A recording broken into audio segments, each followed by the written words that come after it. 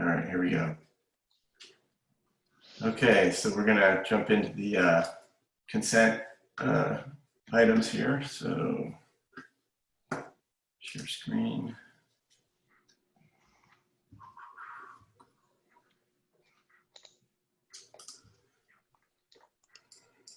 All right, so everybody should be able to see. Can you guys, gentlemen, see who do I have on the consent here with me today? Consent calendar. I see. You guys state your names for me so I can identify who I'm talking to. Yeah, this is for 3099. Yes, sir. That's correct. I'm the Okay, owner. we're here for that. I'm the owner, Renner Wunderlich, along with And- Margaret Lazarus. Okay. And I'm the designer, Peter Hale. All right. Good morning, Renner. Good morning, Peter. Good And morning. I didn't catch the third person, but welcome. So we have some pretty straightforward comments here today. Return with architectural detailing, color board, and labeling of materials. Provide additional information for proposed landscaping, including plant quantities, sizes, irrigation. Ensure disturbed soils are incorporated into landscape plan to stabilize soil. Studying paving transitions to be more cohesive. Okay, so probably the best way for us to do this, gents, is to have you walk me through item by item on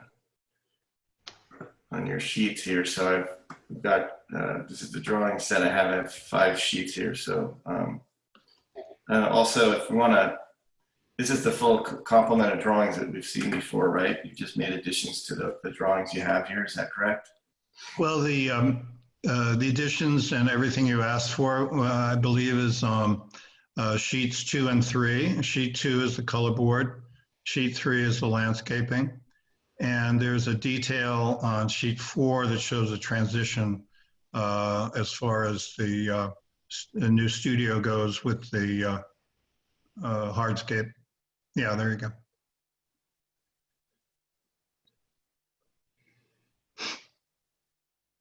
Full set is being presented, correct?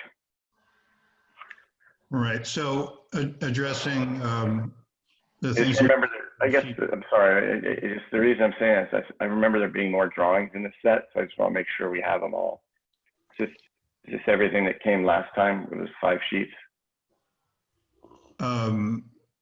Yes. Okay. Some of the sheets were reorganized to make things a little simpler, but Great. You have all the information there. Yeah. This is done the old-fashioned way with every square inch of paper used. That's the way we're supposed to do it. I like it. Okay, so why don't we start with item 1? Tell me where to go on your drawings, and we'll go to that. The color board and materials is on sheet 2. Uh-huh. All right, let's have a look at this. So we've got raised steel standing seam roof, exterior wall finish. Okay. Then we've got garage door. Yes. Exterior lighting. Okay. And that looks like a dark sky compliant light. So thank you. Yeah. Just it's always good to add that little note, but I don't think we'll penalize you for that here. But it just it's kind of a sticky wicket in our ordinance that just in the future write down dark sky compliant, and that handles it. Baldwin, great. You got a nice gutter, and you got some ceiling panels for the exterior. Okay, when we get into the drawing, show me where this item 11 is on the drawings. You got your windows and patios, and you got a nice little diagram showing how that all lands on the building. So it looks fine and well. I think this is a well done example. We could actually use this to show other people how to do this going forward. Oh, that's nice to hear. Thank you. Yeah, no, thank you. Next item would be provide additional information on proposed landscaping. So I think the big issue here is quantities and sizes, irrigation, and making sure the areas of disturbed soil are actually the areas that are being considered as well. So you want to show me what you got? Sure. Okay, so yeah, you're on the landscaping page. And, you know, It's actually pretty simple because we're not adding any foliage, any trees, any bushes, flowers, or anything to the landscaping. We are planning to remove a little section there that you can see right in the middle of the hedge to allow for the hardscaping. But there currently is no irrigation in this area, and we did not plan to add any irrigation. So the main thing we wanted to show was what's existing and how that was not going to be impacted. The area on the upper right piece of the island is currently not really used for anything. It says garden. There had been a garden there. Right now it's kind of a blank piece of ground. The disturbed soil for the slab would go there and be redistributed. And then at some point in the future, replanted as a garden.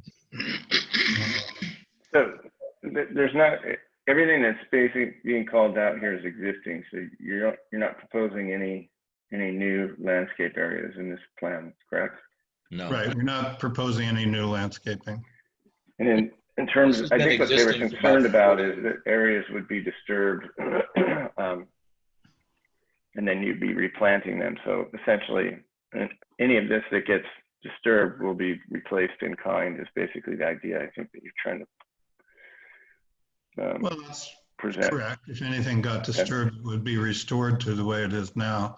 Currently on the building site, there's nothing except grass. It's just flat grass. Hi, guys, it's Chris. So the reason we're asking for planting is because Josh, can you go back to that?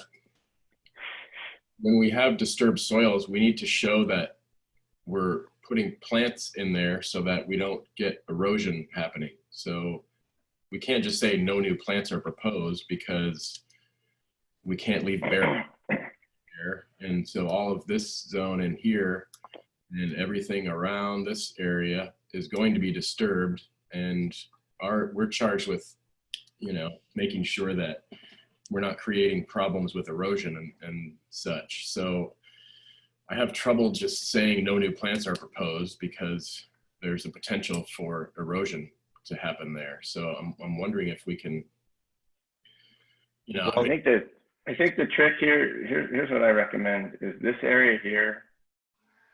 Okay.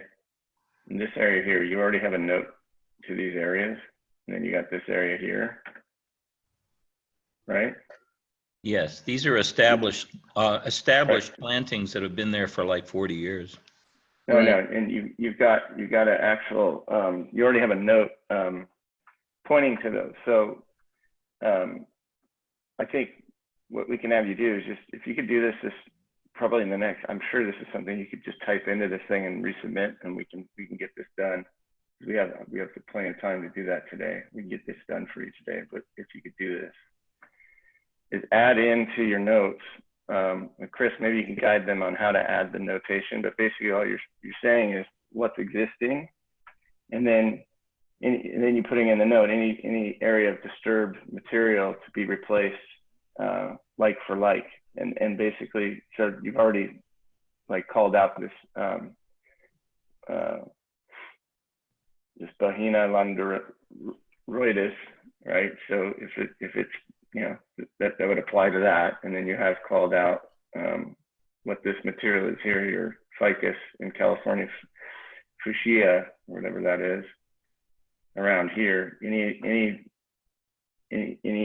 disturbance of that just needs to be noted that it be replaced. And then when the building inspector comes out and they look at this plan, they see that this is all still growing here. You're done. You get your sign off on your permit.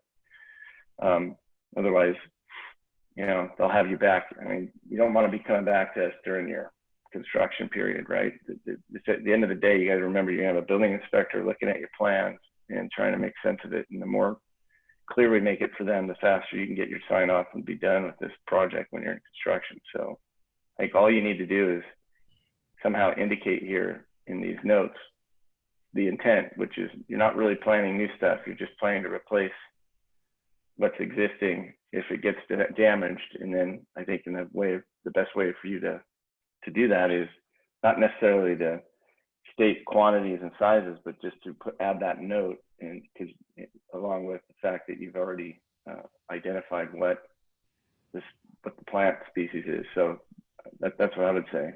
Yeah, so Would Josh, you, I'm sorry, would you like to see that just as a general note? Or Well, with let's each ask area? I think Chris might have an insight for you. He's a landscape architect. So what do you say, Chris? What's the best way to handle that? What's the note that they need to add to this? can you hear me? Yeah, All right. So if we're going to be really simple about this, which it appears we are, then yeah, you could put a general note that says something like any areas disturbed by or any plantings disturbed will be replaced like for like. However, you know, you're talking about adding a bunch of soil in this zone, and we can't just leave that bare soil. That's erosion happening. So I think you should also maybe add some new plants in here, or a label for new plants, just even a simple ground cover, like, I don't know, a Myoporum or a Ceanothus or something that we just can't. Can you go back to that, Josh? We just can't we can't allow bare soil. I mean, are we understanding this? When you build this house, you're going to be reaching out, and all these areas are going to get disturbed. And then, as you said in your plan, you're going to take those spoils and put it into this zone here. So rather than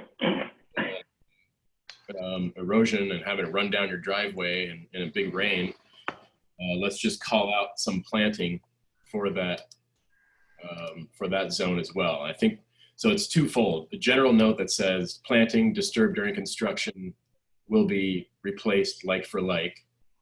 And yes.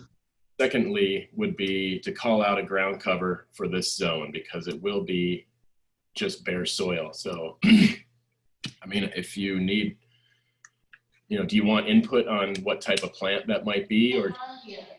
Sure, if you have a suggestion for that, that'd be fine. We have a large amount of Diamondia in various Perfect. places on the property. We like that. How about that? Does Great. that work? That's a great choice. Do that. It's a little hard to make it established, but sooner or later it does. Takes a while. No, that's it. I mean, you have to replace it sometimes, but that's an acceptable choice. So here's what we'll do. You guys, I think the paving transitions and everything else that's been added to this seem to be fine. And I appreciate you guys you went some effort here to clean up the documents and make this a little bit more legible. I think you just need to add those two notes that Chris is recommending. If you don't want, I mean, Diamondia is not really a large area for Diamondia, so you could also Yeah. put Myoporum pink, 5 feet on center, 1 gallons for that area if you wanted to. So that would probably be a total of maybe, you know, 7 or 9 plants just in that little zone. I don't know how big that area is. Maybe it's more like good stuff. It's about 16 by 18, something like that. That big. So just say 10 1-gallon Myoporum. Myoporum, okay. Pink, or yeah, probably just the pink, in 1 gallons, 5 feet on center. And then you can just say, you know, hand water it if you want. So this is the plan for when the building itself is finished, and then the inspector comes in and verifies that that's no longer just a dirt track. Yeah, and then they look for conformity on it. So look, I mean, just so you guys know, like in normal proceedings without this internet situation, we would just have you write that down with a pen on the paper, and that's what we would submit. You know, like we're not usually this difficult to deal with. We just, something like this, we would just add the note and draw an arrow to it. You know, we'd let you take it over to the side of the table and have your designer write in a note or whoever prepared the plans, and then we'd hand it in and be done with a little handwriting over the top of it. But since we're doing this format, I think what the best thing for you to do is it possible for you guys to add a note to this and then email it back to Leah Yes. the next hour or so? Yes. Okay, as long as you can do that before the end of our hearing today, as soon as we have that, we'll pause. And I'll put this on the, as soon as we see that, I'll pause and I'll put this on the agenda, or bring this to the agenda for final approval. That's what I can Okay. do today. So as soon as I get that, we can do that. And so email this to Leah. Leah, as soon as you get this, at the right moment, interrupt us, and we'll maybe slide this in between one of our other items on the agenda today, and we'll see if we can get this signed off and get these I can guys do out of that. here so I can go. I can do that go within the across. hour. What is Ria's email address? Peter, this is Tess. If you email me, I'll make sure to get it to Leah. Okay, Tess. I'll be online. So just I'll send it to email you. to me and great. All right. All right, very good. Thank you guys again. Appreciate again the diligence on this, and the again, I'd say that just for the record, your color board's a good example of how this should be done. So thank you. You should probably Great. keep that as a show All other right. people how to do it. All right, good. Thank you very Get much. this done. Do we have to Get stay you out in of the here. meeting, or do you just email us to you and you'll take care of it? Can I Jake. chime in here? Can I ask a quick question here, Josh? Yes, Are there sir. details? Is this a prefab building or No, so? there's details? No, it's not prefab. Okay, so typically we'd have details. I don't know if this is enough for you, Josh, but I guess you'll get to that in the building department. But you're going to need more information about how By you. the way, I was going to ask you guys again where the corrugated metal was on the project. Is that the underside of the roof? Right. Okay, if you can go back to the color board, sheet two. There is, yeah, keep The seating panel. I see it. Here it is. Yeah, okay, so there you go. Number 11, both the interior and exterior, it would be the same material. And this is a ribbed steel forming product that's used pretty much for concrete slabs. Yeah. It's, I've seen it Very used weird. digitally also. It's like a polished steel. Yeah, I And know it. I know it very well. I I get. think it would fit the aesthetic of this place. Well, do you guys have details drawn for your rake and eave detail and your base detail? Oh, you're asking about building plans? We haven't gotten that far yet. No, have you drawn any details for it? No. Well, I'm going to say, Chris, just look, these guys have executed a pretty accurate model here. So, I think you can ascertain the detailing, and they've gone to great lengths here with the fascia and they even have some of the trim. They've got the gutter. I would say that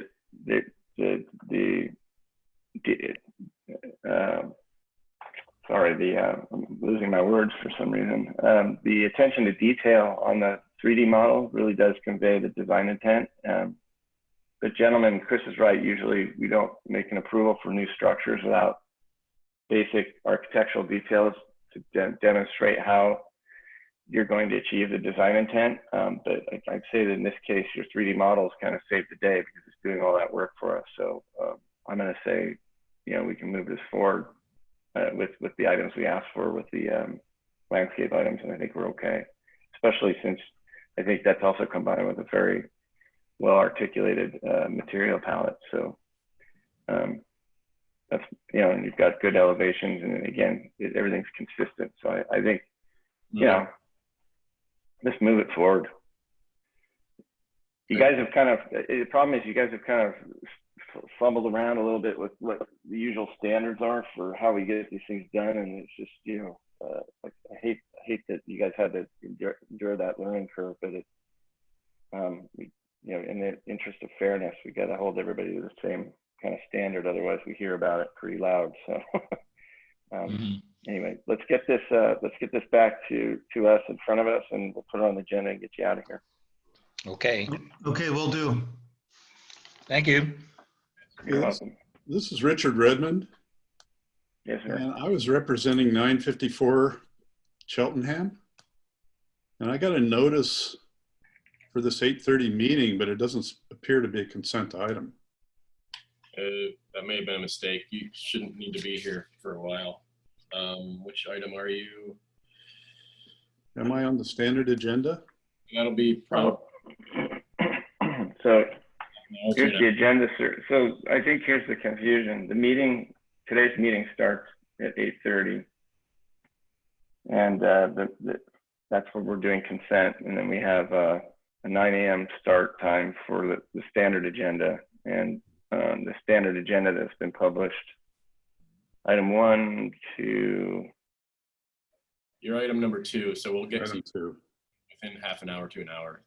Yeah, I mean, I wouldn't come any later than 9:30, sir. So I should just check back in then. Yeah, or just, hang out. But yeah, that's what we're looking at. Okay, thank you. Mr. All right. Redmond, you can also stay on and just, have it muted in the background. Okay, I'll just mute. Enjoy the show, sir. Hey, Chris, will you take a peek at your email, please?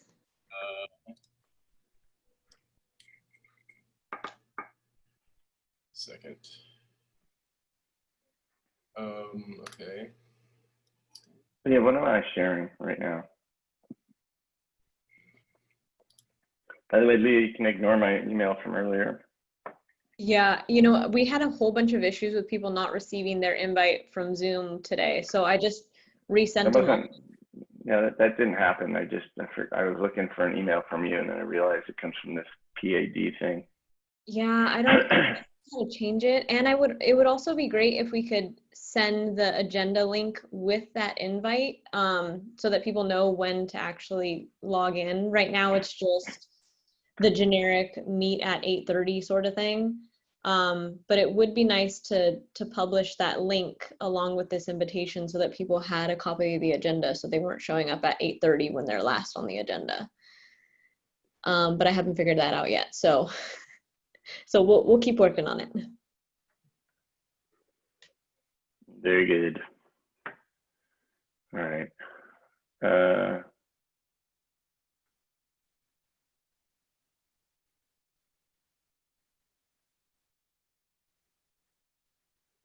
Oh, that's interesting.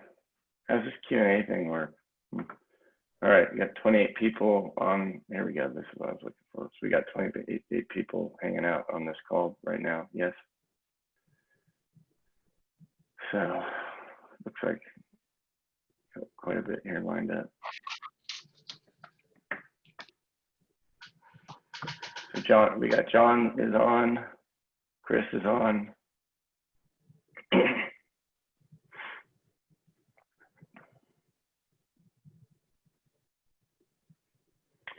Got quite a lot of panelists here. We got Alex. Do you want this many people in the panelist section, Leah? Is that?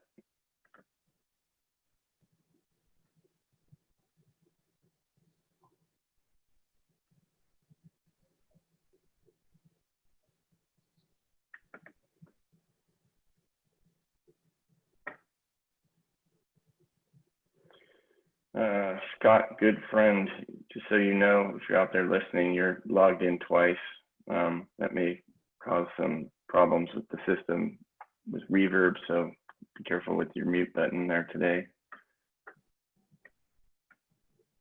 Yeah, the problem is that as the architect, I never got the notification, and I logged in from the owner's notification. So that's why there's two of us, I think. Okay. Okay, so let's get this meeting started. It is the SBAR meeting of June 19th to order, starting with item number 1, which is public comment. Is there anyone from the public that wishes to speak on an item that is not on today's agenda? Mr. Chair, it looks like we have one hand raised, so I'm going to go ahead and allow him to speak. Okay. I think this is Andrew. Andrew, can you hear us? If so, you're muted, Andrew. Also, if any of the board members wouldn't mind putting on their cameras so that the public can see us. Alex made a pretty good point about that last meeting. It says that I'm trying to, but it says that the owner has stopped it. You cannot start your video because the host has stopped it. Is that correct? Yeah, Leah, you need to release permission for John and Alex or anybody to put their camera on, please. Okay, how does that look? Can you guys share now? Yep, I've got Valerie. And let's see. Yes. There's Mr. Peugeot. There we are. Look at that handsome devil.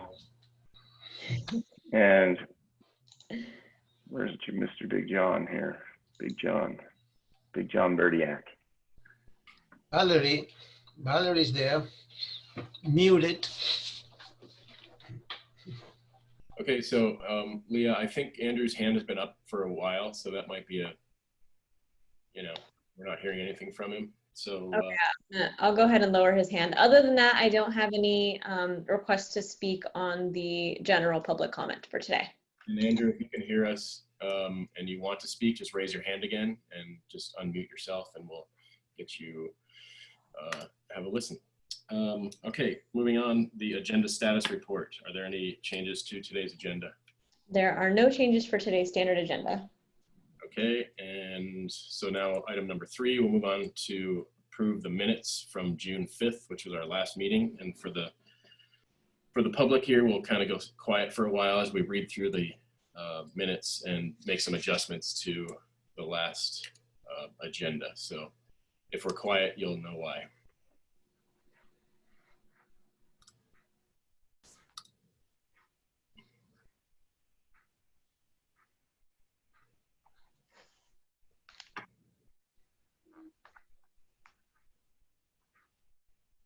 So item, I guess it doesn't matter because it was approved, but C1.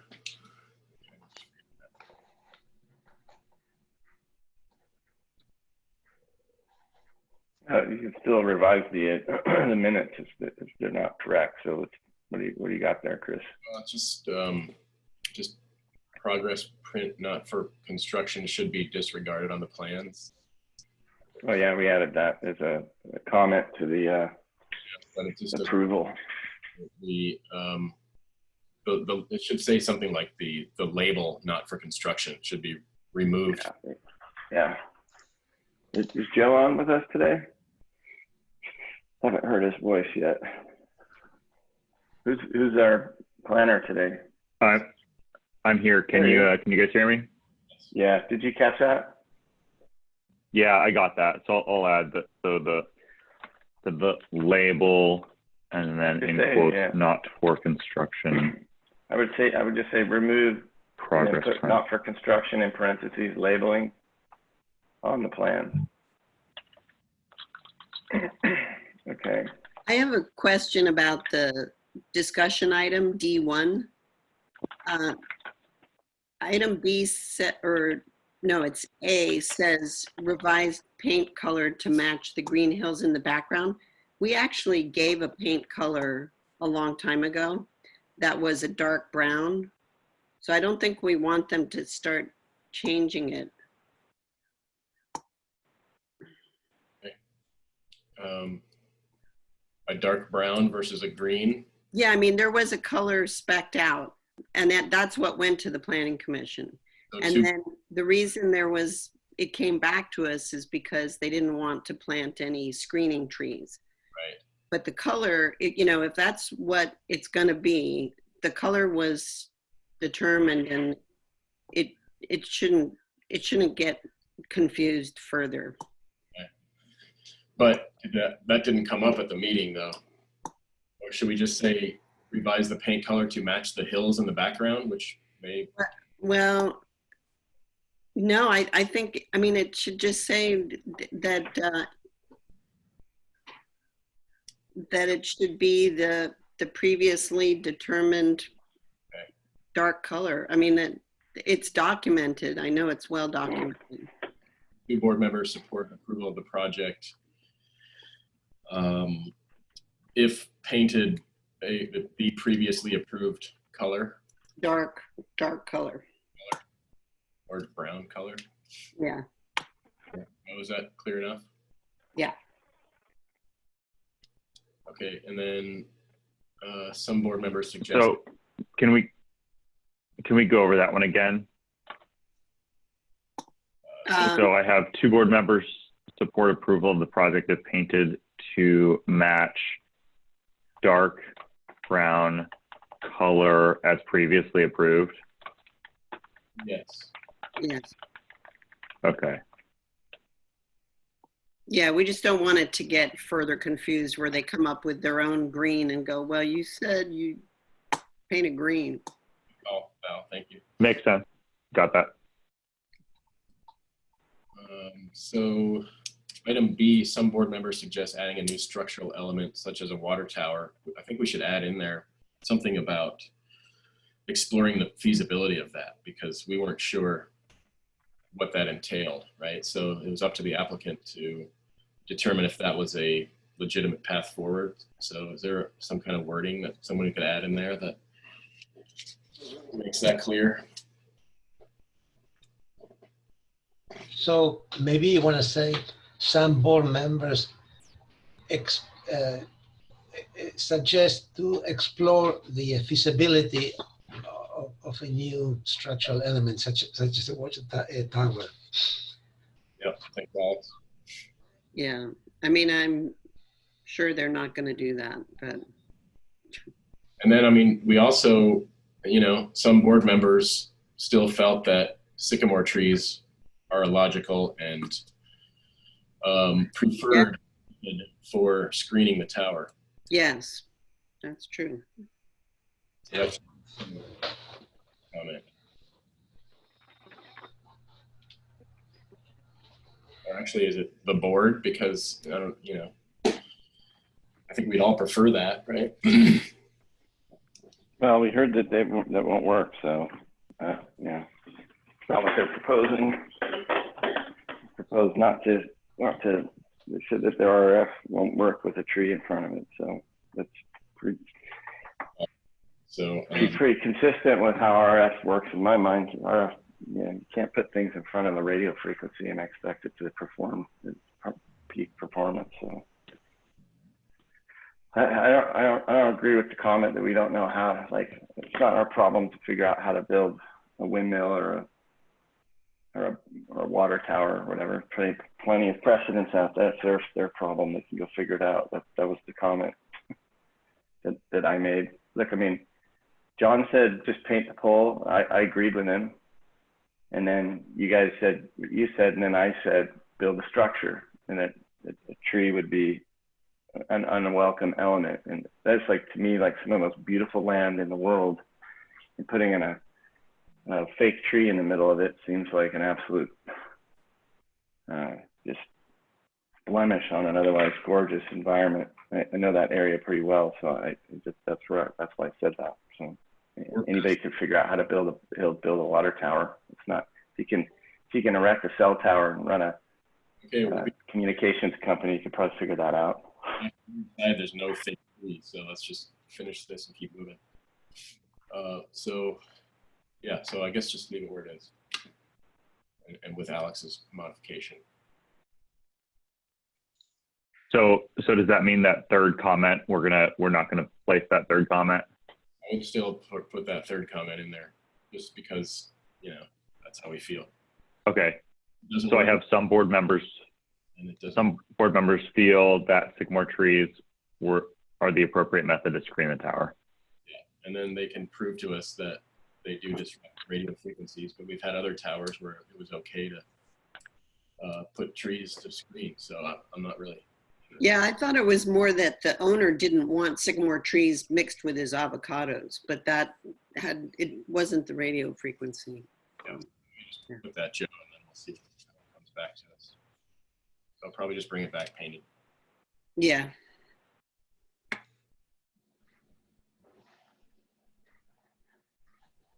Okay. I'm from item number 1, so I'll let you guys deal with that one.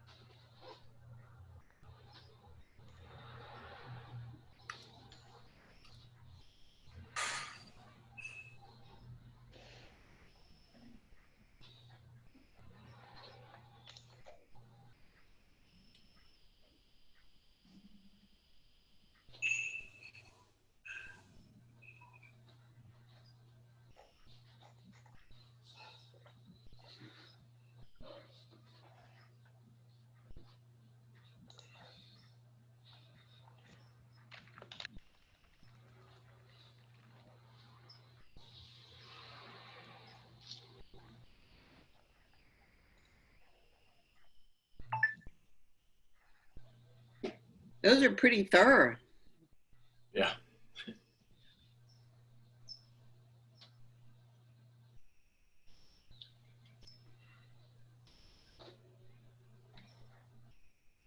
Maybe on item D about the soils report, return with comprehensive soils report.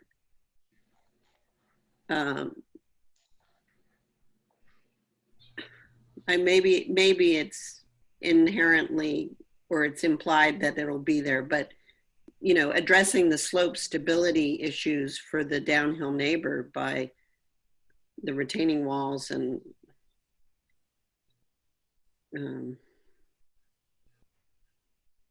does everybody think that's enough detail on that? You know, bringing a soils report, but it needs to address stability, slope stability. Yeah, I thought of all of the items, I thought everything was well documented. D seems a little bit arbitrary the way it's mentioned. When it says comprehensive, so the word comprehensive is unnecessary. A soils report is a soils report. And I think it's critical to, instead of soil, I understand what you're saying. It's not just provide a soils report, but also figure out how it's going to change the design. I think that's the purpose, right? Yeah, exactly. Yeah. Maybe it's the soils report with foundation recommendations. Yeah, right.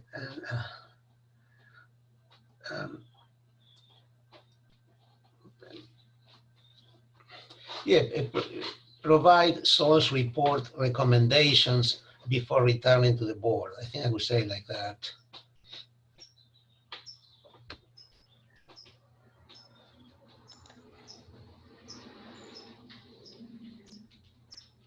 I just went through an issue on a project in Ventura where there was a soils report. It was a steep slope with a house below it. And they wanted to, my clients wanted to add a retaining wall. And it completely changed the soils report. They did a whole new, much more intensive recommendation. And the city was extremely concerned about liability because of the house below. So it became a dynamic issue for the whole project. So. So how about like this, Valerie? Soil issues are critical to the project design. Provide soil report recommendations before returning to the board. Doesn't that address the issue? Yeah, I think so. Okay, I've got that. Okay.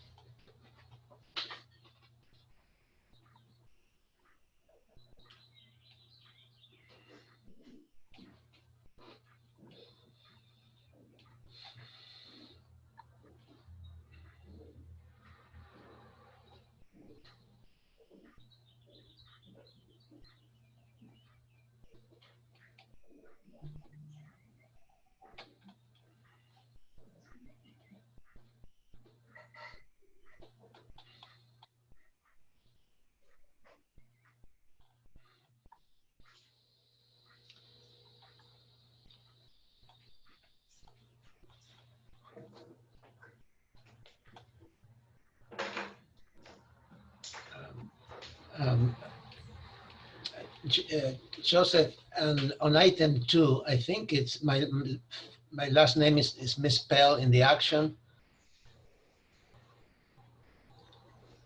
No, isn't that your other name? Oh yes, yeah, but I'm going to use my my official name. It is. I just fixed it. I believe I stepped down at that time. I left the meeting, right?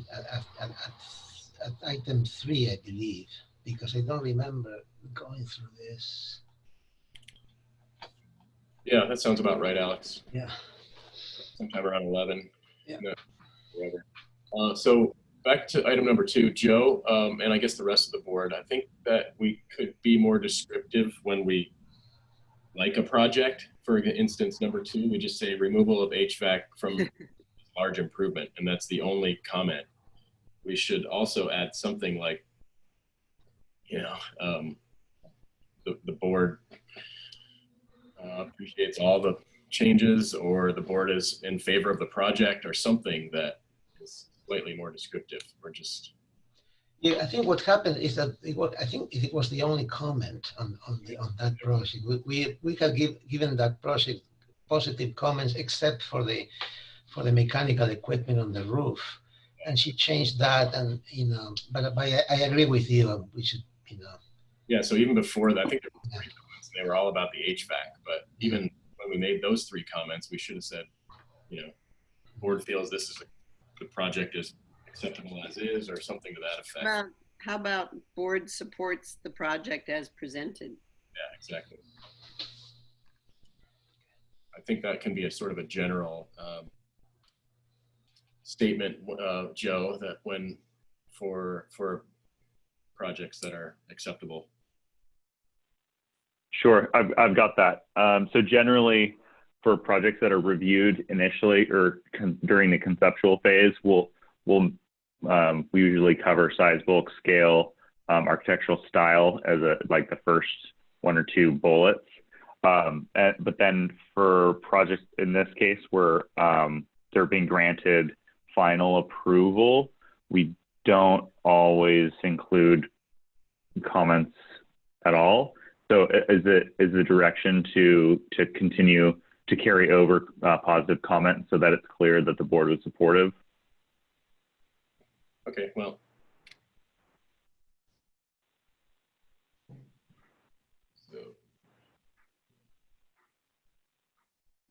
I would say, like with Valerie's comment, is good.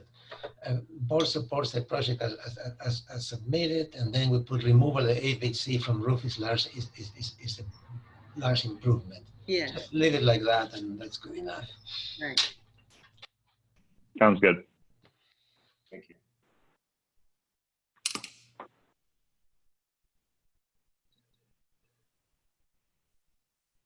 I didn't see number 3, but man, that has a lot of pretty strong comments. It was a very long review, Alex. You really missed. I missed it. Yeah, you really missed it.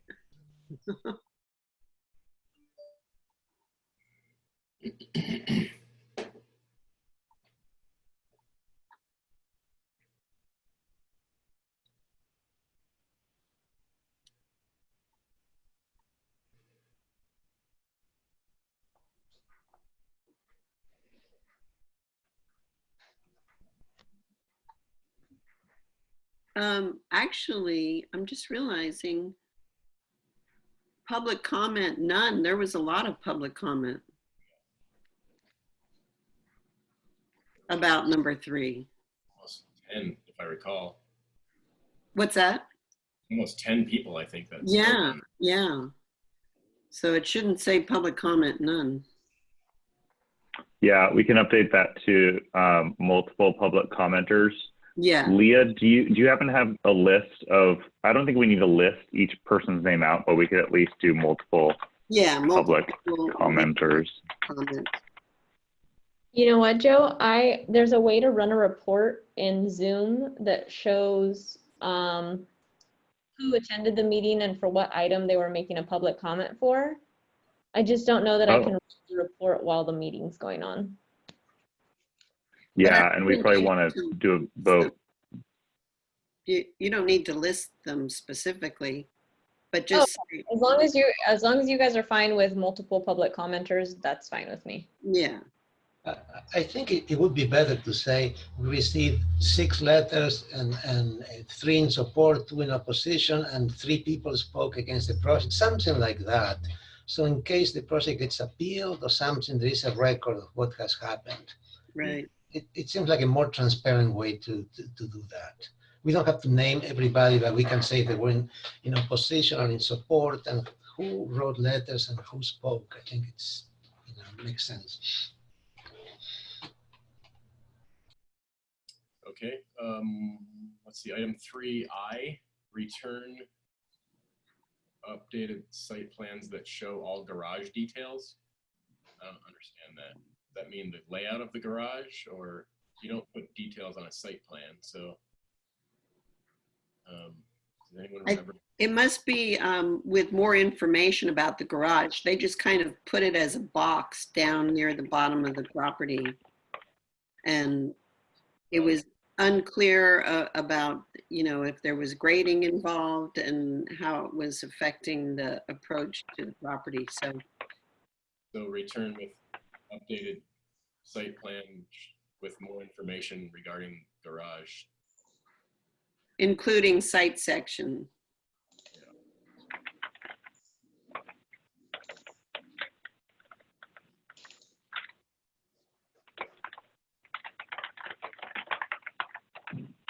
Okay, got that. To go back to the comment on public comment, Leah, I don't know if we have the information right now to provide the details that the board just suggested. Do you have any thoughts on that? So all the public comment letters that we got will be in the project file in Box. But it Okay. might, Oh, okay, great. it might take a minute to kind of get all that info into one sentence. Well, actually, let me see. if I we can could pull that up now.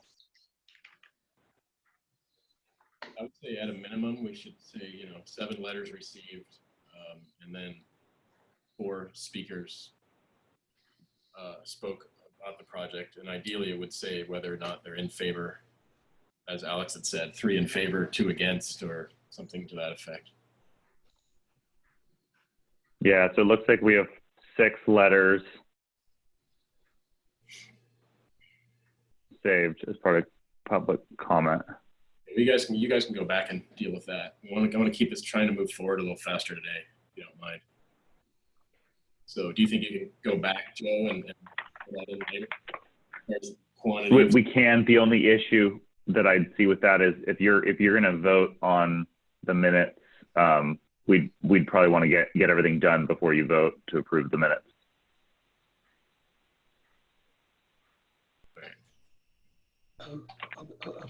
Maybe we can go through the rest, and at the end of in the meanwhile, when we're reviewing other projects, you can go through this and clean up the record, and then we can take a vote. How is that? Yeah, that works for me. So that means we wouldn't vote on these minutes yet. So I think let's just give Joe a minute to. We can keep moving forward and reading number 4 seems fine. 5.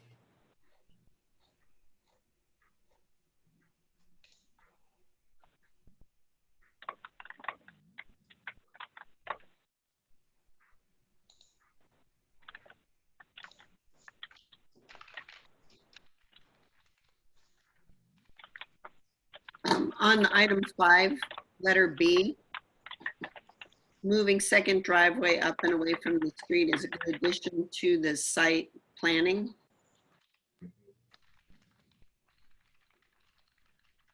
Okay. And then for D, board suggests working with fire to determine width of driveway, not limit. It seemed actually too small, and I just wanted to check with the fire department to make sure that that's what is acceptable. So Maybe regarding width of driveway. So, okay, so board suggests working with fire regarding width of driveway. And then for the comment on item B was you added planning at the end of that sentence? Yeah. Okay, got it, okay. Okay. Anything else on any items? Are you caught up, Joe? Do we need to wait a minute for you to get the number of letters and speakers for item 3? So I have the number of letters. I do not have the number of speakers for item 3 though. We also, for item number 1, where there were, many speakers and many letters too. So I think this needs Yeah, to be. and that for that one, that one, we got an email about that one. And so we can include the number of letters as well. But so unfortunately, the way we do this over Zoom, I don't get the speaker slips like I did before. So that makes it more difficult for me to get all the names. Mm. So maybe we should try to make more of an effort as it's happening to allow you to have the names, because it's true on item number 1, you were able to list 3 speakers. Yeah. Seems like we can just track it as it happens. That would probably be better. There were more than 3 on that item for sure. I mean, there was a long. For public commenters, yeah. Yeah. Mm. Wow. So, we either can solve this while we conduct the meeting, and then Joe, you can look into the record, or we can do some vague description of public comment and leave it alone, and then we'll prove on the next meeting. That would be so, Alex. That would be my suggestion going forward, is just to include a more broad description for these 2 items, items 1 and I think 3, and just say multiple speakers presented in opposition to the project, in addition to multiple comment letters. And then going forward, we list each one for this hearing and future hearings. Okay, well, let's do that, and then like today we'll try to do a better job and keep track. But let's just do that for now with this one. Okay. Very good. So, does someone want to make a motion? Or do you need another minute, Joe? I'm good. I'm just copying. I'm putting the same comment for public comment under items 1 and 3. Okay. We can hear you typing furiously. Good work. Okay, so I'm done. I'm good. Someone want to make a motion? I'll make a motion to approve the minutes as amended. Would someone like to second that motion? I shouldn't second the motion because I stepped down and I missed a few items. So maybe somebody else that was there. I'll second. Okay, Josh second, and I'm abstaining from item 1, if you can do that.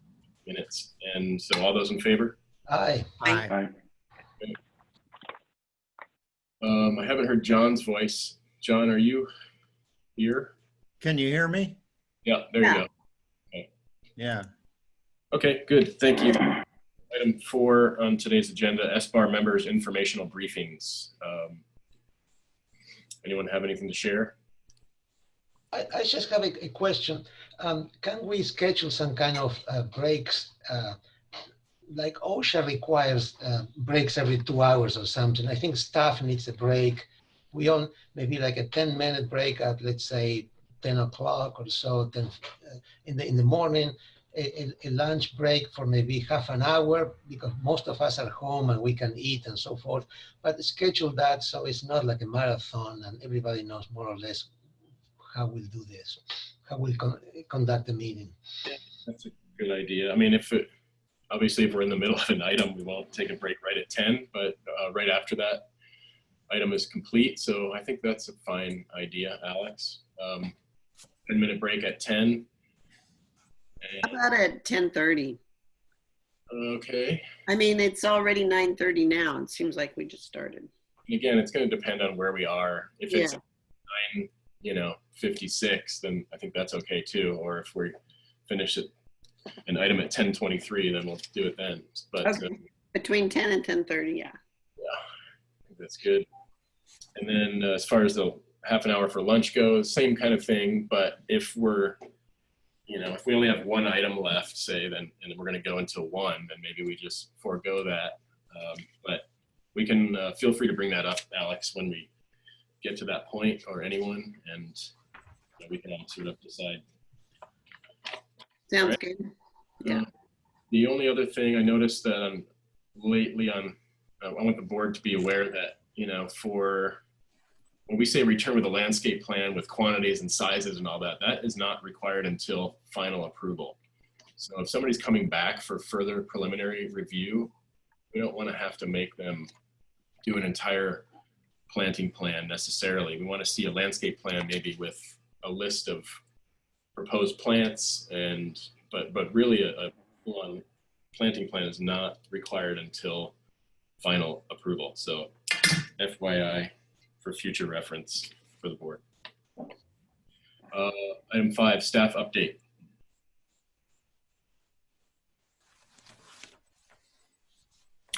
Let's see. So I'd say for the staff update, I don't really have too much besides just, I think with the online meetings, I would say I really like the cadence that we've gotten into, where we provide time for the applicant to give their presentation, and then we go through very clear rounds of questions and then comments.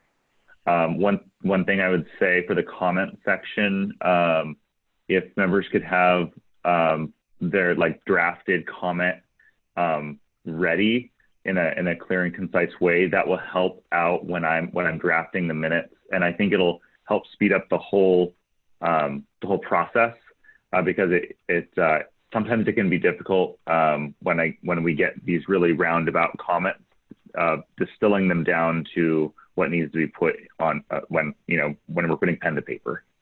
I hear you, Joe. I think the problem though sometimes is that those comments are being formulated as the board member is speaking, which is why they sometimes. I agreed. But yeah, I think we can all make an effort to try and boil a comment down to something that Joe can record. But yeah, point taken. Also, just to jump back for a minute, item to informational briefings. I was going to step down for item 6, but we don't have a quorum, so I'm going to stick around, but Josh is going to chair that item. So when we get to that, Josh, you'll still take over, but I'll still be here. So we have a quorum. Okay. All right. Hey, Chris, can I ask something? Like as the chair, you're supposed to kind of take a neutral position. Typically a chair doesn't vote on an item unless they need to break the tie, and that way you stay neutral for the governance of the meeting. That's kind of typical in this kind of format. So if you want to seem more impartial, what you ought to do, in my opinion, is maintain your role as the chair and arbitrate the meeting and abstain from casting a vote, and just make sure a fair discussion is conducted. And then if there needs to be a tiebreaker or any kind of motion around it, then I guess you could either push it on to the next meeting when we have quorum for that, or you could cast a vote. But I don't think you improve your situation by putting yourself into the out of that role. But I don't know, Alex, you have a lot of experience with this. Maybe you could chime in. I'm just trying to. I know what you're trying to do. I think you actually have a more neutral position in your chair role if you stay out of the voting part and use your position. Don't make a lot of comments today. Just arbitrate the conversation like a chair is supposed to. Agree. I have to abstain for that particular item because I worked on that project, so I really don't want to comment. But I agree. No, I'm sorry. I meant more in terms of process. Just yeah. Yeah, but I understand. Usually the chair tries to really not lead the discussion. Tries to that's a good role for the chair. Yeah. I'll just facilitate the meeting then. So if you want, Josh, that's fine with me. I'll take number 6 and just remain neutral. Can I ask when 954 Cheltenham Road will be brought up? As soon as we get in there, we're about to start item number 1. So I would say we don't know. Right about 9:45, 10 o'clock, somewhere around there. It's only 9:40, so I would say at least 10 o'clock. Yeah. Okay. I'll check back with you around 10. Thanks. Okay. You're welcome. Okay. So everyone squared away? Staff update's good. That was everything, right, Joe? Yeah, that was everything for me. Thanks. So moving on, the consent agenda, we had one item. Josh, do you want to lead that? Do we have documentation back from? Probably not. Not yet. I'll let you guys know when I receive it though. I think what we're going to And do, just so the other members know, we're going to interrupt this at some point. The applicant needs to add a notation to their drawing, so we're letting them do that. When they bring that back forward, we'll take a look at it and throw that into the agenda and see if we can make a motion to move them forward. yeah, so we're tabling the consent agenda approval for now until we get more information back from that applicant. So let's move on to the standard agenda. Item number 1, Tabasco Rosing Trust Edition. It's a very long description, so I won't read it all, but it's for preliminary and final approval of a lot of different little things. And I'll have the applicant explain what those are. So who do we have here representing this project today? Could you state your names for the record, please? Hi, Jennifer Siemens, agent for the owner. Danny Longwell, architect, agent for the owner. Okay. And so this is the first time? No, we saw it last November. So why don't you maybe refresh us on where we're looking and what we're looking at? So yeah, we were here in November 2019, and the comments were to come back for preliminary and final after our ZA hearing. We just got approval from the ZA on the 15th, a few days ago. This is a 1.5 acre parcel located on the eastern side of Sandpoint. And as was said earlier, it's really a lot of little things. It's an addition and a remodel to a 3,182 square foot house and 633 square foot garage. The addition consists of 508 square feet, and part of the remodel consists of raising a portion of the house to match the finished floor height of the existing house without making the roof line any higher. There's some window door replacements and new decking and stairs. And I'm going to let Danny take over on the details of the presentation, but that's the gist of it. Thank you. Yeah, thank you, Jennifer. Yeah, I think the reason for this project is to make the kind of remove the split level. So it's a house, it's a mid-century post and beam. It had a portion of the house at mid-level, and the clients wanted a more user-friendly, wheelchair-friendly house, and also a house that was more suitable to the impacts of sea level rise. So there was a portion that was down at split level, and the bulk of the work is sort of taking those same spaces, rebuilding them up at the level of the main house. And I think that's, there's been, I think the total additional square foot is only 245 as a result of that. And there's additional deck space. So the interior stairs were removed, reconfigured from the garage, and then adding the stairs and a small wheelchair lift on the exterior deck. Okay. On the ocean side, there's a small storage closet that was added. But other than that, the ocean side of the residence doesn't have any improvements proposed. And yeah, that's good image sheet to be on with the photos of the existing. The intent is to, the house has been remodeled about 10 years ago and done well. And the intent is just to, continue the original style of the building and blend in with, the current condition of the building. Okay, so Danny, are there certain sheets we should be looking at? Josh is It looks like there were no comments from the board at the previous meeting. Is that correct? I don't know what that means. Yes. Yeah. I've got 10 different documents open that were submitted. And I've got a plan here with 9 sheets in it. I got a plan here. Yeah. The other ones have, this one has 4. Yeah, that was Has 17. requested. That was requested of us to break it down into certain size segments. Put it under 11 or under 12 megs. Yeah, this is 8. Well, it's fine. I don't. So you guys are gonna have to tell us what. I don't know how to get us through these documents. Okay. And again, You're gonna have to guide us here. Josh, it seems like we had no questions as to the mass Vulcan scale, et cetera, et cetera. I think if we look at the details, Exactly. we can approve this and move on because, you know, Yeah, we exactly. really like it Need to before. look at final details. Yeah. Okay, so Danny, you want to tell me where you want to be? I've got all of your documents open right now, so I can probably go anywhere you need me. The floor plan, gosh, I guess which segment is that? Sorry. You have one called sections and details. Why don't we go to that one? Okay, yeah, if you're familiar enough with the plans and feel comfortable with that, they haven't changed since, you know, the floor plans haven't changed since the last meeting.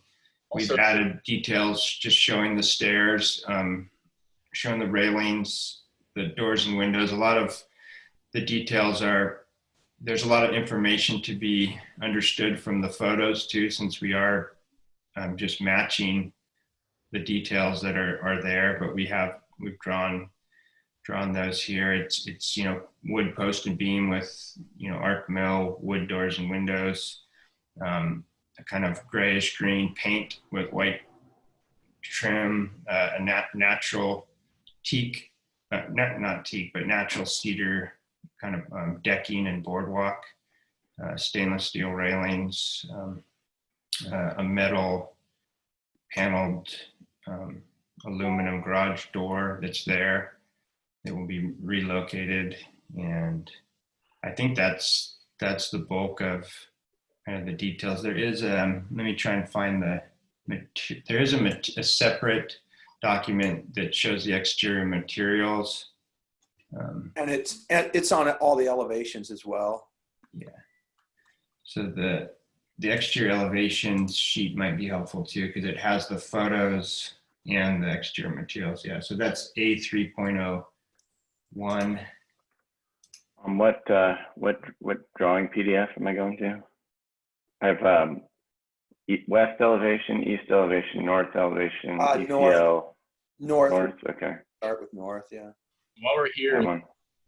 yet another things take so long. We have 11 files open, and this should all be in one file. And there's no reason that, you know, one PDF with just black and white drawing should be 22 megs. We need to reduce these and combine them so that we're not jumping around so much. So to the applicants and mostly to the planners, when we bring these in for these meetings into the folder, we need to have better organization so that we're not wondering which file we're supposed to be looking at. Okay, sorry, please proceed. Yeah, this is a good sheet. So this shows the material palette, the existing photos, which we would be replicating the details and color palette materials. And then down in the lower left is a description of what those finishes and materials are. That's a duplicate of our materials board sheet that was submitted separately. So are all the windows white? That's right, yes. And do you have exterior lighting? Yeah, that's on the E sheets, E2.1, which, Mike, can you point them to the file name of that? Yeah, I don't know how they were broken up. It's as submitted. Here, I'll do it.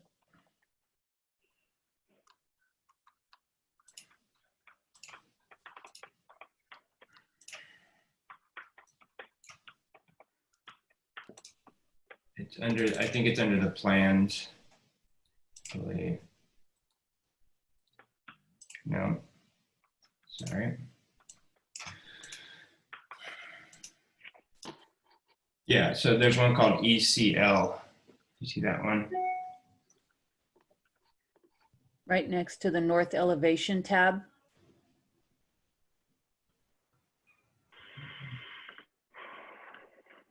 Yeah, up on your screen, it's the next file over at the top of the screen. Gosh, are you with us? Right there. Sorry. Yeah. So, and I do want to point out, we realize that what was submitted is not current. So the next page has the lighting at the upper level, and there's far too much lighting.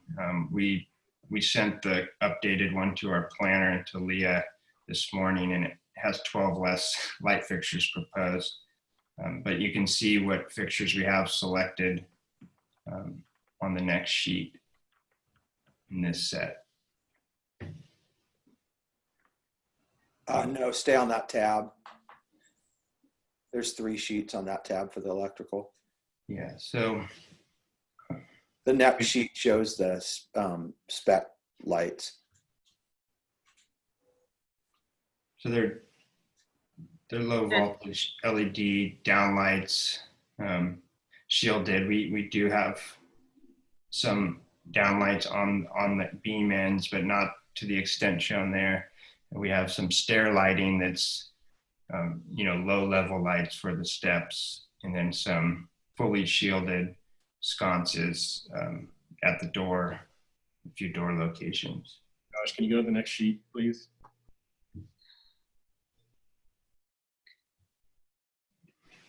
So those are the 3 types that we have.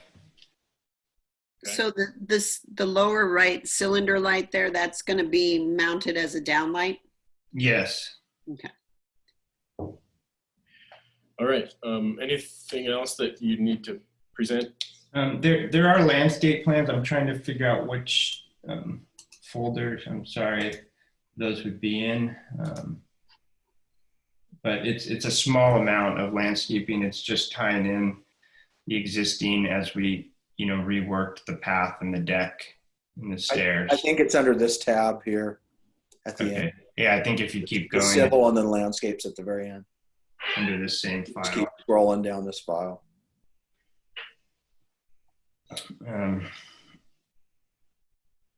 It's a slightly more native palette at the request of the HOA than what's existing, but it's plants that blend in with what's there. Josh, can you keep scrolling?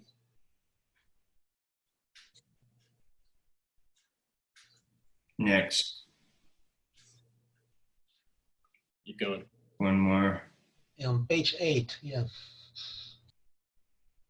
So This and the next. There you go. yeah, so and I think there's 6 down ground lights proposed on the landscape plan, just at the stair and the path. Is this pretty much the same as what we saw before? Yeah, and we're relocating a nice olive that was conflicting with the stairwell there. Okay, so anything else? Danny or Jennifer, any additional? That's it. Nope. Let's move on to questions from the board. Vice Chair Bloomer, do you have questions? I do not. Okay. Member Froscher, questions? No more questions. Member Peugeot? No, no questions. Member Verdiak? No, I have no questions. Okay, nor do I. Do we have anyone from the public here to speak on this item or any letters? I don't think we did. Yeah, anyone? I don't see any hands raised. I don't see any hands raised. Okay, so back to the board for comments. Vice Chair Bloomer, any comments? Other than, no, I think, as usual, just compliment to the architect for putting together good documentation so we can move this ahead. And, we just continue to try and figure out how to get these PDFs into these smaller packages. But other than that, thank you. Okay.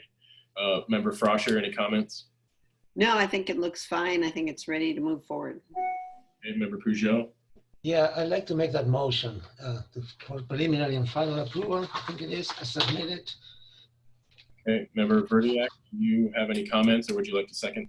No, it's, I'd second it. Okay, all those in favor? Aye. Aye. Motion passes. Aye. Thank you. Thank you. Good day. Thank you. Welcome. Item number 2, the Good Friend deck.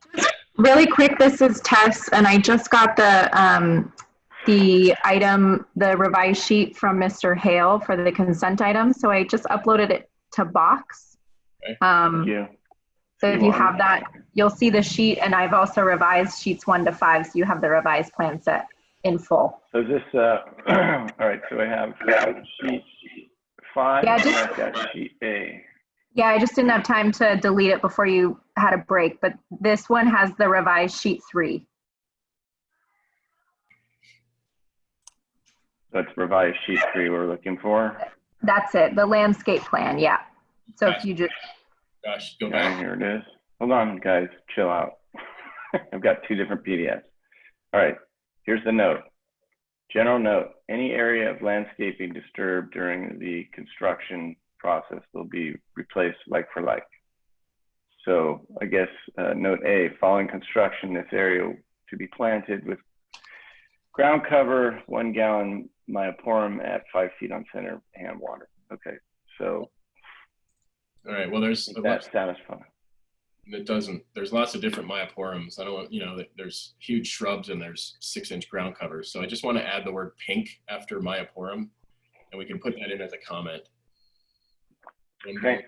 All right. So I'm going to make a motion for approval, final approval of item C1 on today's agenda, which is the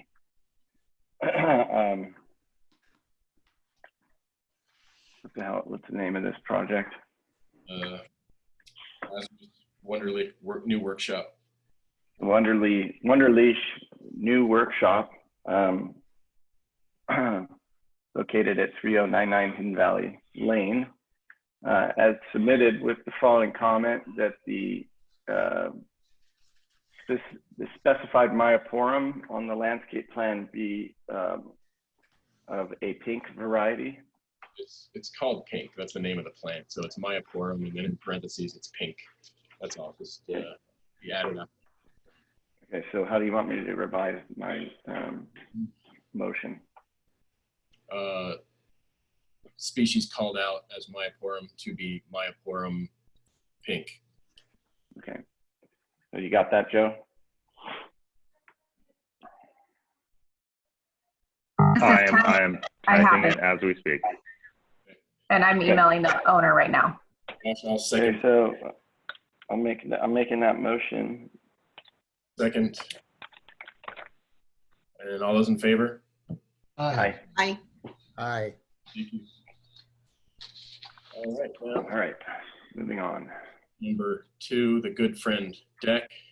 Request of Richard Redmond, architect and agent for the owners.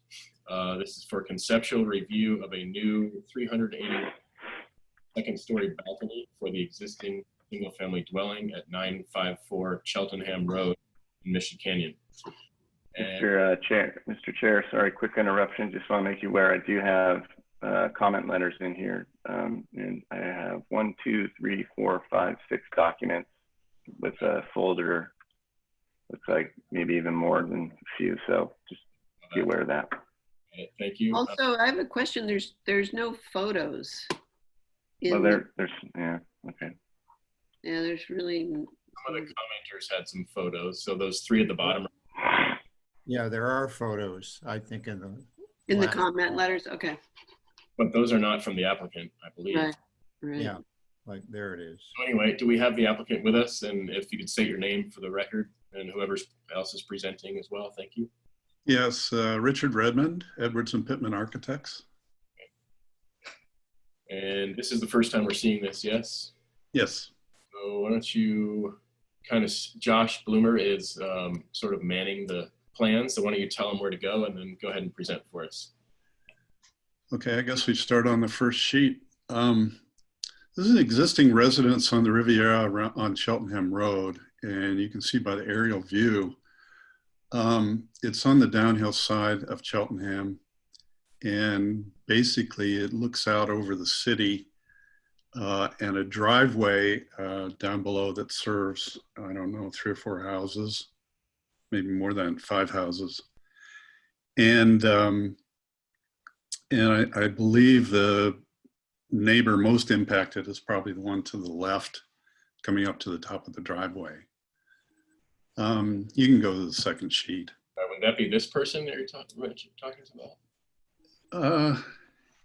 It'd be this person right here. We can't see what you're doing, sorry, but you said to the left. Is that this? No, yeah, that one right there with the gray roof, yeah. Because basically everybody else is up above this residence, so. Okay, so that's the most impacted you feel. Okay, thank you. Yeah, and even the residence to the east, directly to the east, is actually higher than this property. Okay. You can go to the second sheet. That's basically the existing plan on the first sheet.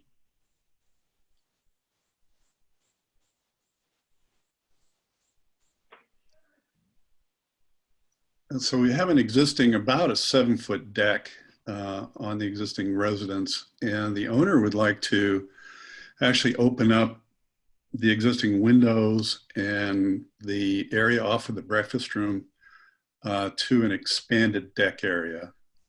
And we have actually taken a look at the neighbor and put a wall along the east side of the deck that actually ties into a trellis.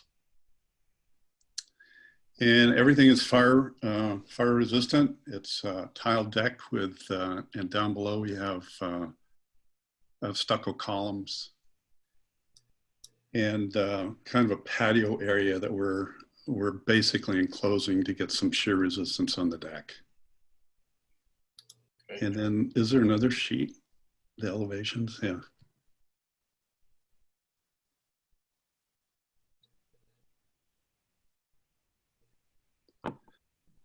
So basically this very lightly shows the existing residence, what we're planning on doing with the deck.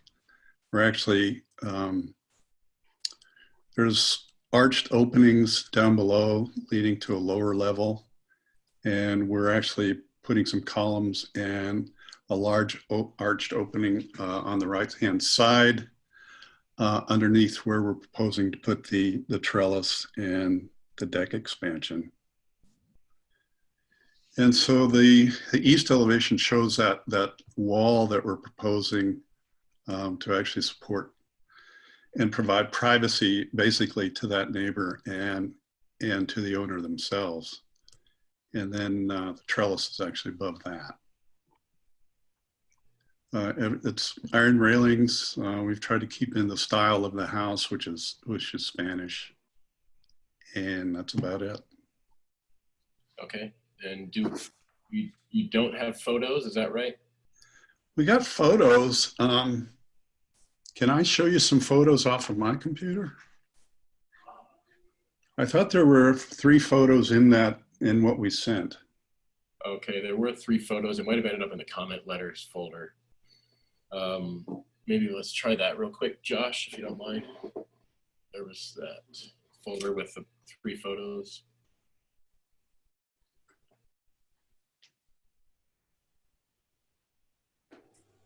It was one of the other files. Yeah, it might be more productive just to go to Google Earth, but whatever. Yeah. Well, there is that photograph from Google Earth on that first sheet, and that one too. There's quite a bit of vegetation between this residence and the one to the south, as you can see on the left side of that photograph. Okay, I think we have a pretty good idea of what we're looking at here. Does anyone from the board need to see additional photos? No. Yeah, okay. I mean, I've got access. Those 3 photos that are in the comment letter folder I'm looking at. Are there any photos from below on the driveway on the Exeter Place? I have one if I can get access to it.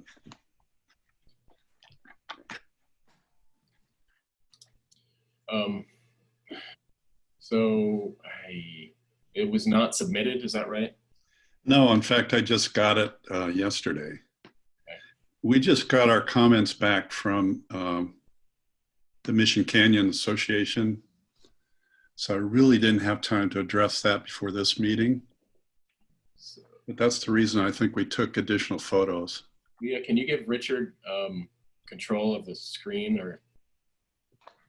Yeah, let me see if I can figure that out. Hi, this is Travis Lee. I'm the planner. I just uploaded some photos to the SBAR folder. Okay.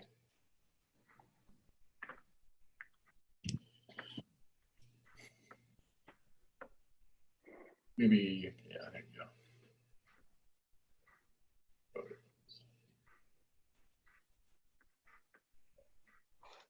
There we go. I've got several photos here, sir. Well, I think we can kind of scroll through those. This is the backyard.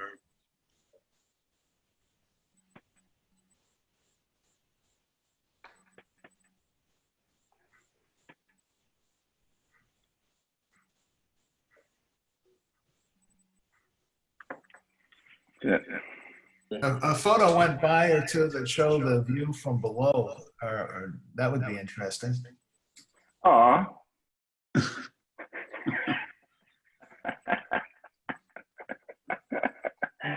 That's you. For you dog lovers out there. Right. This one?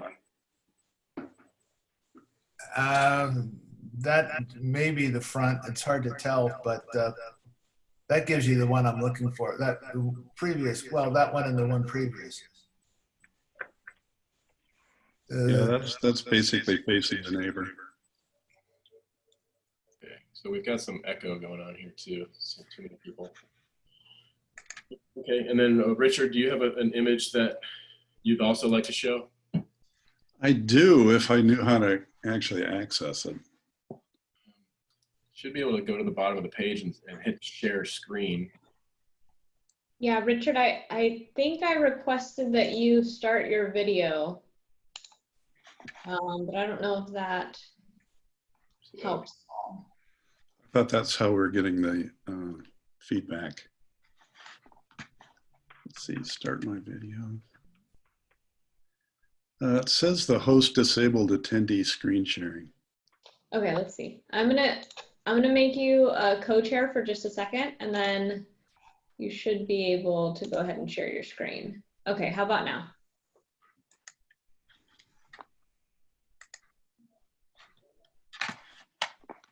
Bottom center of the page says share screen. It's in green. Yeah.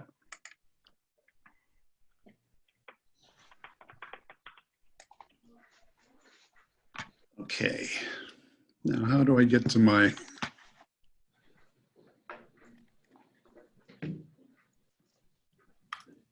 If I can get to that.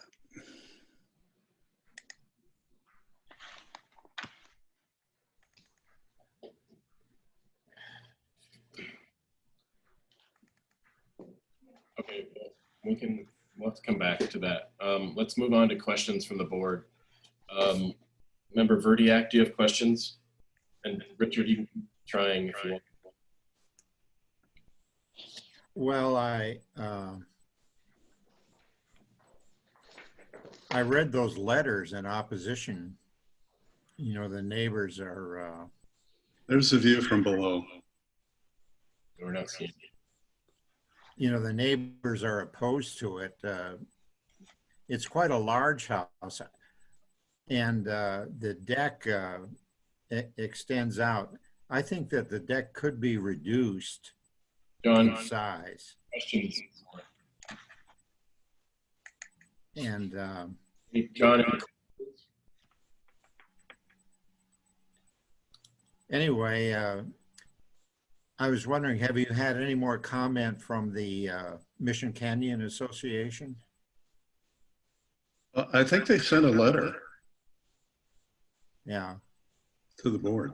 Yeah, there's a letter in this group here from Mission Canyon. Well, those are the only, that was a question. I wonder if that's been updated. I don't think so. It's just the one that I read is just a couple days old. So Yeah. I don't have any other questions Okay. beside that. Thanks, John. Member Peugeot, any questions? Yeah, I'm a little bit baffled. This is a balcony addition on the second floor. There is an existing balcony on the third floor, I believe. Yes. And and I see a 4-letter page by Hugh Dwebel, and he doesn't usually write this much. So I'm trying to figure out what exactly is the controversy, to tell you the truth. The letter talks about design of the windows and the color of the structure and neighborhood scale and all that. So I'm a little bit lost as to why there is so much controversy or at least some disagreement as to what should be built on a place that is already built. And I'm confused, to tell you the truth. It's not a question. I'm just explaining my confusion. Okay. A lot of it is about privacy, but I guess we'll find out more when we have public comment. But Richard, if you want to field that for a second, why is there so much controversy? I don't really understand it either. It's an existing deck, and we're expanding the deck, sure, but we're basically looking down a driveway. Okay. Well, let's keep moving on for questions then. Member Frog, questions? Hello. I have some questions. I object because of the potential for noise and invasion of our solitude. Sorry, I'm not sure. Is that Andrew? Andrew, we're not at public comment yet, so this is still with the board. We'll give you a chance to speak here in a minute. Member Frosher, do you have any questions? You're muted, by the way, Val. No, I don't. Okay, Member Bloomer, questions? I don't have any questions. Okay. I don't think I do either. So now we can move on to public comment. And I believe Andrew was trying to speak. So Andrew, let's see, so basically we have a lot of public speakers, I believe. We have a lot of letters, and basically to those who want to speak, you'll be allowed 2 minutes to voice your concerns and opinions, and we'll be timing that. So please be short and concise and direct your comments to me as the chair, not to the applicant. And so let me just get this alarm set up. And try not to repeat each other. Yes, exactly. If somebody else, if you can agree with the same comments that somebody else made, but we don't need to, have too many repeats. So I see that, I believe, Andrew, are you there? I'm here. You were the one trying to talk first. So let's go ahead and start when you're ready. You have 2 minutes. Thanks. Okay, thank you. I'm objecting to this deck on basically its intrusion of noise and possibly unsightly visual from down below. The pictures didn't show what the view is looking up at the deck from underneath. The noise, though, is the primary issue. We enjoy our privacy and solitude in this neighborhood, and we're very concerned about intrusion from people on the deck, especially in the possibility of future rentals. I believe there is some rental in the house now. I could be wrong about that, but I thought there was possibly already a floor rented out with a hot tub. We're concerned about loud conversations, music, of course, people in a hot tub, extra hot tubs. Also, the specter of future Airbnb that could change to be allowed, and we'd have people coming in all the time. The underside of the deck may not be very attractive. We drive up and look at that square on coming in and out of our home, and our neighbors live right there, so they would look at it continuously.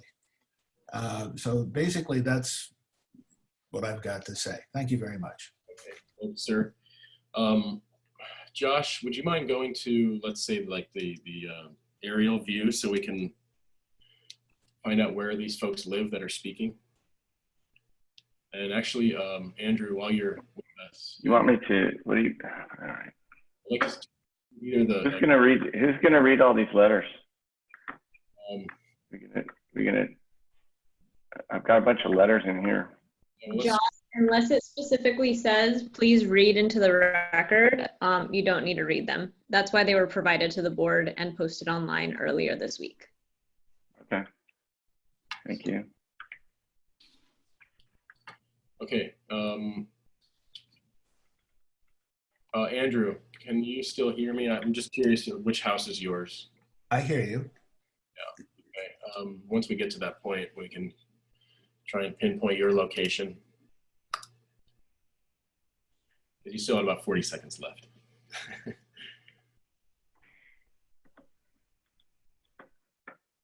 Can you read off the address to me again, please? 2776 Exeter Place. Let's go to the 95. Everybody at once, on key. Ready? Go. What is it? The address? 954 Cheltenham. 954 Cheltenham.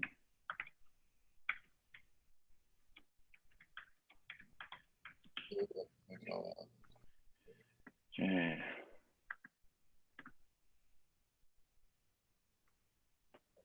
Here we are, right here. Okay, thank you. You're welcome. Andrew, you're on Exeter, you said? That's correct. Is it this house? It's the last one up the hill, the one with the light gray roof.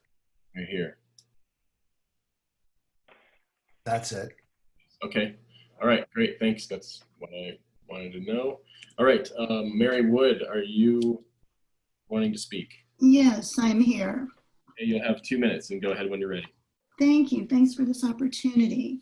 My husband and I live in the home immediately to the south, the one that Mr. Redmond mentioned would be most impacted, and that is indeed the case. We currently look out through our master bedroom window and an office guest room directly at this home. Those windows face to the north. The 3-story house faces toward us to the south. As you'll see in my letter, the house is 3 stories tall, over 5,000 square feet, and has 3 levels of outdoor space facing the ocean. The impact of adding a 381 square foot addition to the deck will push that outdoor living area toward us, toward our bedroom windows by 12 feet. The proposed addition also spans almost the entire south facade of the building. We are also concerned with the same topic that our neighbor Andrew just mentioned, the noise, the smells, especially the nighttime light impact, as you'll see in my letter. I've outlined 5 items that we feel will not only impact our quality of life, living in the neighborhood now, which, as Andrew mentioned, is quiet, is rather intimate. The homes are staggered to allow some privacy along with views. But when we look at the size of this, the noise that would emanate from the home, and as Andrew said, we can't guarantee who may live there, who may stay there in the future, what kind of entertaining might happen there. There's a plan for a pizza oven and an outdoor barbecue that is dotted into the plan, but not necessarily indicated properly.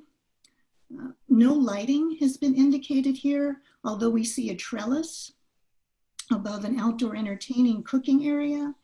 We're very concerned about our nighttime light impacts from this addition. So what we're looking at is a commercial sized structure already that looms over the neighborhood. Okay, that's about 2 minutes, Mary, if you want to wrap it up, if you have anything else. Yes, I would like the owners to please reconsider with their architect, maybe scaling down if they'd like a little bit more outdoor space, but keep our quality of life and our potential resale value of our homes down on Exeter in mind as well. Thank you. Thank you. Is there anyone else? I see several people in the attendees. Anyone else would like to speak on this item? Leah, did you have anyone that said that they wanted to speak? No, I don't. If you would like to speak, go ahead and use the raise your hand feature. Oh, here we go. No. Lori, good friend. I assume that's the applicant. Anyone else that wants to speak on this item? Yes, Lori Goodfriend, the applicant. Okay, I'll give you a minute of rebuttal, but I want to make sure that we have, non-applicants. This is for public comment at the moment. Okay. Seems to be raising their hands. We'll give you a minute, Lori, to respond or share with some thoughts. Okay, for now, or should I wait? Oh, go ahead. Okay, so I did go down yesterday and take some pictures from the people below their driveway. This house was already built when those people bought the house. And when Mary bought the house, so they knew when they purchased the house that they had this huge looming structure near them. And the house is not 5,000 square feet, it's 4. And we don't have any paying tenants in our house. On the 3rd floor where the balcony is, that's our master bedroom. And then anytime I go out there to I'm the only one that takes a jacuzzi. I'm a cancer survivor. I have to cover up because of the houses around, I don't want anybody seeing me. So I'm very careful to go in quietly and come out and go back in the house. And then on the bottom floor, we have a gentleman that's like my nephew. He's a family friend. And with this COVID thing, he had lost his job. And so he is living in 1 bedroom and bath free. And then he comes up and has dinner with us and, shares life with us, but, he works full time. Okay. So lastly, we've been watering the plants since we moved in, and even watering some in Mary's yard. I hope she doesn't mind, to increase the privacy, so that we both can have privacy. We'd like that too. Part of the reason this house didn't sell was because of those 2 houses below. And so, we too want to get along with our neighbors and want to accommodate them in terms of privacy. We're very private people. We don't party. I'm 66 years old. My husband goes to bed at 9 o'clock every night. We've been really careful since we lived here to not play music outside and, we're really trying to be very respectful of, the close quarters in this neighborhood. Okay, thank you. Appreciate it. You're welcome. I'm trying to get the right sound here after the 2 minutes is up. All right, anyone else would like to speak on this item from the public? Hearing no one, I have a question for the applicant. Is there any proposed planting associated with this proposal? Well, that's the thing. We have some ficus trees that are extremely tall that are completely blocking any view of Mary's house. And then unfortunately, we have a fruit tree that also blocks a view of Mary's house, a tall fruit tree that I've been watering the heck out of. But once the deck is built, we'd like to add more of those ficus so that both Mary and we would have privacy, between the deck and their house. I have to add that we look at their garage. I mean, we can see their garage if we look down, and their windows, they have 2 windows, but they're constantly shut and the blinds are always down. So over their garage. Great, thank you. So, okay. Richard, are you still with us? Yes, I am. I also wanted to ask about, I know this comes out quite a ways. Are you worried about the loss of light in those bottom floors by extending out with these decks? The bottom floors are relatively dark as it is, even though this whole thing is facing south. So it's just going to get worse. It's just going to get worse, yeah. They just wanted to take more advantage of some available space because the existing deck is only 7 feet wide, basically, at the narrowest, and not all that useful. Okay, very good. So are there any additional questions from the board? And if not, then let's move into comments. Mr. Verdiak, do you have any comments on this proposal? Yeah, well, I mean, I think that the deck extends across the whole back of the house. And obviously we're learning that it's the house is dominant above these other two houses, why everyone's is upset about it. Maybe that could be mitigated by planting. I mean, maybe they should study that, and maybe they could block that view and give both parties more privacy. And maybe the deck doesn't have to extend so far across, you know, that wall is not very good looking. And if the deck wasn't so large, maybe it could, you know, could eliminate that block wall, that blocking wall. And that would be my comments. Okay, thank you. Member Peugeot, comments? Well, it seems like this is a minor neighborhood dispute, and I'm not sure how we're getting involved into it. I'm most troubled by Twibble's letter on behalf of the association. I keep reading it. I read the 4 pages of it. And, you know, there is very little that really refers to the project itself. And I just don't understand how this letter got in here. Pages 2 and 3 and 4. I mean, there's a whole page on lighting, 1 page on outdoor lighting. I'm not sure what the outdoor lighting proposed is, but, you know, I don't understand that. I don't understand the comment about quality of materials and the colors of this is not a new house. So I don't really understand what the position of the association on this. Why it is there's so many comments. I don't quite get it. We could make a site visit on our own if you want to. We could do that, but it seems to me like a reasonable improvement to the property. The views are to the south, not to the north. I think we're all very we all know Exeter. I mean, at least I know Exeter place very well. And the views are to the south, not to the north. I'm not sure what the impact on the property directly to the south. To the other ones, I don't see any impact whatsoever, really, frankly. And these comments about odors and noise and all that stuff, they are just that's not what we are. That's not what this board is in place to regulate. Okay. So that's my position. Perhaps we should take a look at the site on our own.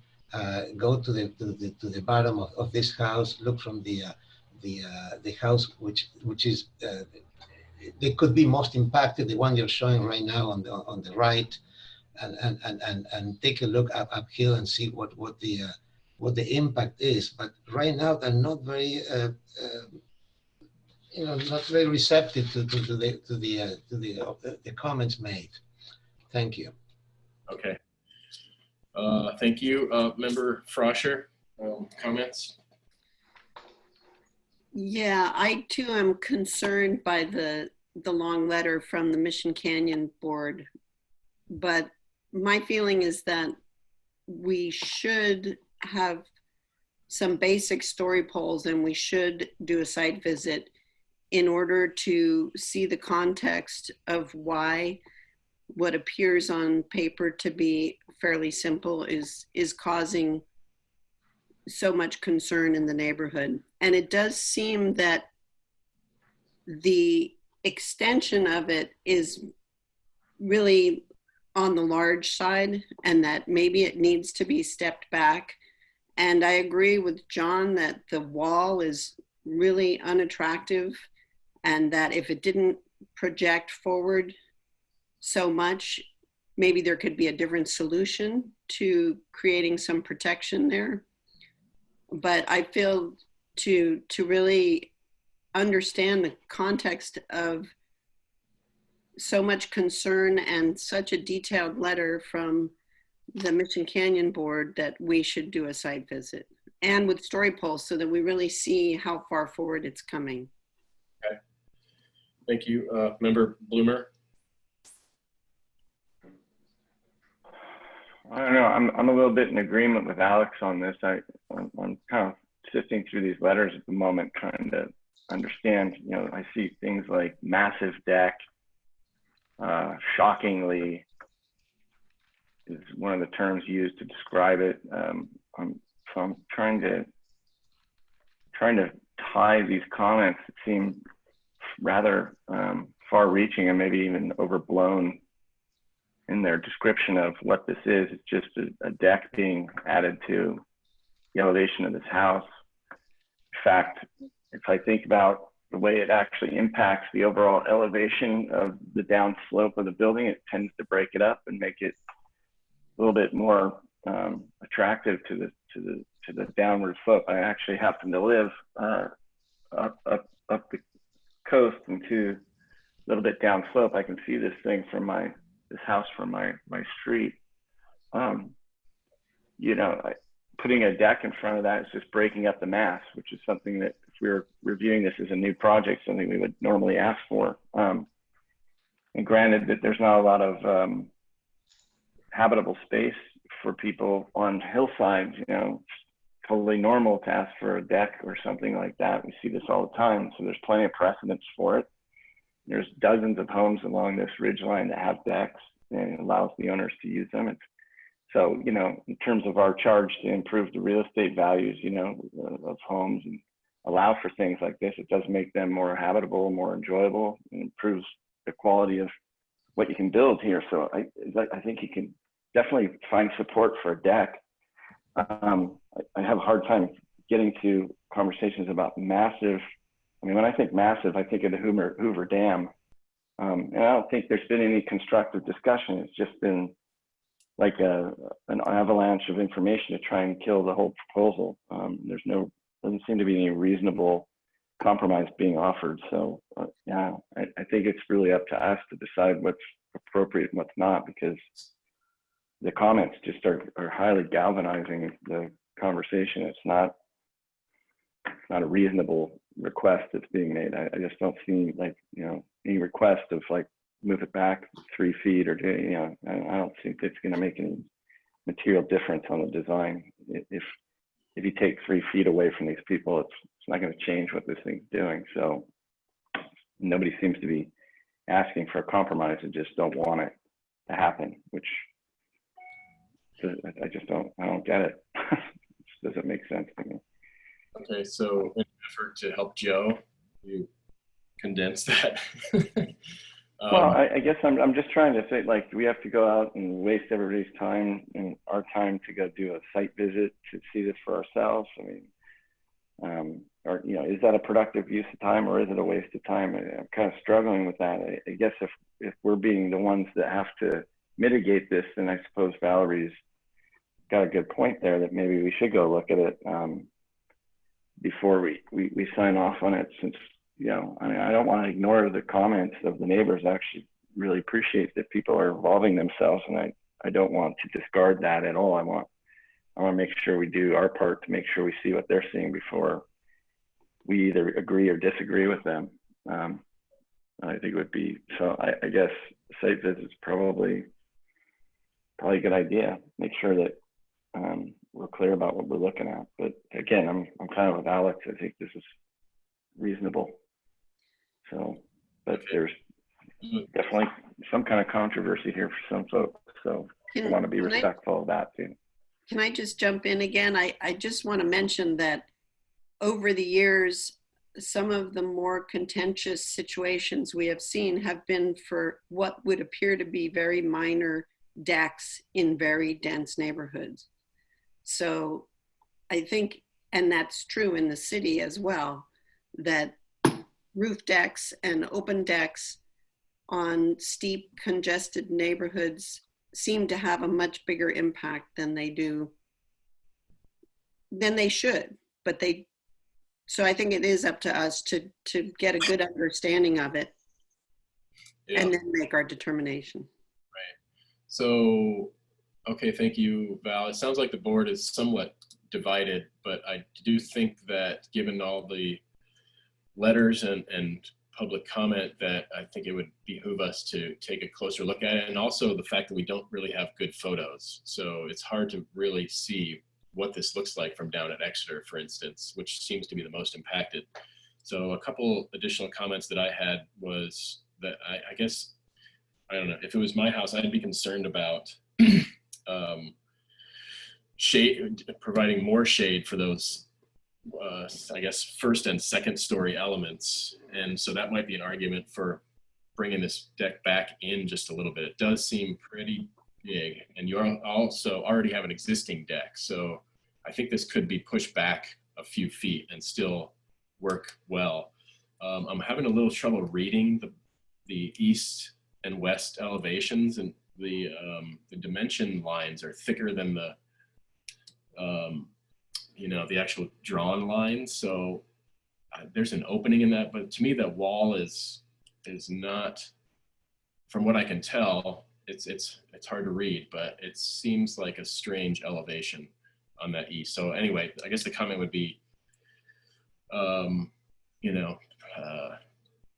provide more clear drawings so that the proposed structure is more visible and reduce the thickness of the dimension lines, Richard. And Okay. And same thing with all the elevations, I guess. The south elevation, it looks really busy, but it won't be. So yeah, so I would just kind of maybe tone those down a little bit so we can maybe better read what the proposal is. Okay. And I would say if it's just me, then one board member is concerned about, darkening up the first and second floors by covering over, and then also show adjacent structures on your site plan so we can see exactly kind of where the other homes are in relation to this proposal. Also provide it doesn't have to be a full landscape plan, but some screening to mitigate the concern the neighbors. And beyond that, I do think that maybe board members should do a quick drive-by next time to take a look at this. And as far as Are we required now to do a story polls? I was just getting to, I'm not, I would like to take a straw vote on that. I'm not sure that it'd be fully necessary. I think we can get, based on the plans that you have, what this would look like. But how does the board feel about that? Do you think story polls are necessary, John? Berdiak? No, I don't. I think a drive-by is a good idea. Okay. Alex? Probably not. You're muted. There you go. Yeah, no, I agree with John. I think I should take a look, and I think with the idea of story polls, I think we should say the powder for big, for bigger projects. I mean, just this board seems to be asking for a story polls for everything, and I think we should be a little bit more careful in general. And I don't think this needs them. Okay, and I think that's pretty much the majority. So I do think a drive-by would be necessary, and show existing structures and show, I guess, more drawing so we can kind of see, especially in that east elevation, and also lighting. Show any proposed lighting that for the project. Any other comments from the board? Just a question. What is the full extent of the extension of the deck? I can't read it. It's about 12 feet. 12 feet off of the Yeah. front of the building.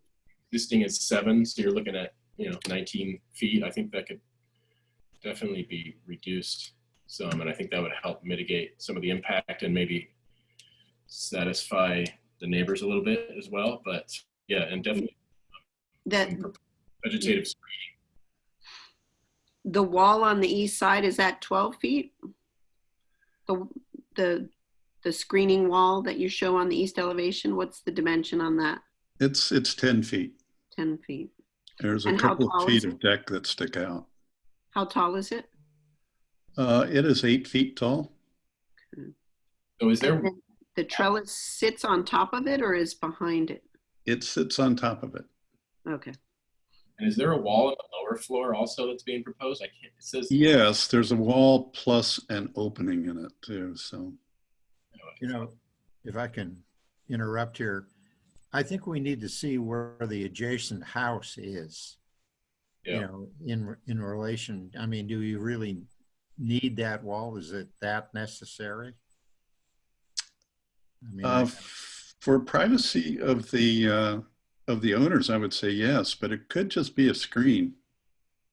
I don't think we would object to that. I mean, I'm also kind of thinking that this deck could be a little more maybe centered on the structure, or brought in from the east a little bit. It pushes way out there to the right, and I think it could be pushed back towards the house and pushed, moved in on that east side a little bit in terms of the size of this thing. But again, it's a little hard to read with all the dimension lines the way they are. So anyway. Okay, I will clean that up. And can we reschedule this? Yeah, you'll talk to your Trav.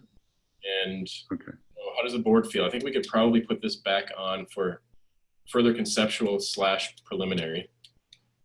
Yeah, I would put it for preliminary because we either accept it or we don't accept it.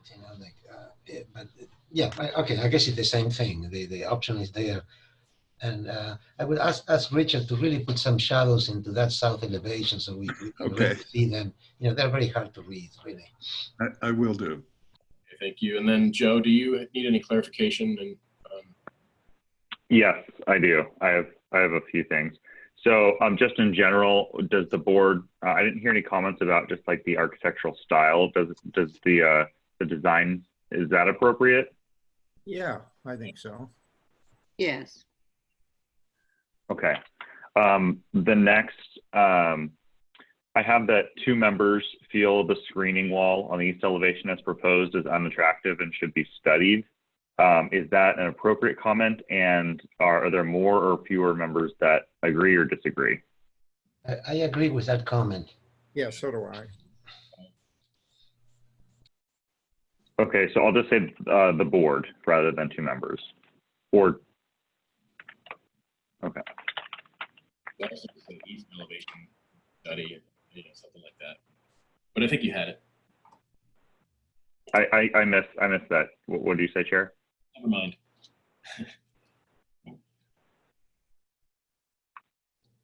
Okay.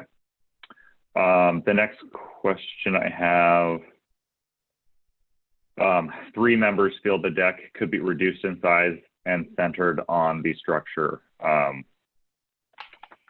Could we get a straw vote on that just to make sure I have the appropriate number? Yes. Yes. Yeah, I will know more after the site visit, to tell you the truth. So I guess I'll say some members feel the deck, and then we can just leave that until after the site visit. For adjacent structures, Chris, I think this was your comment. Do you want adjacent structures to be shown on the site plan and on elevations? I don't think that's necessary. I think just on the site plan. Okay, got it. I'll remove that. Chris, it would not hurt to have, like, on the west elevation, to continue the line down and show exactly where the other house is, and have some relationship to the neighbors, just to be fair and everybody. it's clear where that is. You know what I'm saying? I agree. That would be site plan and elevations. It seems like the west elevation is where you would really see it. So do you want all elevations or just west elevation? Well, I mean, there was a comment from Mission Canyon about a retaining wall that is already there on the east elevation that should be shown.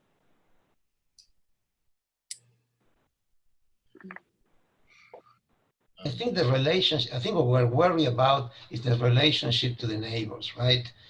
And where that shows is not on the east elevation or the north or the south, it will show on the west elevation. It will have to be drawn on a different scale, half that scale, so you could see where the next house starts, and you would see the relationship, the privacy relationship, right? yes. I mean, the south also, the neighbor to the east is really close. We haven't heard from them, I don't think, but I think it would, I think they were higher than this house, if I'm not mistaken. Yes. I think that would be helpful to, on the south and the west elevation, show neighbors. Okay, got it.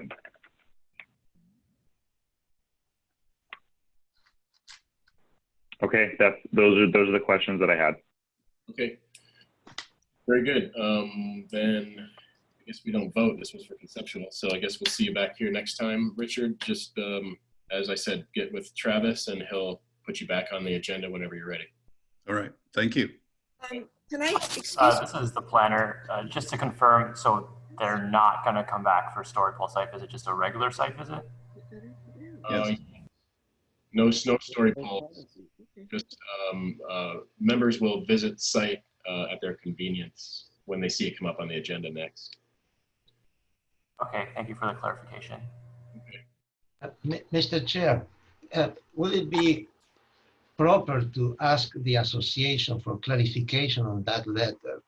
Because we really want to have a good relationship. This board wants to have a constructive relationship with this neighborhood association. But that letter is really odd. It just talks about things that, it's strange. I would really have asked for a second letter to what exactly it means.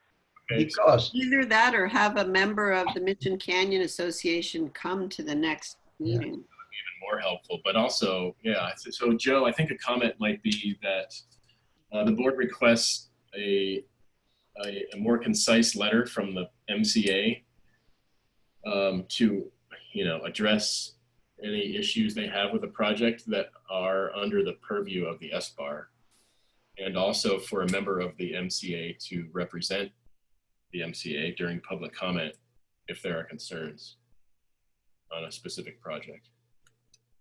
Does that cover it, Alex? Yes, thank you. All right, very good. So okay, I think I got it. Okay, good. So we're going to take a 10-minute break before we move on to item number 3. And I appreciate all the input from the public, and the board will be coming out to take a look at this a little closer, and we've given the applicant some good direction. So we'll reconvene here at 10:57 a.m. Thank you.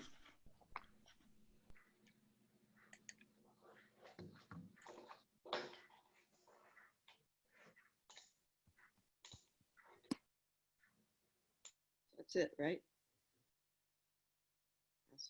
And remodel. This is for further conceptual and preliminary review of a 425 square foot family room addition, 181 square foot master bedroom addition, 165 square foot master bedroom addition, strange, to an existing 1,617 gross square foot single family dwelling, and in addition to the garage. No grading is proposed, no trees proposed for removal. This is continued from May 15th. We have as the applicant today, you can state your name for the record. David Burke, I'm the architect. Okay, thank you, David. We have several comments here. I think the quickest way to do this will be to go through them one by one. That's all right with you. The first comment, size, bulk, and scale are appropriate with the neighborhood context. Nothing to do there. Return with existing plans, elevations, and landscape plan. I assume we've done that. Provide building elevations for all 4 sides of structure drawn 2-dimensionally. So let's take a look at our elevations. Josh, if you're with us. I'm not seeing the plan on my screen. Yeah, it's not up yet. Josh Bloomer is running the plan, so he'll bring them up as soon as he's with us.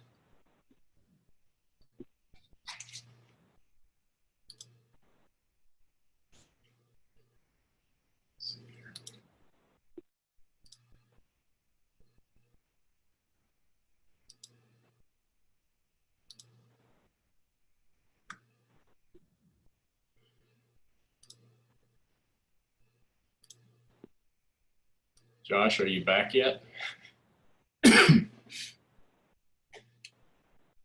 Must have been delayed.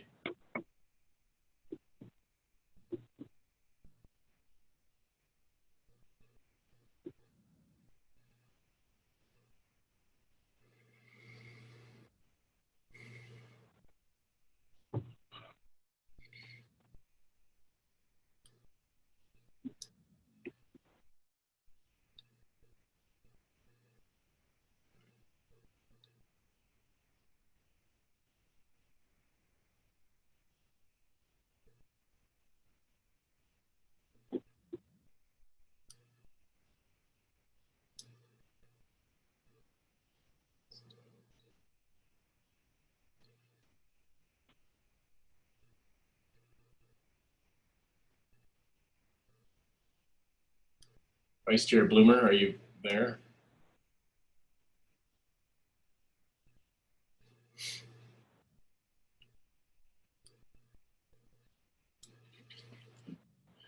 I'll send him a text.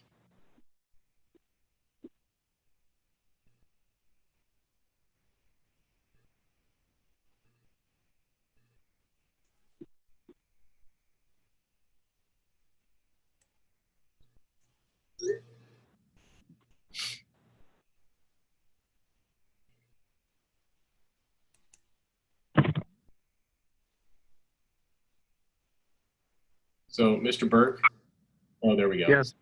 Last page, okay. I was looking for the 2-dimensional elevations and I found them on the last page. We found the plans from the original submittal, the original permit, and I also gave you the elevations from my Vectorworks program. Okay. I'm still not seeing the plan on my screen. Yeah, no, it's not there yet.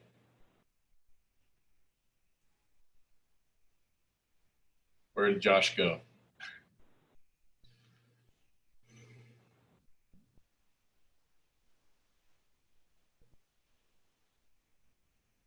You may be having technical difficulties. Maybe the applicant can the applicant share the screen, put the plans on his screen and share. Is it possible? I guess I could also. I think yeah. Maybe you can do that. Yeah. Yeah. Let me Whatever. see if I can. I'll take care of it. All right, are you seeing that? Yes. All right, there we go. I see it. Okay. Well. Yeah. So these are the new elevations for showing all the additions. Mm-hmm. And then I think the next page I forget if it's the previous or the next page we had the elevations from the original construction documents when it was permitted back in 1965. That's here. So, there we go. Yeah. Yeah. Okay. So anyway, all right. got so all sorts of elevations there. those are the elevations. So the next comment was return with site plan that is appropriately labeled with north arrows, property lines, setbacks, existing and proposed landscaping, existing and proposed, oh, I lost my place. Existing and proposed floor plan, architectural drawings, etc. Should we go to the start at the beginning?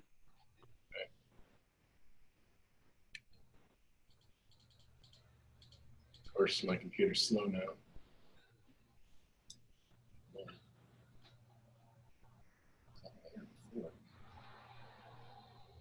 Hey, Chris, I'm back. I had a technical issue there.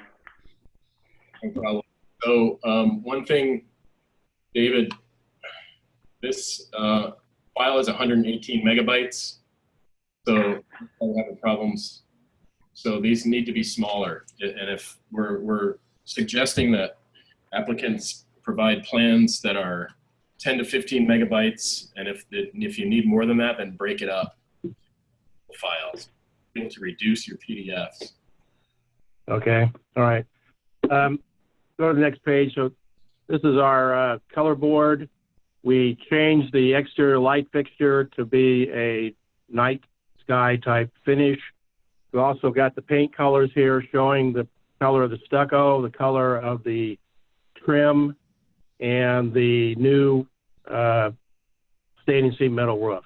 Windows are going to be a wood type window, and the stone will be a Santa Barbara style stone on the veneer. Okay. Next page. Where's this? Down, go the other way. Oh, this is the top. Yeah, this is, yeah, go down.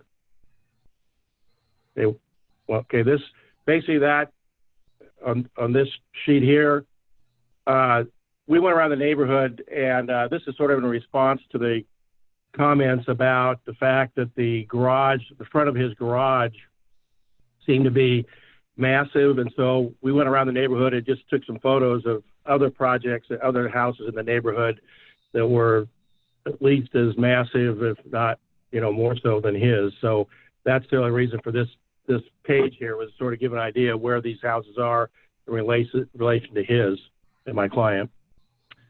Okay, next page. Okay, here we're showing the floor plan with the room names and so on. And on the right side, we're showing the floor plan as it fits onto the property. The workshop is on the bottom front left is a workshop for the garage. And I just want to note now that there was a comment about setting that workshop back a couple of feet from the front, but my client really doesn't want to do that. He has a lot of plans for that area. He has a very busy workshop, a hobby shop, and he needs every square inch of that garage that he can get. So I think when we get further on, I'll explain how I think that's been mitigated. On the back, we have the family room in the back. I should note that we widened that by 24 inches because the comment last time was that was maybe too narrow. And so now that's 2 feet wider than what it was. And then on the right side, we have the master bathroom. And what we did, because there was a problem with the roof, we moved the back wall, the closet out flush with the back wall of the master bedroom. And that really helped with the roof design. And it also gave us a better layout with the toilet and master sink and shower. Okay. So you go to the next page. Oh, is the only way into the new closet through the bathroom? Correct. Next page. That's the original, so it's existing. This is the existing house floor plan, along with photos of the building as is. Okay. Now this is the landscape plan. Basically what we're trying to do here is, if you look at it from the street, the house is already, or the front yard is already pretty well landscaped with the trees and everything on the left side. And so what I'm trying to do here is mirror that existing landscape along the entry walk into the house, which I think we don't want to do any other landscape. Landscaping isn't really part of this project as far as doing the initial. They may do something later on, but right now our focus is just to get the unit built. So on the right here we show the landscaping with the little palm trees and the hedge along the front of the garage to soften that. We have all the plants labeled on the left side, and then on the upper left we've got the backyard area, which is going to be concrete with the infill planters, and you know, and that's like I said, there's not much else happening in the landscape in the backyard because it's the landscape back in the backyard. It's all grass right now. It's comfortable, and like I said, my client doesn't want to do anything back there right now. That's not part of this particular project. This is the roof plan showing the new standing seam roof that will be placed on the entire house. Next. We went through that already. This is the addition of the workshop. And again, we show how we want the front of the house to be flush across so he can get the most room inside his garage that he can get. And we got rid of in the last submittal, we had the complete front of the garage with the stone veneer. And since then, let's see, I think we can go down one screen, one more. I think there's a front elevation. There's some elevations here. Yeah, so you can see there on the upper right, the front elevation. I think that by omitting that stone veneer that we had on the entire front of the garage and reducing it to just a smaller wainscot that's now lowered to be underneath the windows in the front of the living room, I think really took away the massive effect that was the objection of the garage when we came in last time. And then on the rear elevation, you can see on the left side where we brought the master bedroom out, or the master bathroom out flush with the master bedroom, and then put a gable roof on that, which really simplified that and made that a lot better situation. And then on the right side for the family room, we widened that by 24 inches. That gave them a little more room inside. And then on the bottom, on the second up from the bottom, east elevation, we've got the veneer going around the front to the fireplace. We're going to put stone veneer on that existing fireplace. And then you can see in front, we've got a trellis that will help identify the front entry. Now, on the front entry, one of the comments was that the front door seemed to be tucked back in. And what we've done is we've taken that front entry and enclosed it and made a little foyer out of it. Let's see, I think go up to the floor plan, I think. And let's see, right. Let's see. Yeah, right here. Yeah, you can see where the entry, where the door now, that whole little entry, that say that 8x8 area there, we've taken and we'll enclose that, put a window in it, and that now will be a foyer, and that brings the front door out much more prominent. And along with the trellis that we're putting there, it really identifies the place where you want to go to get into the house. Also, there was a comment about the getting from the garage into the bathroom, into the laundry, and I added the door here, and there was a couple of things that came up, but there was a comment that we weren't allowed to enter from the garage into the bathroom or the laundry, but that was since discounted. But this seems to be what the client wants, and it gets them where they want to be, and there's an exit out of the laundry and to other parts of the house. So I think that the front door, by putting the front door and enclosing that into foyer, really made a lot of sense. And then there's a little side light next to it as well, so we'll get plenty of light in there. And you can see on the left, on the that perspective there, you can see where that orange beam is. That's where the wall is coming out of the existing garage to open it up. And then you can see the trellis there in front of the front door. Okay. So scroll down, see what else we got. I think that pretty much covers it. Yeah, we widened, we did this, that, the other thing. Yeah, okay. So family room is wider. Now the right there in the bathroom, there was comment about we had the shower and toilet side by side, and we were able to move that by lengthening the master walk-in closet. It gave us more room to spread out. We didn't want to take the toilet too far away because the existing toilet is the end of the run for the sewer. So I wanted to make sure we had enough fall to get from the new toilet to the old toilet, and that would be where we would tie in with the sewer extension.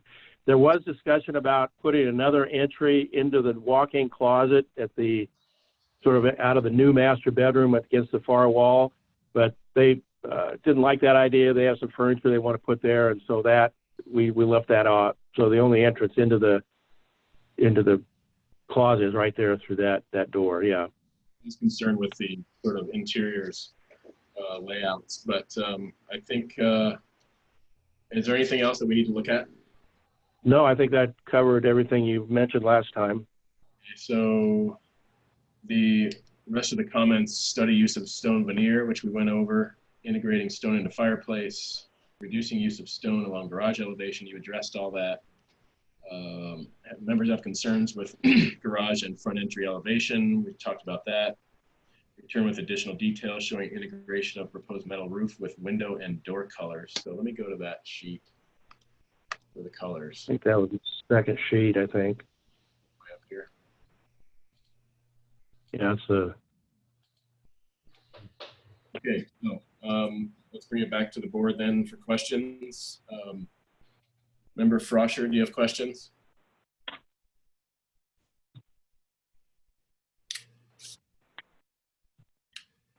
No, I don't have questions. I think the applicant's done a great job of responding to all the comments.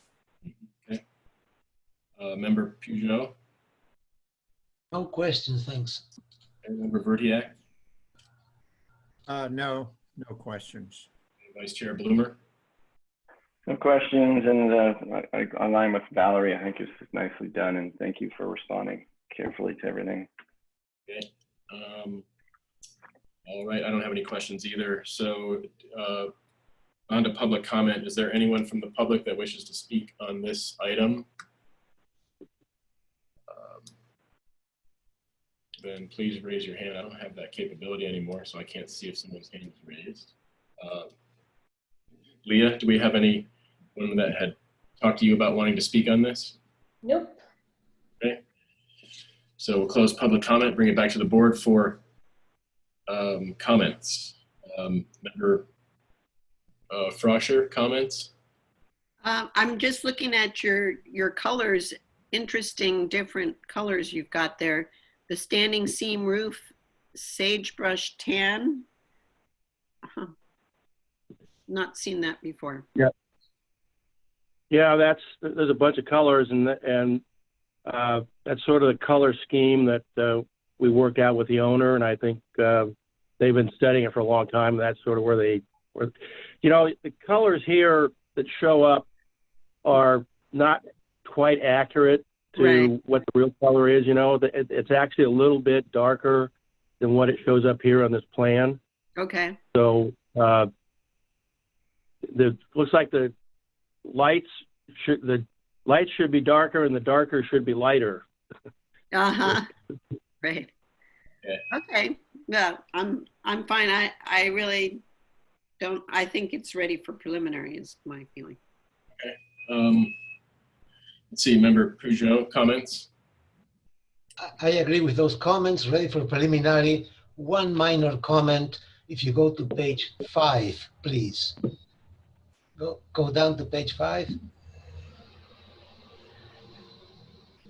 one's 5? There you go.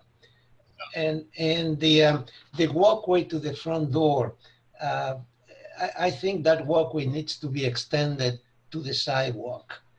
I understand that in the 60s, people used to do that kind of a zigzag thing, but it is much more welcoming for somebody to, maybe the driveway is occupied by cars, maybe the company parks on the street, and you walk from the sidewalk, you walk straight into the front door instead of having to get into the driveway first and then make a right turn.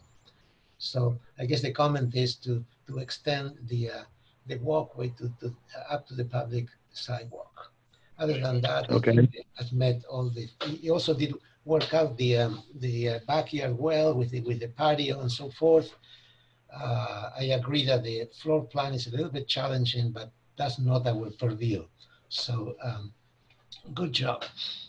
Thank you. Is that an existing sidewalk, David? Or walkway? No, it'll be new. It'll be a new sidewalk. So we can straighten it out, take it out to the street. Yeah, all righty.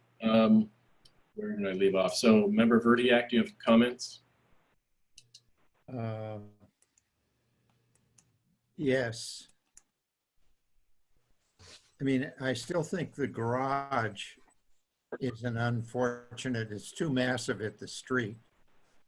And I know the owner wants to do it, but, and just because other members of the community have done it, doesn't justify, you know, doing it here.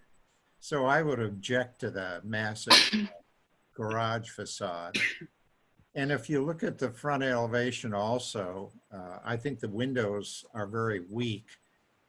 You know, the way the windows are on the existing house, at least they have shutters on each side, and they look, you know, compatible with the rest of the house. I'm afraid that those windows on that elevation are going to look awfully plain. And I think you should restudy that. Okay, that's my opinion. Is there a reason that the windows on the front elevation are a different color? Like two of them are kind of green or brown and the other one's kind of bluish? No, I didn't notice that till after it printed. They should all be the same. That happens throughout. All right, Member Bloomer, comments? Nothing new from what's been already commented. I just had a couple of quick landscape comments. I think we need to upsize some of the sizing on the plants. Looks like you just went, you know, really bare minimum in terms of sizing, but if you, once this picks up, so for instance, 5-gallon pygmy date palm is, you know, that needs to be a minimum of 15-gallon, minimum 15-gallon Phoenix Robelinii, minimum 5-gallon Formium Dusky Chief, minimum 5-gallon Olea Mantra, and that's about it. You need a, you know, you need sizing for the lavender. That's probably, you could do 1 gallons there. Okay. This, you know, between, is this what, a 3-foot planter between garage and walkway? Right. Yeah, so these guys want to get 6 feet wide, those little ollies. So you might want to choose a different plant there, but if you're willing to prune them into, you can keep them where you want them, but they want to get larger than that. So you might consider a different plant, but otherwise decent plant choices. And I concur with the rest of the board that improvements made are, you know, a drastic improvement over the previous. So I would support, let's see, we're here for further conceptual and preliminary. So if someone wants to make a motion. I'll make the motion for preliminary approval with a condition to extend the sidewalk, the walkway to the public sidewalk. And increase this plant sizing? I'm sorry, yes, and with the landscape comments made. Okay. Is there a second?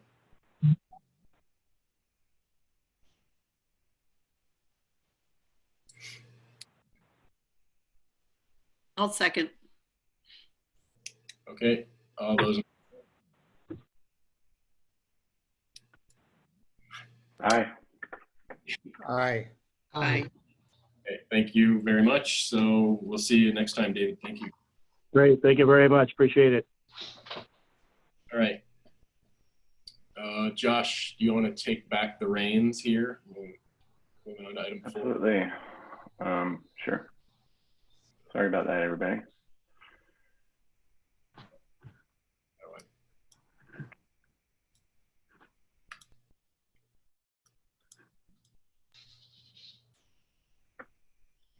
Stop sharing.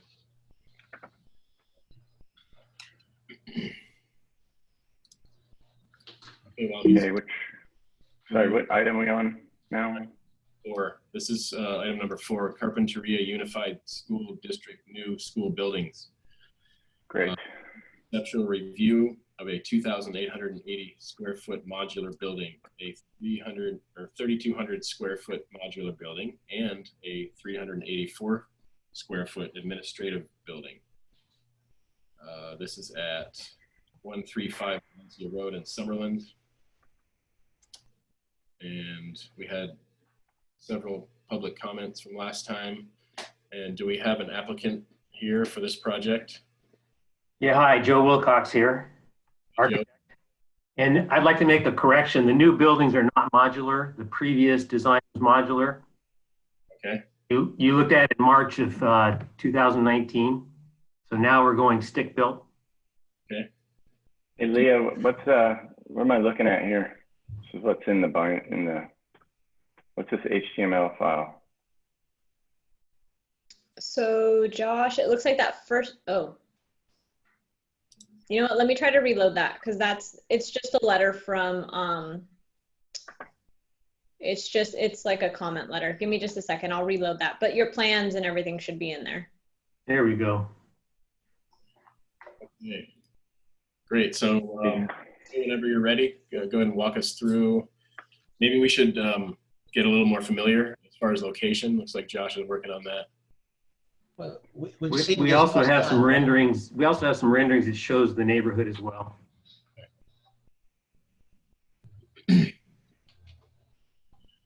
Okay. So those existing buildings will all be demolished. Okay.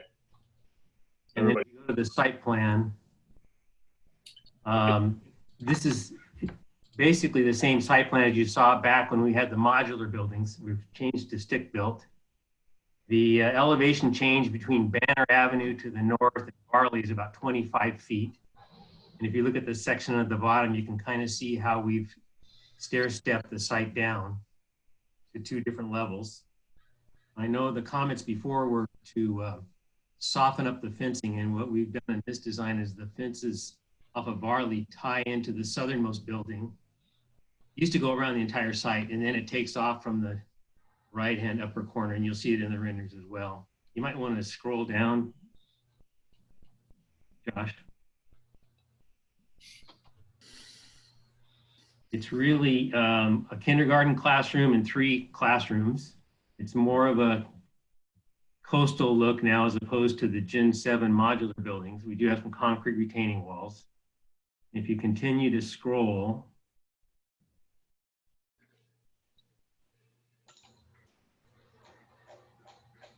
there's about a 12-foot elevation change from Banner to the first floor level, and then there's another 5-foot step to the next level. Scroll a little bit more.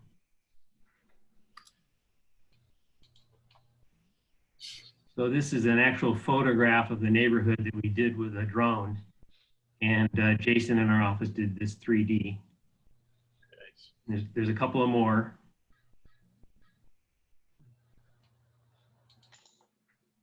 So we're here for concept, and then there's one more, I believe. Why don't you stay here for a second? You can see how we no longer have the fence going around the southernmost classroom building. The building becomes part of the campus perimeter. Right. Or Josh.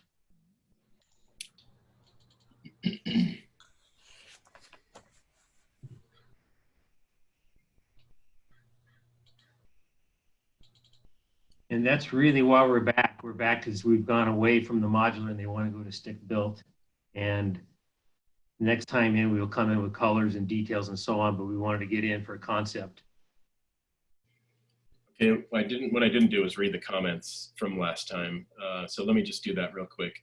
So investigate the possibility of improving sidewalk and public right-of-way along Banner Avenue and Barley Street for safety and aesthetics.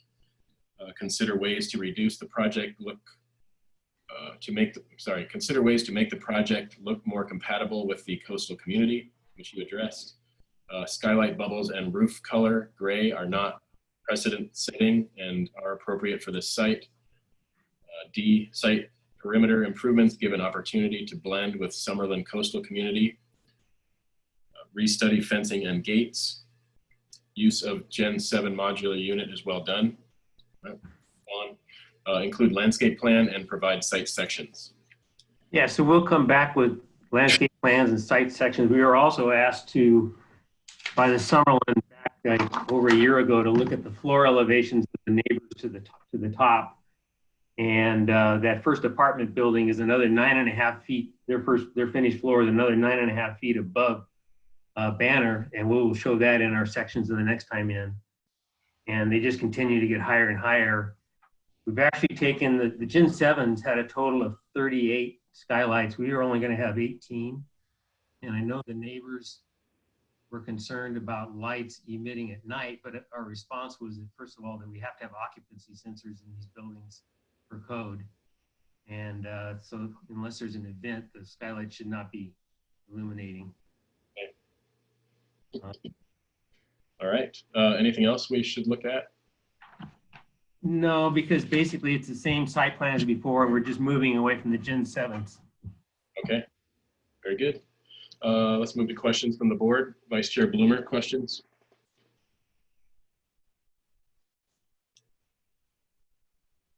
No, sir. Thank you. Member Froscher, questions?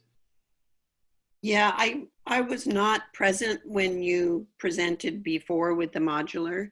And one question is, what's the main impetus for the skylights? Energy savings and natural lighting of the spaces. Coming into the classrooms. Yeah. Typical skylights, you get contribution for a 15-foot diameter around the center of the skylight of each one. So we were able to reduce them from the Gen 7s. And yeah, it's all about daylighting and natural light. We don't have drop ceilings in these. They're going to be slope ceilings inside. Okay. And what's the proposed paving at the entrance? Is that asphalt? That's the parking lot. That's the only parking lot they have currently. And we're cleaning that up and providing the accessible spaces. Yeah, so it is paving. And then there's some bollards there, and then there's some concrete paving to get into you can see the door where the person's going in. They want to have a hub, so any visitors coming to the school, once the children's going through the gate, they're going to lock those gates, and if you're a visitor, you have to check in. So the question was, what is the paving material for that parking lot? AC paving. Okay, I guess that's my questions for now. Okay, Member Verdiak, questions? No questions. Okay, Member Peugeot? Yeah, Joe, what happened to that comment about extending, the first comment, improving sidewalk in public right-of-way along Banner Avenue and Barley Street for safety and aesthetics? What are you planning to do with that? Well, this is going for a coastal development permit, and Jonathan Leach is running with that side of the equation. And right now I've been focusing on the property lines in. We haven't really addressed it yet. Josh, can you go to the site plan, please? I think it was just at the top of.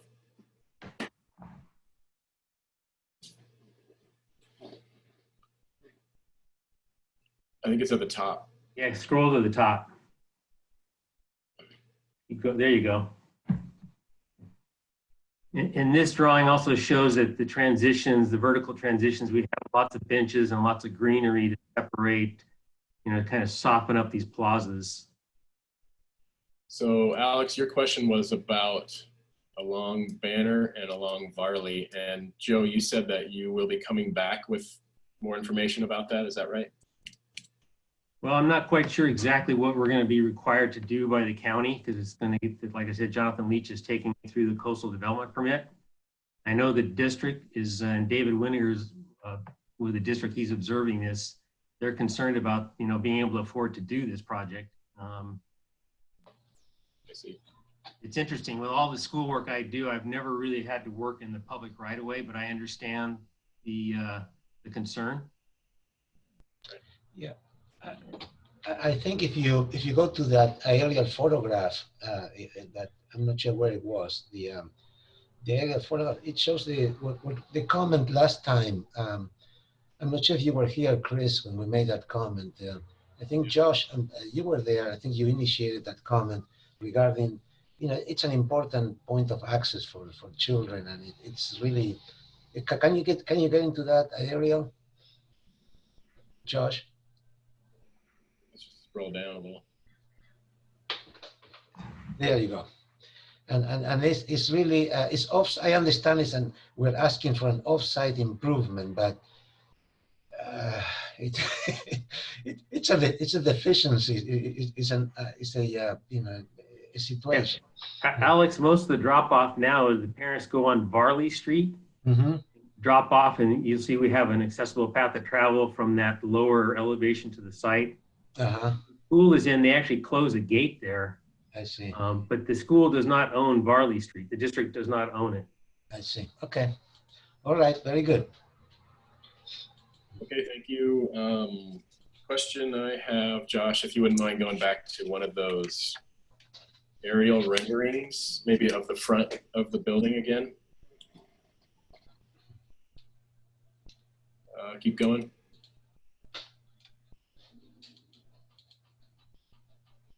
One more. One that was up. There we go. Thank you. Okay, Joe. So my question is this a chain link fence here? That is a black vinyl chain link fence. And one thing I didn't point out is that that's the old original school bell on that pedestal that the district's had in storage for the last 20 years. We're going to incorporate that in the entry. But yeah, that is black chain link fence. That's neat. Okay, very good. Then I think that's it for questions. Anyone else, any other board members have questions? We got through everybody. All right, on to public comment. Is there anyone from the public that wishes to speak on this item? I don't see any hands raised. Any information from you, Leah?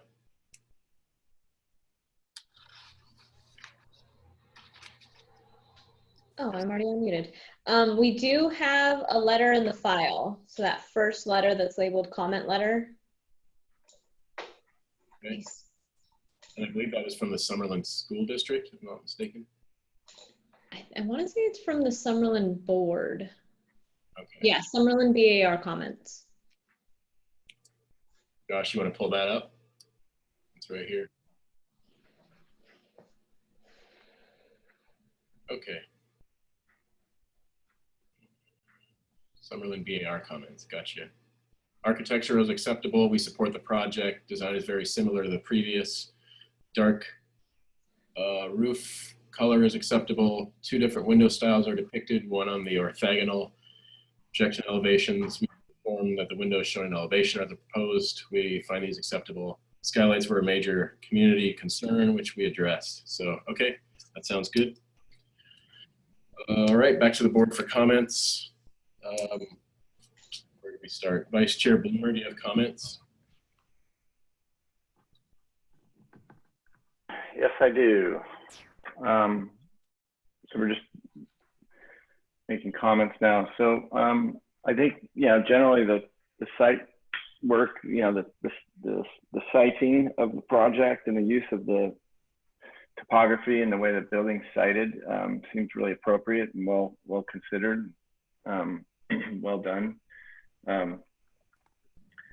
Again, I'll say, I think some attention to the public right-of-way needs to be included in the proposal somehow, but I understand what the issues are that have been presented. So we could discuss whether or not that goes in any kind of minutes or not, but I think it's important. I think, I think I'm just going to speak to the architecture. It looks like you've kind of gone with a low slung, kind of looks like an old, like 1930s, 1920s military barracks type construction, which is really efficient and probably a good choice for this. Like it actually kind of has a kind of latent craftsman look to it. It feels like, generally kind of building that you would expect to see in Summerlin like this. It almost looks like it's kind of a throwback with kind of a nice spit and polish to it. So I think it's okay in terms of its general style and kind of form. I think just some improvements to the detailing and the finishes I think need to be considered though. So my specific comments on that are going to be, I think the architect should restudy the roof material, because with this low slung roof and the way it's positioned in the neighborhood, it's going to be a very visible element. So I think a higher degree of specifications needed, like a standing seam roof, and with a non-reflective, but maybe a gray, like dull zinc type finish would be appropriate.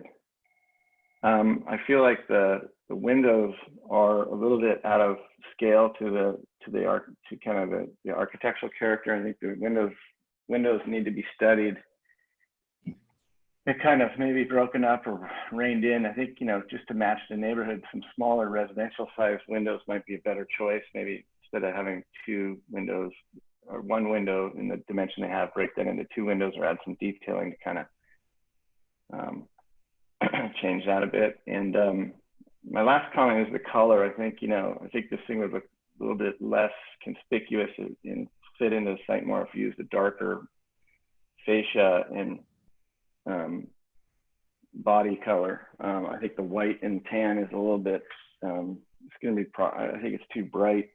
I think it would be better I actually think it would be nice to look back to some of the color palettes of the pre-World War II kind of paint selection, some of the warmer grays and green colors might be a little better to kind of pull this into the site a bit more and have it blend in with its surroundings more. So I think like a gray roof and a darker color scheme with maybe more classic, like, pre-World War II kind of color palette might be a nice choice. The last thing I'll say, I think the board form concrete walls kind of pull it into the modern material vernacular, and I think that's a nice touch. I think it's cool, and I think continued work on the landscape will be really important to make this thing pop and settle in very nicely. So those are my comments. Member Frosher, comments?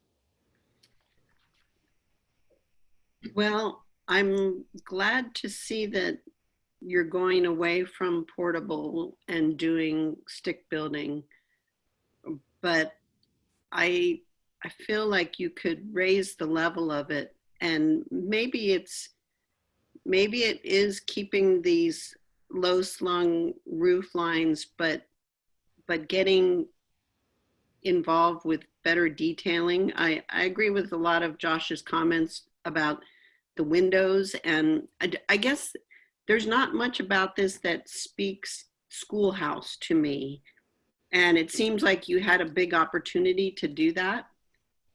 And also, I know that the sun blazes onto this campus. Both my kids went to this school, so I spent a lot of time on this campus.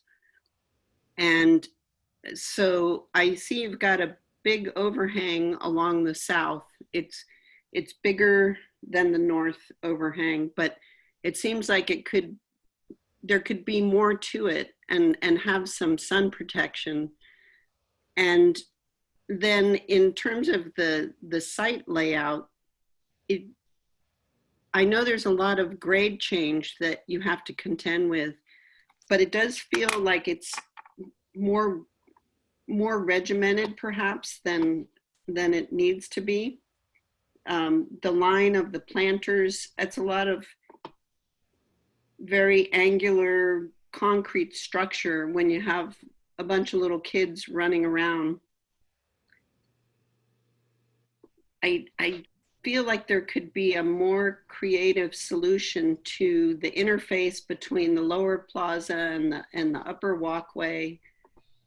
And if you look back at even that photo that Josh is bringing up now, it feels pretty regimented.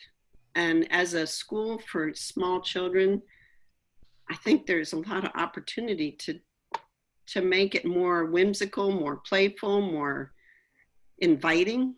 Doesn't particularly look inviting from the street. The chain link fence, I understand they want to lock it off, but between the driveway apron and all the AC paving and then the chain link fence and then the line of planters, it doesn't speak to an inviting schoolyard environment for small kids. So I feel like there is a tremendous opportunity here. It's one of the sweetest little schools within the Santa Barbara education system because it's so small. And to have this blank palette ability to make a super cutting edge environment of a school, I don't quite see it. That's my comments. Okay. Member Peugeot, comments? Yes, I agree with the previous comments. The change from getting away from the non-modular to the non-modular design is a big improvement, and it gives also some opportunities. I agree with the comments about materials. We haven't really heard from the architect about the materials proposed. I imagine it would be a hard siding, and the windows is not very clear. They are very large, so I'm not sure what the breakups on the windows would be, or if they are really wood or it's unclear. Maybe they are fiberglass, and I don't know what the materials are, what's proposed. I agree with the comments around about the harshness of the access. I mean, you come in, and it's between the paving and the fence and the ramp, and I think it needs to be softened. I understand usually it's hard in schools to deal with landscaping because of maintenance and so forth. I'm familiar with that, but more could be done. And the idea, I think Valerie mentioned important things like the sound control on this, specifically on this site. I think that's important. A trellis in the, some kind of a shaded device would be really a good welcome. Anyway, I agree with the comments made. I don't have an issue with the skylights. I think the Summerland Association making a big deal of that. I don't think it's that. That's really the bigger issue here. The roof is the roof material, and I agree with Commissioner Bloomer about that. And the details, maybe the edge of the roof details, they could be cleaned up.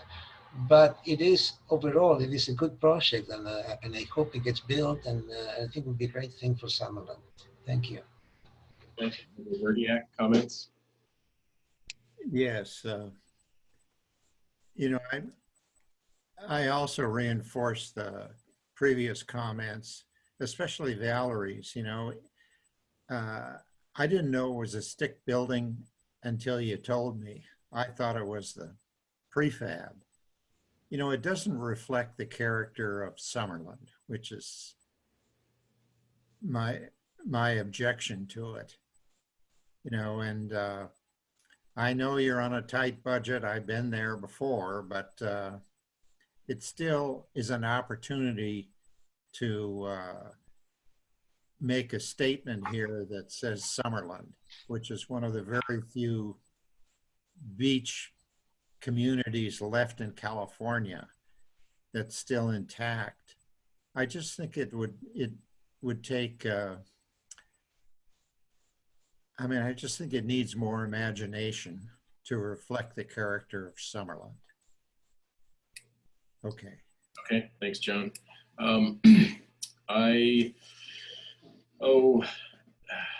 guess it's I'm a little torn because we've seen this plan before with the layout and we didn't have these same comments, but that's kind of the way it goes sometimes. But I do concur that, and I didn't see this last time, but I do think it's very sort of rectilinear and cold in some ways.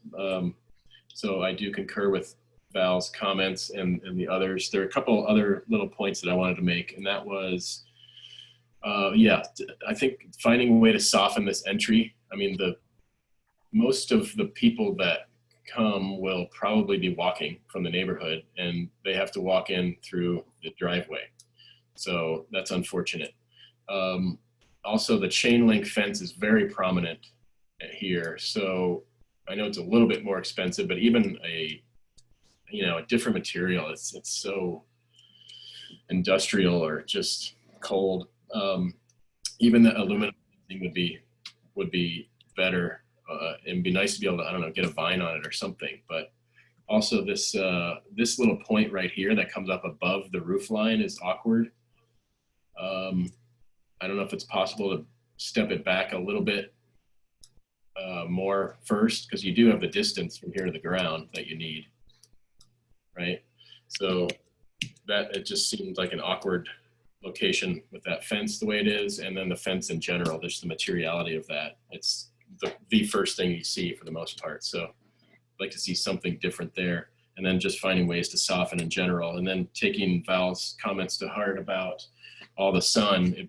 I know these trees are representational, but hopefully you'll incorporate some shade trees that will get a little larger and afford some shade for those kids so they're not cooking out there. Let's see. And then lastly, we don't have a landscape plan yet, but when you do, I would encourage you, if you do stick with this really sort of rectilinear layout, to provide plantings that are more naturalized to help soften that up. So some of the renderings, right here, I mean, one tree, one tree, one tree. So the idea would be to naturalize proposed planting to offset the rectilinearity of the site layout. So with that said, let's see, Joe, did you want to take a minute? Did you have any rebuttals, or are you clear on what we're asking? No, it's all very clear.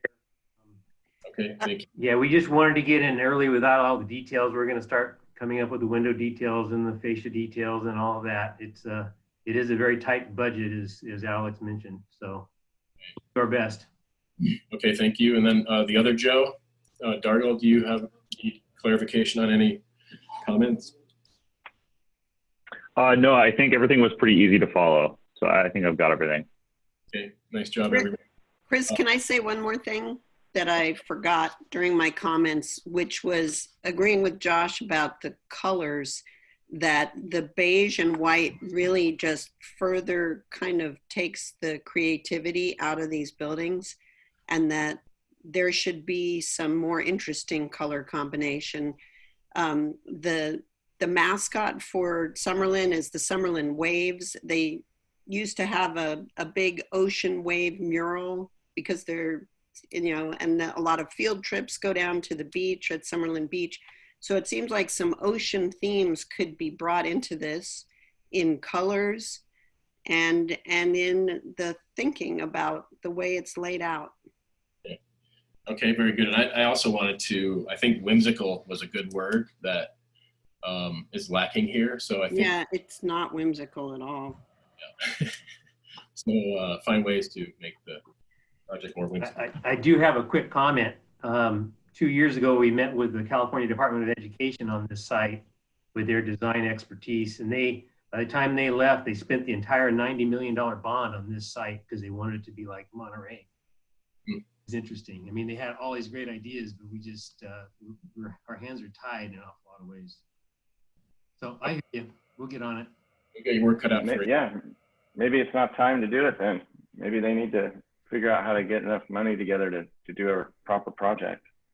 I mean, if that, I mean, look, to that end, it may be constructive for you to have real comments from us to that end, right? Like, it's not just conjecture. Like, I mean, yeah. So, next time you come to the board, maybe try to craft some specific questions that we can answer for you that actually do the work that's needed to give you, like, it's not just our opinion, it's not your opinion, it's not like necessarily just something to chit chat about. I mean, it doesn't have to be. We could actually say you're not getting an approval unless you take it to this level. And then that's material information you can take back and say, look, you guys have to give me more budget or I can't get your project approved at the MBAR. And you're going to have to appeal the board's decision if you want to get past them. And then, yeah, we can make a much more constructive argument to that instead of just because it comes up and everybody understands it. But I don't think Summerlin is, the way I understand Summerlin, inheriting a school that's going to be here for 50 to 70 years is a pretty significant investment in their community. And I think we owe it to them to, you know, have the school be reflective of the way the rest of the community is, which is, you're basically saying you can't get it there. Because, and it's not because of your ability as an architect. It's you guys are amazing. So your hands are tied. You say, well, okay, so we need to leverage something here, I think. But that's my suggestion. Because if we're going to move that ball forward, something's got to be done about it. Otherwise, we're just going to keep talking about it. And I don't see how you get there without doing. No, we got it, Josh. We got it. We'll respond to all these comments. We've already got some ideas. I think that's a good comment, Josh. And one of the things that I didn't mention that we probably would have was, given that this is the front entry, we would want to see something besides asphalt. Yeah. For sure. I mean, that's your doormat there, and it's the cheapest material you can possibly use. So that would be much nicer as something else. So anyway, point taken, and thank you, everyone. Yeah, and just to say too that Summerlin as a community has waited so long for this school to not be crumbling portables that it sure would be good to turn this into a real success of design for a centerpiece for this community, and that it really hearkened to the beach cottage, Victorian beach tradition of this town. Yeah. Okay, excellent. Thank you all. Appreciate it. We're gonna move on to item number 5, which is right down the street, Highway 101 widening, segment 4B and 4C through Summerlin and Carpinteria. They're looking for, I guess, further preliminary approval, but I guess that would be preliminary approval of a Highway 101 Carpinteria project, segments 4B and 4C combined. Let's see. So, yeah, who do we have? I assume we have a big team today. If you guys want to get your name off when you. Yes, Chair, this is Fred Luna with SBCAG, and I'm going to be joined by a few others on our team. Maybe they can introduce themselves. Yes, thank you. This is Joe Arnold with Caltrans Project Management.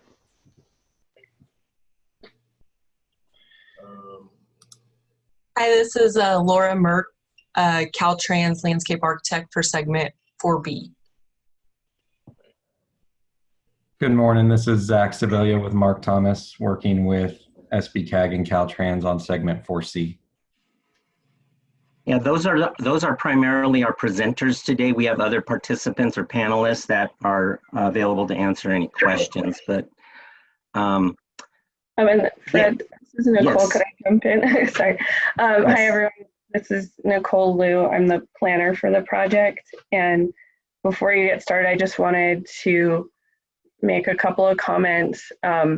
When you saw this project last, you cleared it to come back for final approval at this meeting, but unfortunately it was agendized only for preliminary. So as staff, I'm asking that if you feel today that, you know, had it been agendized for preliminary, for final, that you could grant it final, then I would ask that you agendize it for final on consent at the next meeting if you find that the project is ready for final approval. So just want to apologize for the error on the agenda and just ask you to do that if it seems appropriate after your review is complete today. Thank you. And also we do have a planner memo from Nicole, which just states that the project was approved by the Planning Commission on February 5th, so that everyone knows that. All right, and then Fred, I'll lean on you for this. Do you think, how should we do this? Should I read all the comments or should we go through them one by one? Well, we're happy for you to read the comments. We'll address those as we present the materials. We feel like we've, each of the presenters will be incorporating that as part of their presentation. So I'll leave that to your discretion. All right, I'll read through them then. They're a little long, but I'll try to abbreviate it and quick. So first comment, details requested by Summerlin are important for long-term pride in the project. Board would like to see details requested by community to be integrated. These include vertical planking on abutments, arch on overpass, and Summerlin wave in concrete. Arch on overpass could be done in contrasting color to underpass to help it stand out. Second comment, sun design reads much stronger than mix of sun and wave pattern on slope. Some members would like to see larger and randomized oak leaves along Memorial Oak median barrier and are opposed. Are these the same comments we had last time? So these look familiar. Anyway, sorry. If they are, somebody let me know. And we're opposed to the kelp detail on the median. Details of Memorial Oak median need to be large enough for drivers to see as they speed by in the highway. Lighting, temperature, fixtures, and shields are acceptable. Confirm that the shield on the acorn lights should not only be on the top as well as the side that faces the slopes or in the make.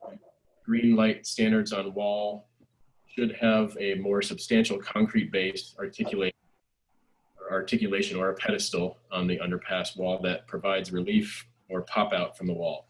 For concrete paving on sidewalk under the overpass, use the wave design provided by the Summerlin community as a layout and use an aggregate material rather than sandblasted concrete.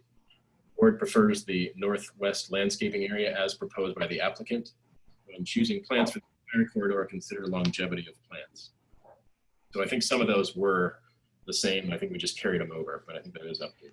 Yeah, those are the comments from May 15th. And then if you recall, we submitted a request for some clarifications, which your board considered on June 5th. And I believe they were approved, though we never saw a documented revision to the minutes. But in essence, it said the kelp, we wanted to modify number 4A, which was related to the kelp pattern on the retaining wall, just to be more specific as to what we were implementing there, and that the Summerlin wave applied to the sidewalk underneath Evans Avenue. We did adopt those changes. Yeah, and then at 4G, it was just to clarify that the board preferred area was related to the northwest landscaping area at Evans Undercrossing. Okay, thank you, Fred. Okay, and so that's going to be the basis for how we proceeded today for final. And I appreciate Nicole's mentioning of that. We were fully expecting to be prepared to receive final today. So I would encourage if the board is willing to put us on final for consent at a future meeting. I believe the next meeting is July 10th. So, you know, as we mentioned before, time is of the essence on our project.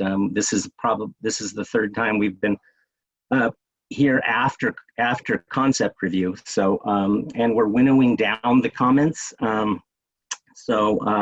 I think we have a finite list of things that we're going to be presenting today. We've also been working very closely. Many of the comments that SBAR received are related to continue to refine our community input and integration. And so we've been working with them very closely over the last month since the preliminary approval was granted, sharing files and incorporating those into our design. And so you'll be seeing that today. And in fact, we did receive a letter of thanks letter from the president of the Summerlin Citizens Association. I believe that was shared with your board clerk, but I'm not sure if that was distributed. Hopefully you've had a chance to receive that. It is. We have it. Okay, thank you. So I just want to emphasize the collaborative process with the community over the last several months, and more specifically just in the last month as we've taken to heart the comments from SBAR and the community. So today, I think the list of materials, the list of items that we're really going to be focusing in on is the Memorial Oaks median barrier. And that'll be presented by the Caltrans team, Laura Mert specifically. And then there was a number of comments related to the Evans Avenue undercrossing, specifically the lighting comment that the chair read, and some more detailing related to how the retaining wall and the slope paving and the sidewalk will all be integrated together based on the comments that we received on that. So we have some different details that we've submitted for your consideration and approval for final. And then the last thing was in relation to the structure facade on either side, the ocean side and the inland side.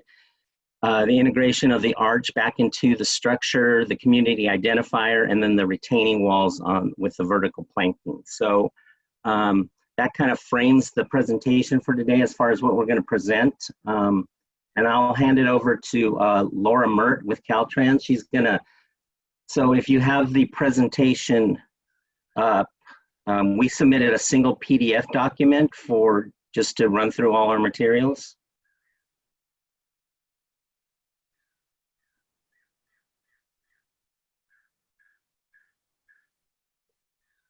It looks like it says SBAR presentation final. Yes, thanks, Kirsten. Yeah, there you go. So I think if you just go to slide 2, the second page, that's where the presentation can start with the Memorial Oaks barrier work. You want to take that over, Laura? Yes. Good afternoon, everyone. So I'll be sharing with you our updated median barrier design for the Memorial Oaks section, along with some design options that we have considered based on the preliminary approval minutes from your board. As a reminder, we want to note that the Caltrans safety standards require that the maximum relief for patterns below 2 feet on a median barrier is 3/8 of an inch. And if you go above 2 feet, the relief can be as much as 2.5 inches. And that just means the pattern can have a deeper relief above the 2-inch mark and less of a relief below the 2-inch mark. So to accommodate the differences in the relief, we are proposing that the leaf designs will be stained so that they're more visible on the barrier itself. And then if you can go to the next slide, please. Or if you scroll down to the next, yeah. So this is option 1. It is a blowing leaf pattern with a ribbon. The design is kept 2 inches or 2 feet above the barrier in order to utilize the maximum relief. This design also matches up that 1 foot width of the in and out block. So while the 6-inch cap remains consistent, the oak leaf design matches the 1 foot width of the in and out block, and it also allows the maximum relief. The leaf sizes in this design vary between 4 and 12 inches. And then the darker brown stain will match the in and out block, which is also stained throughout the corridor. The star on the barrier is stained blue. And in the elevation of the barrier, the bottom one, we have the option of staining the ribbon blue to kind of match with the blue star. And then if you can go to the next slide. So this is our option 2. It's pretty similar to option 1, except it's a different leaf design. It's more of a braided leaf pattern. The leaf sizes here vary between 9 and 12 inches, but they still stay in that 1 foot band, consistent with the in and out block, and also allows for the maximum 2.5 inch relief. And then the next slide, please.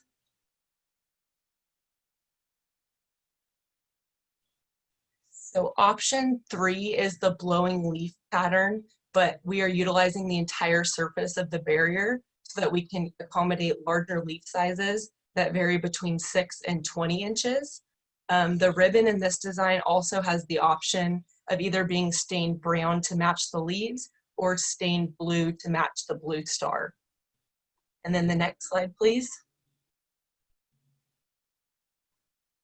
So this is our last option, and it's our preferred design. The only difference between option 3 and 4 is we've really elongated this ribbon because we believe it'll create a nicer viewing experience for a moving car traveling between 60 and 70 miles per hour. This design also has the larger leaves, which was one of the board's comments to help drivers see it when they're traveling at high speeds. The leaves vary between 6 and 20 inches. We feel this best highlights the Memorial Oak section. And then in addition, the gentle sweep of the blue ribbon will help reinforce to motorists that they are traveling within a Blue Star Memorial Highway. So those are our 4 options, and our preferred option is number 4, but we are also open to, we think all 4 options kind of meet our design intent, so we are open to utilizing any of those going further.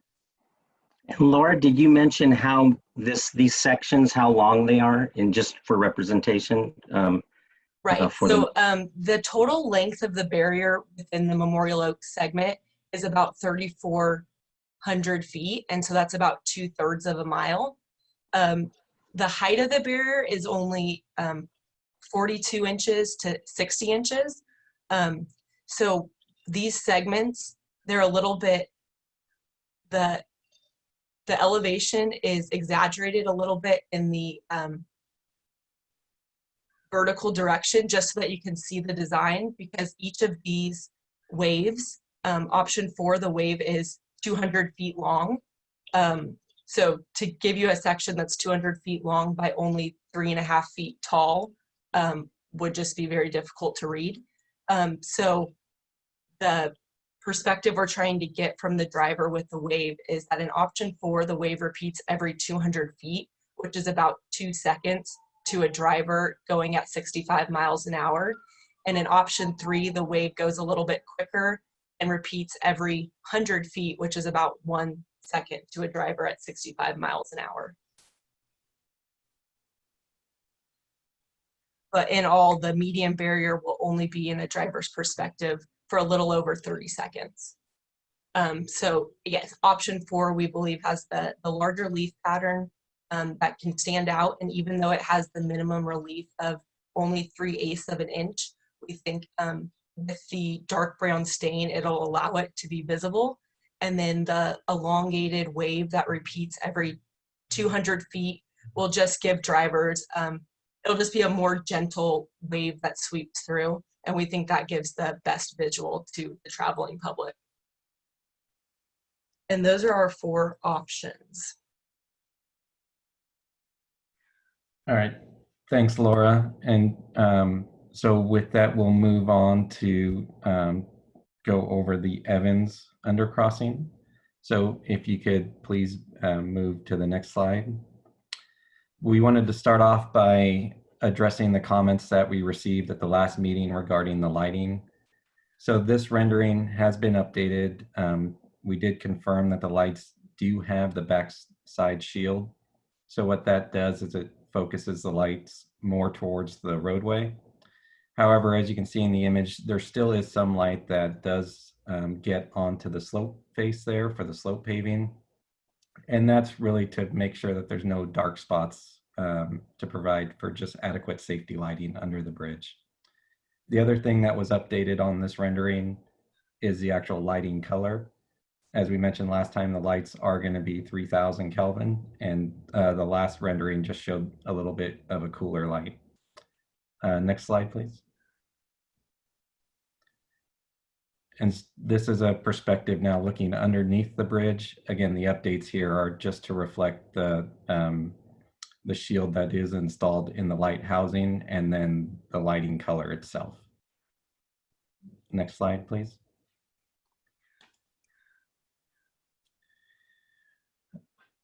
As the board may recall from the last meeting, there was a lot of discussion regarding the retaining wall treatment and the texture. This is an elevation view of that retaining wall that is located at the back of the sidewalk underneath the bridge. There is a plan view snippet that's down there in the bottom right corner just to give you an illustration of where the wall is located. As you read from the minutes from the last meeting, there was a request to work with the community to update the texture on the wall to incorporate more of a kelp texture. So that has been included. You could see the details for that on this wall. We have also coordinated with a manufacturer for the form liner that would be used to confirm that this detail would be accurately reflected in the form liner. A couple things to note as well is that the lighting pedestals were included based on the comments that we received at the last meeting, and it really does help to frame those sections. There are some other just intricate details just where we wanted to make sure the kelp pattern integrates around the in-wall mounted lights. So on the bottom left-hand corner, you can see that enlargement that just shows how that kelp pattern would wrap around the lighting that is installed in the walls. So a couple other things just to note on this is that there is a 6-inch band, smooth concrete band that's proposed at the sidewalk elevation at the bottom of the wall, and then a 12-inch band that's proposed at the top of the wall. And I'll get into a little more detail later, but that 12-inch band is really proposed to tie everything together with the remaining improvements around the interchange. Next slide, please. So this perspective has been updated. This shows the wave pattern in the sidewalk that was discussed at the last meeting. We went with wider bands. So these bands are roughly about 2 feet wide. And then as noted in the meeting minutes from the last meeting, we have upgraded the texture to go with more of an exposed aggregate texture for those bands as opposed to the sandblast texture that was previously shown. I will note, however, that there's just certain limitations in the modeling software for how refined you can make that, that exposed aggregate texture. So this is a representation of what it would look like, and we will actually have material samples required by the contractor to actually select the final material. In addition, this view was updated just to include the kelp pattern on the retaining walls, and then also the pilasters around the lights on the wall. Next slide, please.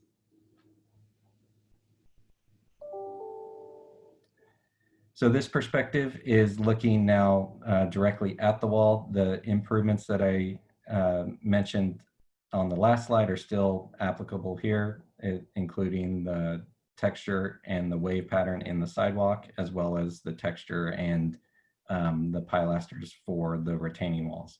So this is just showing an elevation view of those features. Next slide, please.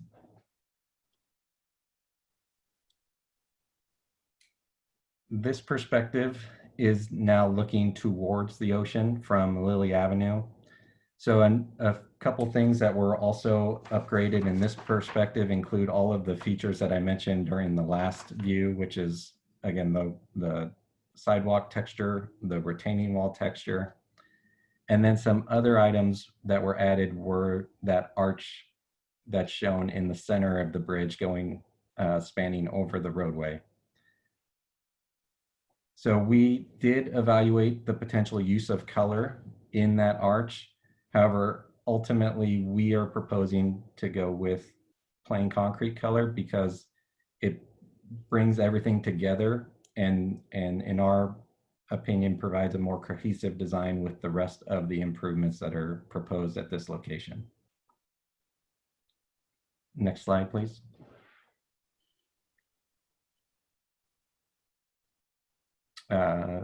Yes. So now we are looking back towards Lily Avenue from the ocean. Again, the refinements I mentioned on the last slide are still applicable here, which are the wave pattern and then also the arch that was included with the center support, the center span of the structure there. As mentioned in the notes, we were asked to evaluate vertical planking on the retaining walls that are shown, the taller walls that are shown along Wallace Avenue, and those are shown on the left and the right sides of these images. We wanted to also consider, as I mentioned, that 12-inch band along the top of the retaining wall that's going underneath the structure, the one that's directly behind the sidewalk. So as you can see, there's a proposed band that goes around that vertical planking. So that 12-inch band along the top of the retaining wall helps tie the various designs together.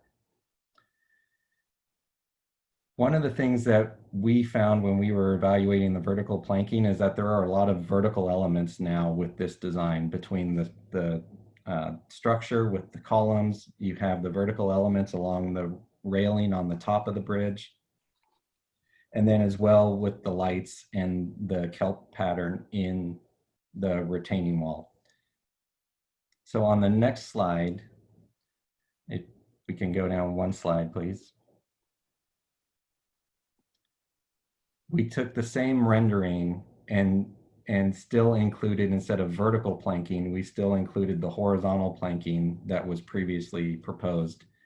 And in our opinion, we feel that the horizontal planking better helps tie the proposed improvements together, because it does give another type of a texture, and there's so many vertical elements.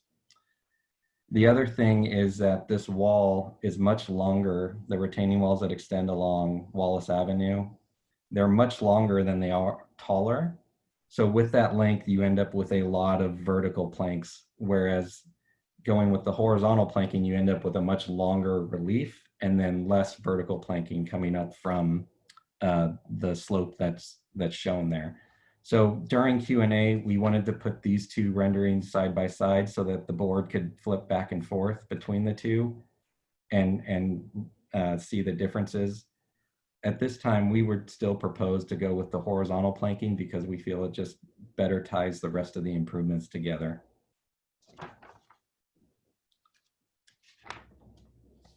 And that is, the next slide is just the end of our presentation. So with that, we're available for any questions. Okay, that's everything then. Thank you. Mr. Chair, I did have some comments before, if you would indulge me. Sure. Yeah, so our deadline for submitting this material was June 5th.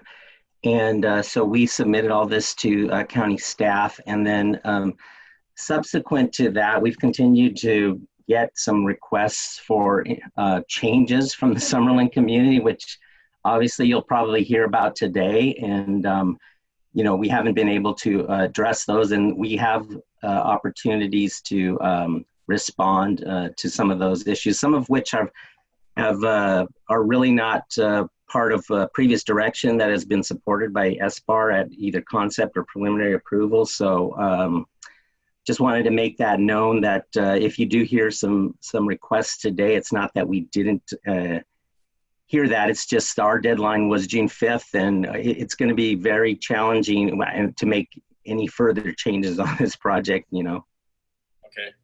And you say deadline was the 5th, the deadline for? Submitting this presentation for final approval. Oh, I see. For our board. Gotcha. Okay. Yes. All right. Very good. Thank you, Fred. So let's, if you guys are all set with your presentation, we'll bring it back to the board for questions, starting with Member Vertiak. John, do you have questions for the applicants? Hey, Chris, sorry to interrupt. I just want to make sure that we know Reeve has a PowerPoint presentation in the file and wanted to make comments. So whenever we're ready for him, I'm going to give him a call and he'll do it via speakerphone. Okay, I would say go ahead and, call him and get him ready. Okay. Give me just a second. Okay, so we'll just keep going with questions then, and we'll have Reeve on standby. So John, questions? Well, in the presentation, you showed some like gateway lighting, outside of, on the street, sort of heralding the entrance. The lighting wasn't under the bridge, but out before to, an acorn light on each side. Has that been removed, that idea? So that was the community request, I think, that you might be referring to. Yeah, so if you go to the image that is from Lily Avenue looking back towards the beach, I think that's where the reference point the board member is referring to. So if you can scroll back a couple slides.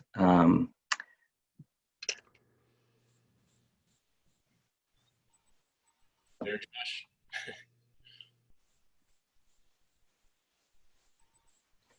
At any rate, there was a request from the community, as Kirsten had mentioned, for an additional light pole there.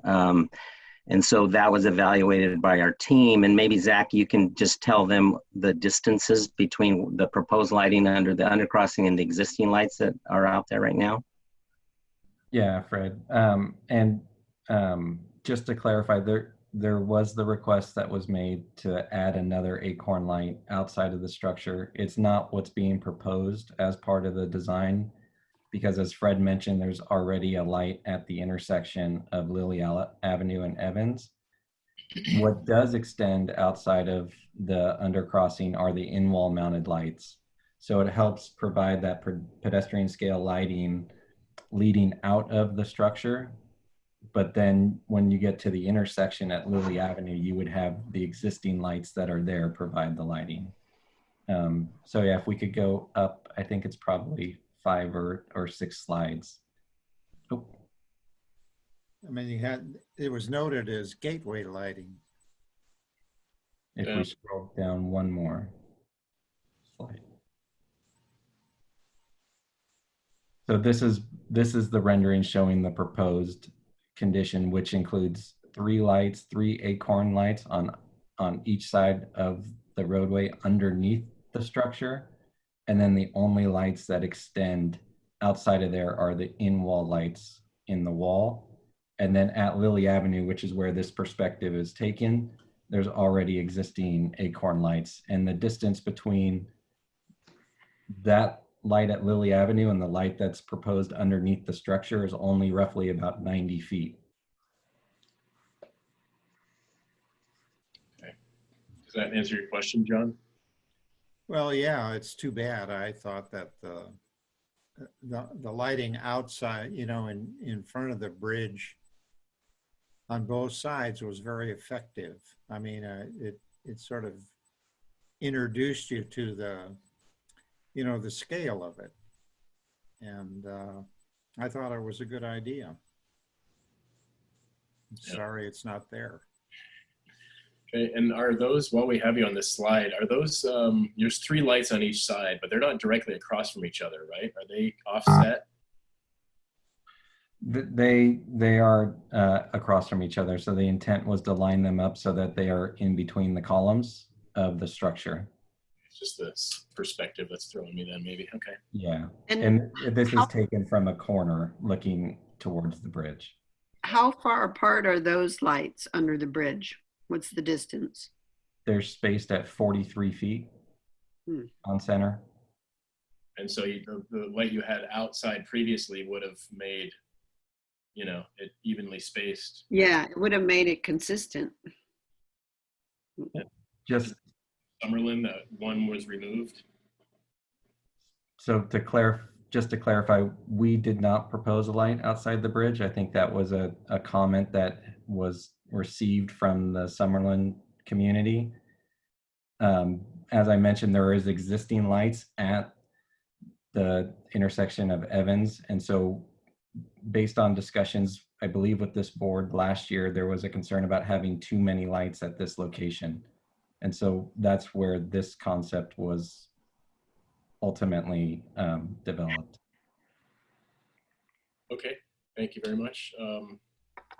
And Chris, I'm ready for you with Reed whenever you're ready. Okay, we just kind of started questions, so it'll be a little bit. But John, does that satisfy your question, or do you have any other questions? Well, I'm disappointed. Okay, we'll save that for comments. But yeah, so I think you're hearing the, you know, how John feels about that. So then, Member Peugeot, questions? Yeah, I have a question about from Laura, if you can answer about the oak relief and how exactly works out. And it's on the previous pages, the 4 options in slides 3 to 4, 5, and 6, right? You have to go up. Who's controlling the screen? Yeah, there we go. Okay, so where is the line? You mentioned that above there is a 24-inch line, whereas you can have a much deeper relief above, right? Like 2.5 inches. And where does it happen in these designs? So in option 3 and 4, because we are extending the design to the entire width of the barrier, the maximum relief for the entire imprint for option 3 and 4 would be the 3/8 inch relief. So it would be consistent regardless of if a leaf falls above the 2-foot mark or below the 2-foot mark. It would be the 3/8 inch relief with the darker brown stain to help it stand out. And the big symbols, the blue star and the oak branch, will they have no relief, or will it be an exception because it only happens once? They will also have the maximum relief of 3/8 of an inch. I see. So they're pretty flat. So right. the only ones you get real relief would be in 1 and 2. Is that correct? Like correct. You get like and then, 2.5 inches. Correct. And then in option 1 and 2, the star and the oak branch symbol will still have to follow that maximum 3/8 inch relief, but at least the band of leaves can have that maximum 2.5 inch. Yeah, I see. Okay, very good. All right, thank you. You're welcome. Okay, Member Froscher, questions? On the oak memorial, I see for the coloring that it was a semi-gloss stain on the blue line. Was that true if it was brown or blue, that you wanted it to have some gloss on the vine itself? I think if we use the brown, we would stick with the matte stain just to keep it consistent. Okay. But if we're trying to go for that punch of a blue line, I think we should keep the semi-gloss so that it really stands out. Okay. I think that's it for my questions. Thanks. Okay, thank you. Vice Chair Bloomer, questions? Questions?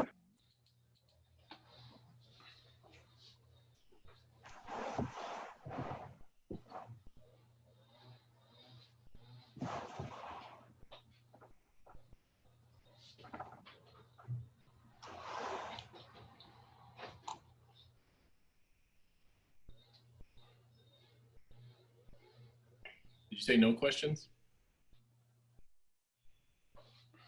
Correct, that's no questions. Sorry, I thought, okay, that's my bad. So I have just 2 quick questions. So the stain, obviously won't last forever. Do you all have a sort of a maintenance plan, like a touch up every, 5 or 7 years, or just see how it goes? What was the story with the coloring on that for longevity? I can take a crack at that one. This is Joe Arnold, Project Management. We do not currently have the maintenance plan in place for this. However, the framework has been established. And then with regards to the staining of these elements, that will be part of the freeway maintenance agreement. If the board has a timeline for that or a recommendation, that can certainly be passed along. Okay, thank you. And then we had recommended the aggregate. I guess if you actually, Josh, if you could slide down to the next slide or go to the one with showing the aggregate wave pattern in the sidewalk. I'm just wondering, obviously aggregate versus sandblasted would be quite a bit more expensive. Is there concern about the expense on the aggregate? Not related to this application. It is more expensive, as you mentioned. However, it can be set up to be, you can have multiple pours with each the plain concrete and the exposed aggregate. So while it adds some cost, it's not a large impact on the overall project. Okay. And then, as you said, the rendering doesn't necessarily show the correct color, so it's very contrasting right now. Would you envision that once it does, once it is installed, that the contrast would be lessened? I guess it'd be based on whichever type of rock you choose, but. That's right. Yeah, I would anticipate that it would not be as much of a contrast as shown here. You would see a lot more of the gray rock in there. For this type of a rendering, it's hard to pull all that together for this rendering. Okay, well, it looks nice. Alrighty, so I think that's all. Any other questions from the board before we move on to public comment? Yeah, I have a question. The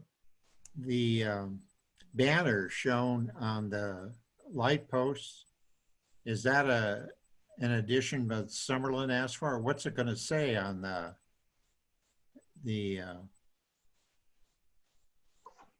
sign? Yes, the banner treatments on the light posts were asked for by the community, and so what we're depicting there is just representation of how they would be used. That, as Mr. Arnold indicated, there'll be some maintenance agreement in place for who's going to be providing those banners and what they'll say. That hasn't yet been determined. Okay, fine. Okay, very good. Thanks, John. So let's move on to public comment.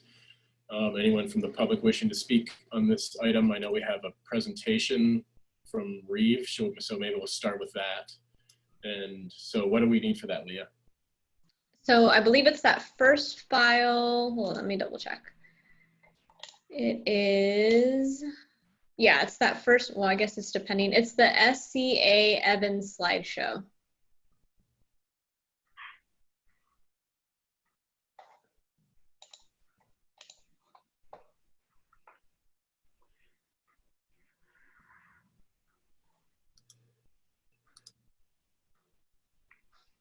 It's just the next tab over.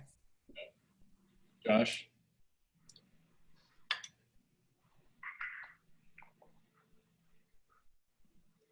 There we go. Steve, are you with us? Yes, I am. Thank you. Okay. Chair Gilliland and members for inviting me into your homes and offices. I'm here to speak on behalf of the Summerlin Citizens Association and my friends and neighbors. I've been fortunate that Summerlin has been my community since 1973. I would like to mention a comment in reference to a couple of things we said earlier, and then get back to the flow of what I wanted to say to you. It was said that Caltrans has been working very closely with the community, particularly last month. Indeed, they have, but I wouldn't say particularly the last month in the collaborative process. The process has been, I want to say it's been good, but we shouldn't base our decisions upon the feeling that it has been as collaborative as possible. We have benefited from detailed discussions with Caltrans, but we had hoped for more since the last SBR meeting. First item I wanted to bring to your attention here, just thank you, Member Bloomer, for contributing your plinth idea. We love it. Member Verstiak, thank you for suggesting adding color to the facades. We love it. And Member Froscher, thank you for so compassionately responding to and acknowledging Summerlin's earnestness and vision. And thank you, Joe, for a good job at the last minutes, and thank you, Leah. During nearly 2 decades of negotiating with Caltrans and other agencies, Summerlin has let go of a great deal of its dream for mitigating 101's profound impact on the community. For example, most recently, you did not accept our wish for a little distinguishing community-orienting detail on the median barrier or a petite-sized plaza in the heart of our town, where just yards away, now beneath 101, there was once our charming town center with a community band stand, a shoe shop, candy store, saloons, and other very Summerlin establishment. Years have been spent building relationships internally and externally to fulfill our dream for Highway 101 mitigation. there's been tremendous learning all around and a whole lot of work, dedication, and compromise on both sides. And soon, I hope widespread satisfaction with the new appearance of our retired Grave Evans undercrossing. I suspect the client of most SBR board members is usually a couple, a woman and a man. Our client has been that times 100, perhaps in theory, 1,500 men and women. If after I finish, negative opinions are expressed about my team's local outreach or the validity of our designs in that regard, or why this took so long, please give me an opportunity to respond. Let's focus on completing the details, get them right, and wrap up this celebratory addition to Summerlin. Let design speak for itself. Caltrans and you go your ways, and me head off to round up sheep in Montana. A brief note. For us, the task of redrawing Caltrans is changing 3D visualization to express and share our preferences has been challenging. In some of our illustrations, there are dated details that are not the subject of a specific concern. So let's walk through the show. In spite of the look of the first 3 pages, our presentation is not long and very complicated. It is carefully detailed and will be concise. We hope you will use our list, that's slides 2 and 3, not the first slide here, to step-by-step advise and sign off on each of our remaining concerns. So slide 1 just lists those 9 areas where there are details that we hope to have you spend some time on. Next slide, please, Josh. That would be slide 2. And here you see the areas: 1, sidewalk retaining walls, facades, and so on. Oh, shoot, that was my bad. I heard a voice. I'll continue. Thank you. Let's move on to the next slide. And please, Josh, go to slide 5. I did get a little thing slightly out of order. If you go to slide 5, please, that's the sidewalk concerns number 1.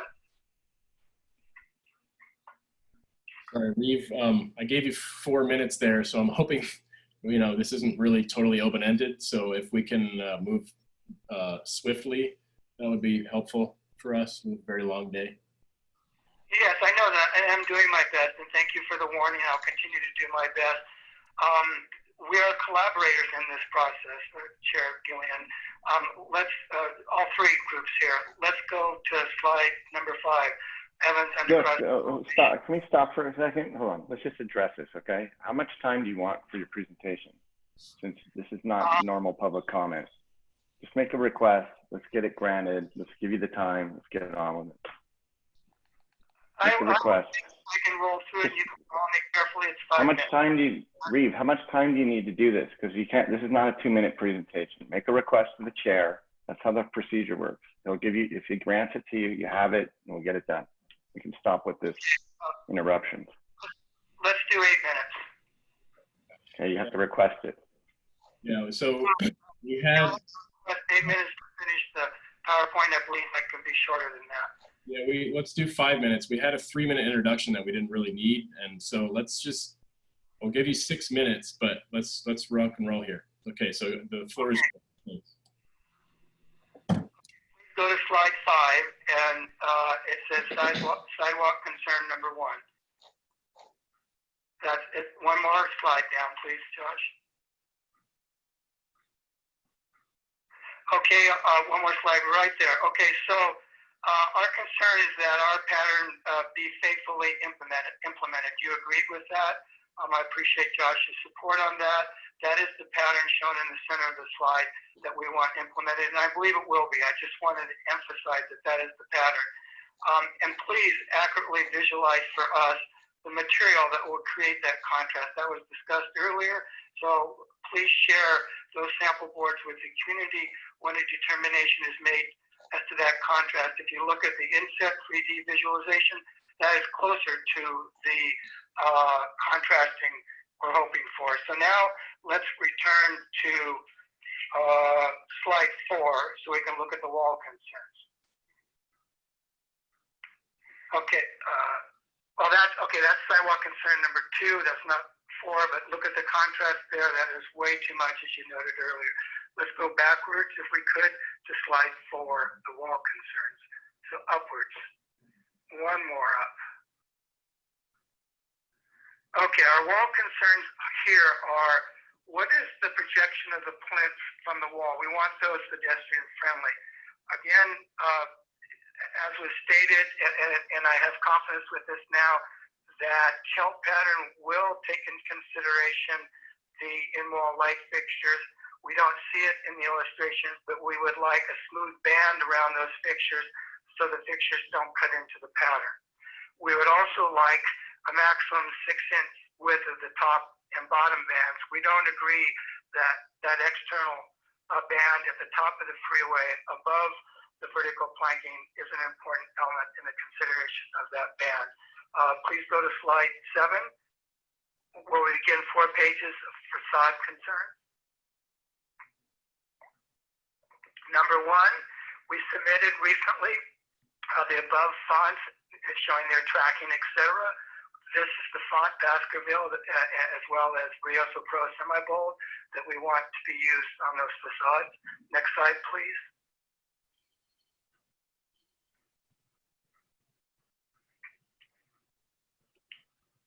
We are concerned about the placing of some on the west end of the south facade. If existing proposed landscaping will hide it, but we prefer it there. So you can see that big eucalyptus. Please address that for us.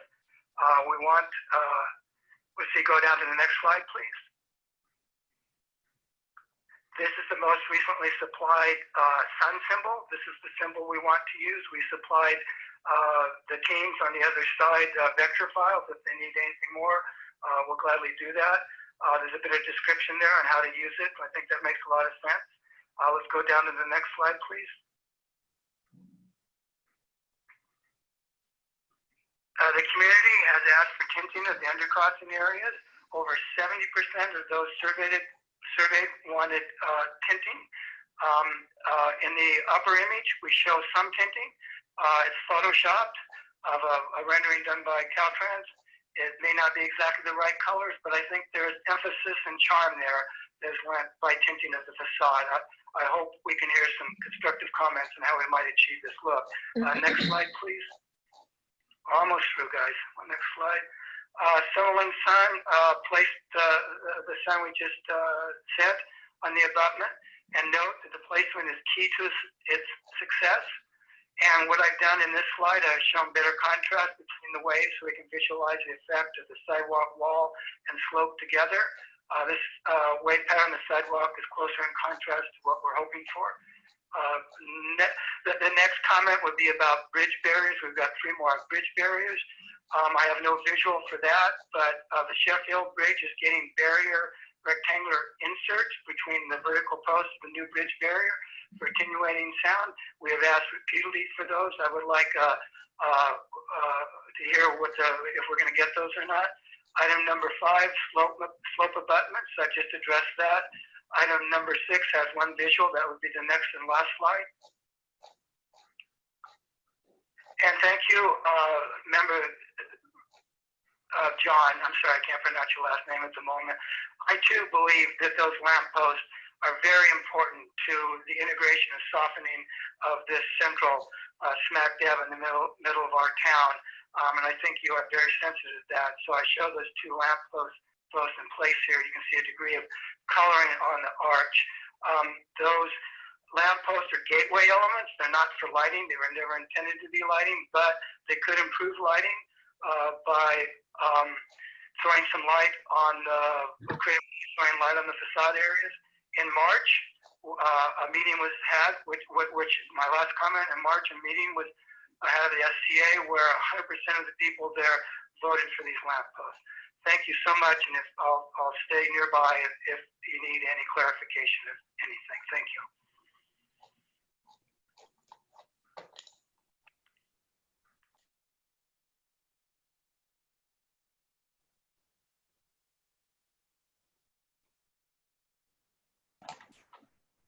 Chris, are you available?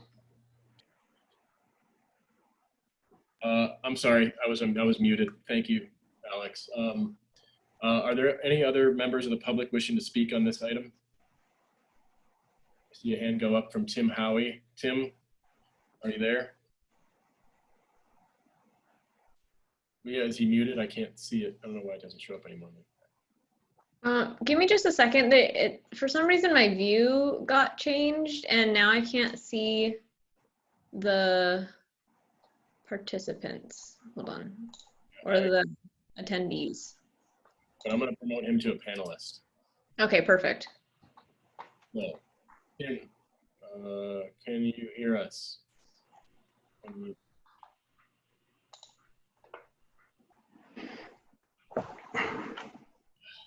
Can you hear me now? Yeah, is that you, Tim? Yes, that's right. Yeah. Okay, great. Are you all set? You have 2 minutes. Thanks. So I'm Tim. I live in cottages in front of this freeway. We've been this freeway years now, and subject to the board's discussion of the presentation you've just received and the treatment agenda item, we are now moments away from the final approval of this project, I hope, in terms of these phases. So from a Summerland Cottages perspective, I just want to take this opportunity to thank both the SBAR and Caltrans for all of the changes that have been implemented so far. Obviously, I planned these comments before Stephen Reeves' presentation, but a lot of changes have already been made. And in my opinion, they represent a substantial improvement in the appearance of the 101 through Summerland that the people of Summerland are going to appreciate for decades. So for what you've already agreed to change, thank you, both SBAR and Caltrans. And for supporting that process, I'd like to thank SBCAG and AIRS Associates, because I think that Caltrans has been very responsive to a lot of the suggestions made. And obviously I'm basing my comments before having had an opportunity for the board to reflect on the presentation just received. Thank you. Great, thank you, Tim. Any other members of the public that would like to speak on this item? And I do believe, Josh, did we have other letters that were received? There was a letter from James McClintock dealing with the lighting. I read this last night that he didn't feel that the shielding for the used, so that the what is it? So that everything's illuminated, basically, is what he wanted. So I wanted to actually get some feedback from Caltrans on that, or Fred, possibly. I still think that it's a good idea, and there will be reflective light, throughout there. But my feeling is that we still should have the shielding on there. Just anyone want to address that from Caltrans or Fred Luna, possibly? Yeah. I'll just introduce it. We did discuss that. We saw Mr. McClintock's letter, and I think we have a response for that. I think the concern in the letter was that we were eliminating all the lighting up on the slope paving. And we know that that's been a community concern, and but as you saw in the renderings, and I'll hand it over to Zach, and maybe we can just put that rendering back up that shows the lighting. That's not the case with that backside shrouding. It's just redirecting most of the light to the pedestrian areas. And just to address that, I mean, even if there was a shield put on that backside, there's still that light is going to be projected and bouncing around in there and get onto those, sloped embankments, right? Yes. Yeah. So, okay. Well, that's good. And then I think that's all our letters. So let's bring it back to the board then. Unless you think it's necessary, Fred, for your, who was it that was going to say something? I think as long as you're satisfied with the response, I think we can move on. Okay, thank you. So back to the board for comments. John Verdiak, comments? Yeah. I think that on the Memorial Highway portion, the number 4 is okay, and I think you should use the blue line. It's sort of, the wave idea is kind of a Summerland idea. So I think that would go well. You know, the Summerlin sign that's in the concrete on the bridge is too big. I think it's crowding the format, the allowable space. I think the letters just should be a little smaller, and I think that'd be easier to read. And the horizontal board form is fine.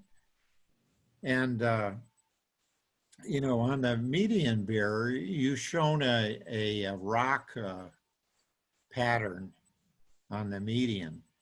Is that, and it has no cap. You know, I thought it was more of an in and out, you know, the in and out block pattern. Oh, Josh, can you go to the file so we can look at what John's talking about? He's correct. John is correct. It is an in and out block pattern. I think they were just trying to show you some interior details for the relief. Oh, so this is just an illustration here. Correct. This is one of the Caltrans examples of what the max relief is. Yeah, slide So down. this is not our design, but this is just an illustration to help show where you can have the relief on a barrier.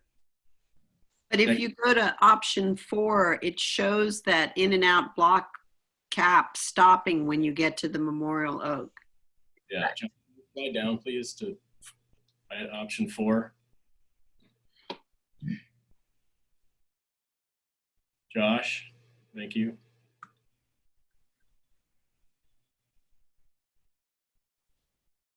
So I think this is what you're talking about, John. Yeah. Yeah, so that's still there. Yeah, well, that's existing already in many patterns, and that just seemed like we shouldn't switch to the rock pattern, that it would be more consistent to keep the in and out block pattern, which is actually I like better.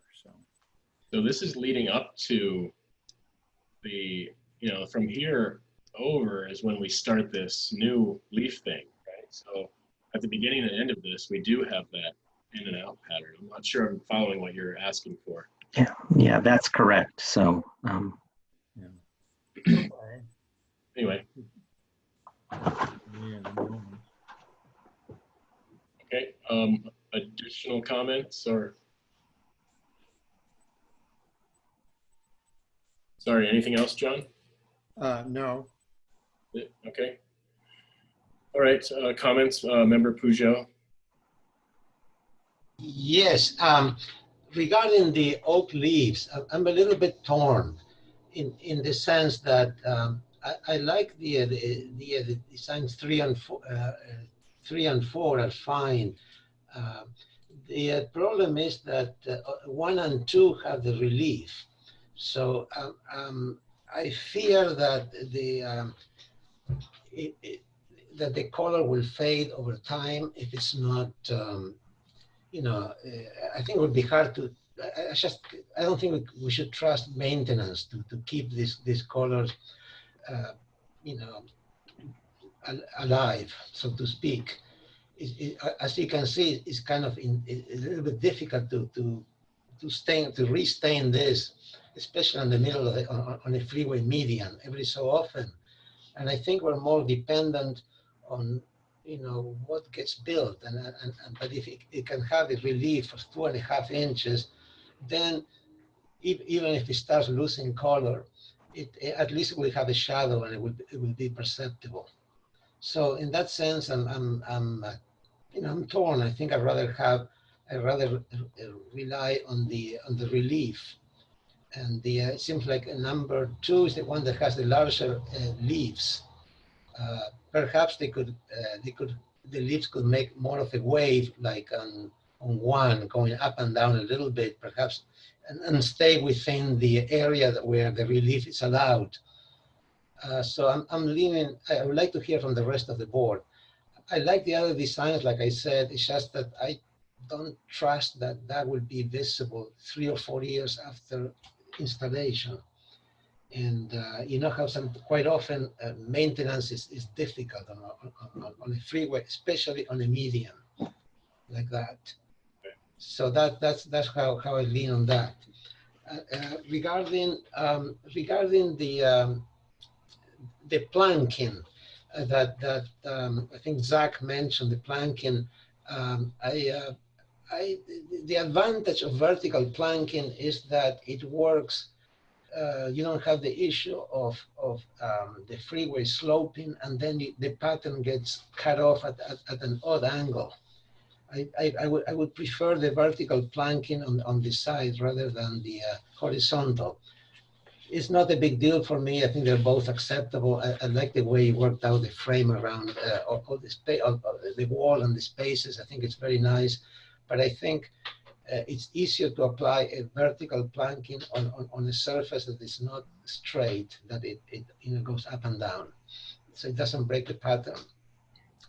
Regarding the Summerland proposals, I do like the design pattern as it is used in the inside of the underpass. It's really very appealing, that graph. You have to go to the slideshow, and it appears on what is it, number 11, where you see the woman jogging, and then you have that sun drawn in there. It's quite interesting, really. There you go. No, not that one. No, that's the Caltrans. If you go to with the Reeves presentation. The Reeves presentation. Yeah, you see the. It's a nice, interesting sun. I'm not sure how much of a problem is this for Caltrans to accommodate. If it's too big of a deal, I understand the timing and all that. But I was just taking, I think this is very lovely, in my opinion. So those are the three comments I have. I like the Caltrans work very much, and I like the way they have responded to most of the community comments. Thanks. Great, thank you, Alex. Member Froscher, comments? Yeah, I too feel like the whole project's really come a long way and is looking really good. In terms of the Oak Memorial, I know what you're saying, Alex, about the worrying about the stain and how do you maintain that. But the bigger pattern, like in option 4, is graphically a lot better than that tight ribbon of braided oak leaves, I think. How do you feel about option 1, Val? It's kind of similar to 4, but it's tight up against the top. Yeah, are the oak leaves the same size in option 1 as they are in option 4? I'm not sure. We'd have to ask. Option 1, the oak leaves are a lot smaller because they have to fit within that 1 foot band. They just have a greater relief. Right. So what size are they, would you say? Like they vary between 4 and 12 inches. Between 4 and 12? Correct. Oh, and what size are they in option 4? They vary between 6 and 20. Oh. Well, yeah, maybe option 1 then is a contender, because I agree with the problem of maintenance. So can I point out too that we've stained the timber beam barriers at Sheffield, and those haven't faded too much, and they're over 10 years old. Oh, really? Okay. So that's one less concern, that the stain should hold up pretty well. Yeah, because it's true. If the stain will hold up, I would prefer option 4. In terms of the lighting, I really feel pretty clear that it would be better to have the entrance lights. It seems like it maintains the same distancing between the lights that are already at the intersection and the spacing of the acorn lights that are under the overpass, if you add those entrance lights. So I would push for that. I also think that some color in the arch would be aesthetically good, and would like to see that. And I'm curious what other members of the board feel about the 12-inch top rail on the retaining wall. It does seem massive, 12 inches, for something that everybody's walking right next to or jogging, and that maybe that could be less. Reeve was saying 6 inches, but maybe 8 inches, or I don't know, but it does feel heavy to me.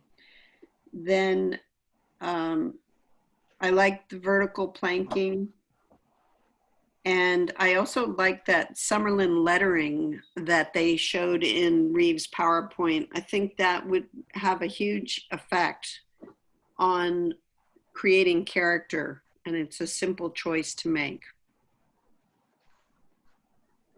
And I agree with Alex about the sun motif. That's really a beautiful icon. I think that's it. Okay, thank you, Val. Vice Chair Bloomer, comments? All right, well, I'll comment on since we're commenting on the sun, this image right here. I prefer the Caltrans version of this. I think it's much better, much more, much better looking graphic than this. I feel like that's kind of a silly, childish looking image. I don't like it at all. I don't think it looks great at all. So that's my vote on that. The other comments, I appreciate all the effort that's been made. It seems like there's a pretty good dialogue between the community and Caltrans. I'm not sure if Reeve was able to really help balance the conversation between him and his community and the folks presenting, but I think we did our best to make that work, and I think the message got through. And I see some of the things that have been improved. So I think the columns and the light posts were a good addition, and that was discussed in the last meeting.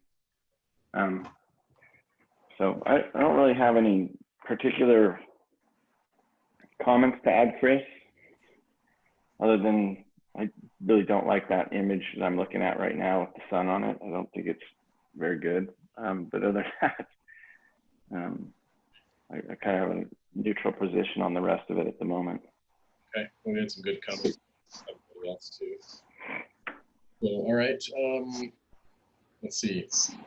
We might do a couple straw votes here, but my feeling on the leaves option, I mean, the staining of the overpass, I just can't imagine somebody staining 2/3 of a mile. So I'm tending to lean towards the option 1, even though I like number 4 better with the blue for either option. I agree. I think vertical planking is better. I kind of like the Summerlin proposed sun, just kind of more, I guess, Chumash like, maybe a more local feeling. And I agree that the 12-inch cap is too much. I think it should be 8 or 9 inches. I like the aggregate if it's not too fast. And as far as the lights go, I agree with Val. I think adding another light outside the, I guess, the overhang of the bridge, it would be appropriate to have a consistent placement, 33 feet or 45 feet. I think that makes sense. I think, Josh, if you can maybe, wherever in this Summerlin presentation, there was where he showed the lights. I think it might be down, if I'm not mistaken.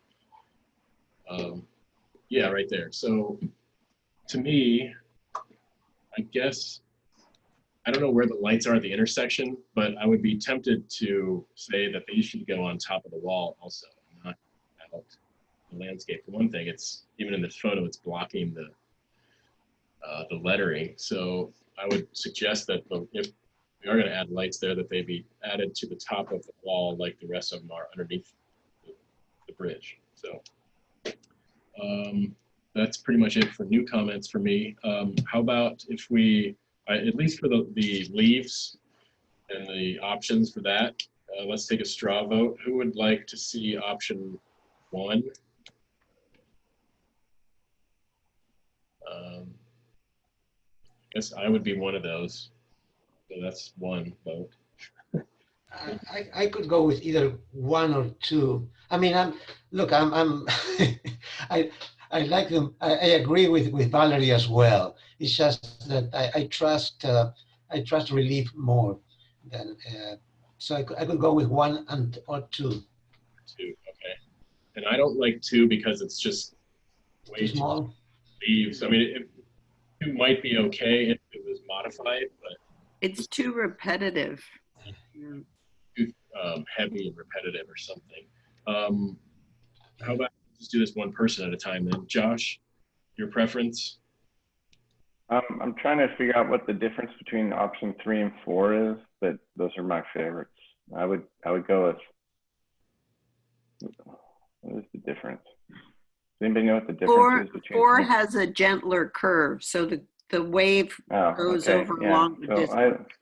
I'm in favor of option 3. That's more, the frequency of the curve is less. Yeah, I get it. I'm in favor of option 3. Okay. This might get confusing. So, Mr. Verdiak, what do you think? Well, I like option 3. It's fine. 3 or 4 is okay with me. The blue stripe. And we all understand what we're talking about with the relief, right? Option 3 and 4 are only embedded, what, 3/8 of an inch? Whereas option 1 and 2 are 2.5 inches. Is that right? Yes. Yeah, that's correct. Right. There's a major difference there. And does that change anyone's opinion? No. Nope, just makes it more reinforced. Okay, so Val, you were, I think I like version 4. I think I agree with what Laura said, that going at 65, 70 miles an hour, the more stretched out curve will actually read well. So that'd be 4, wouldn't it? That's 4, yeah. And my first inclination was option 4 until we heard about the embossing or the relief. But I do think that there's still some 3/8 of an inch isn't nothing. So I would be tempted to say 4, and I think that's what Caltrans also picked. So if very strongly objects, I know Alex, you're. No, that's fine. If you think it will stay or will be repainted within my lifetime, then that's fine.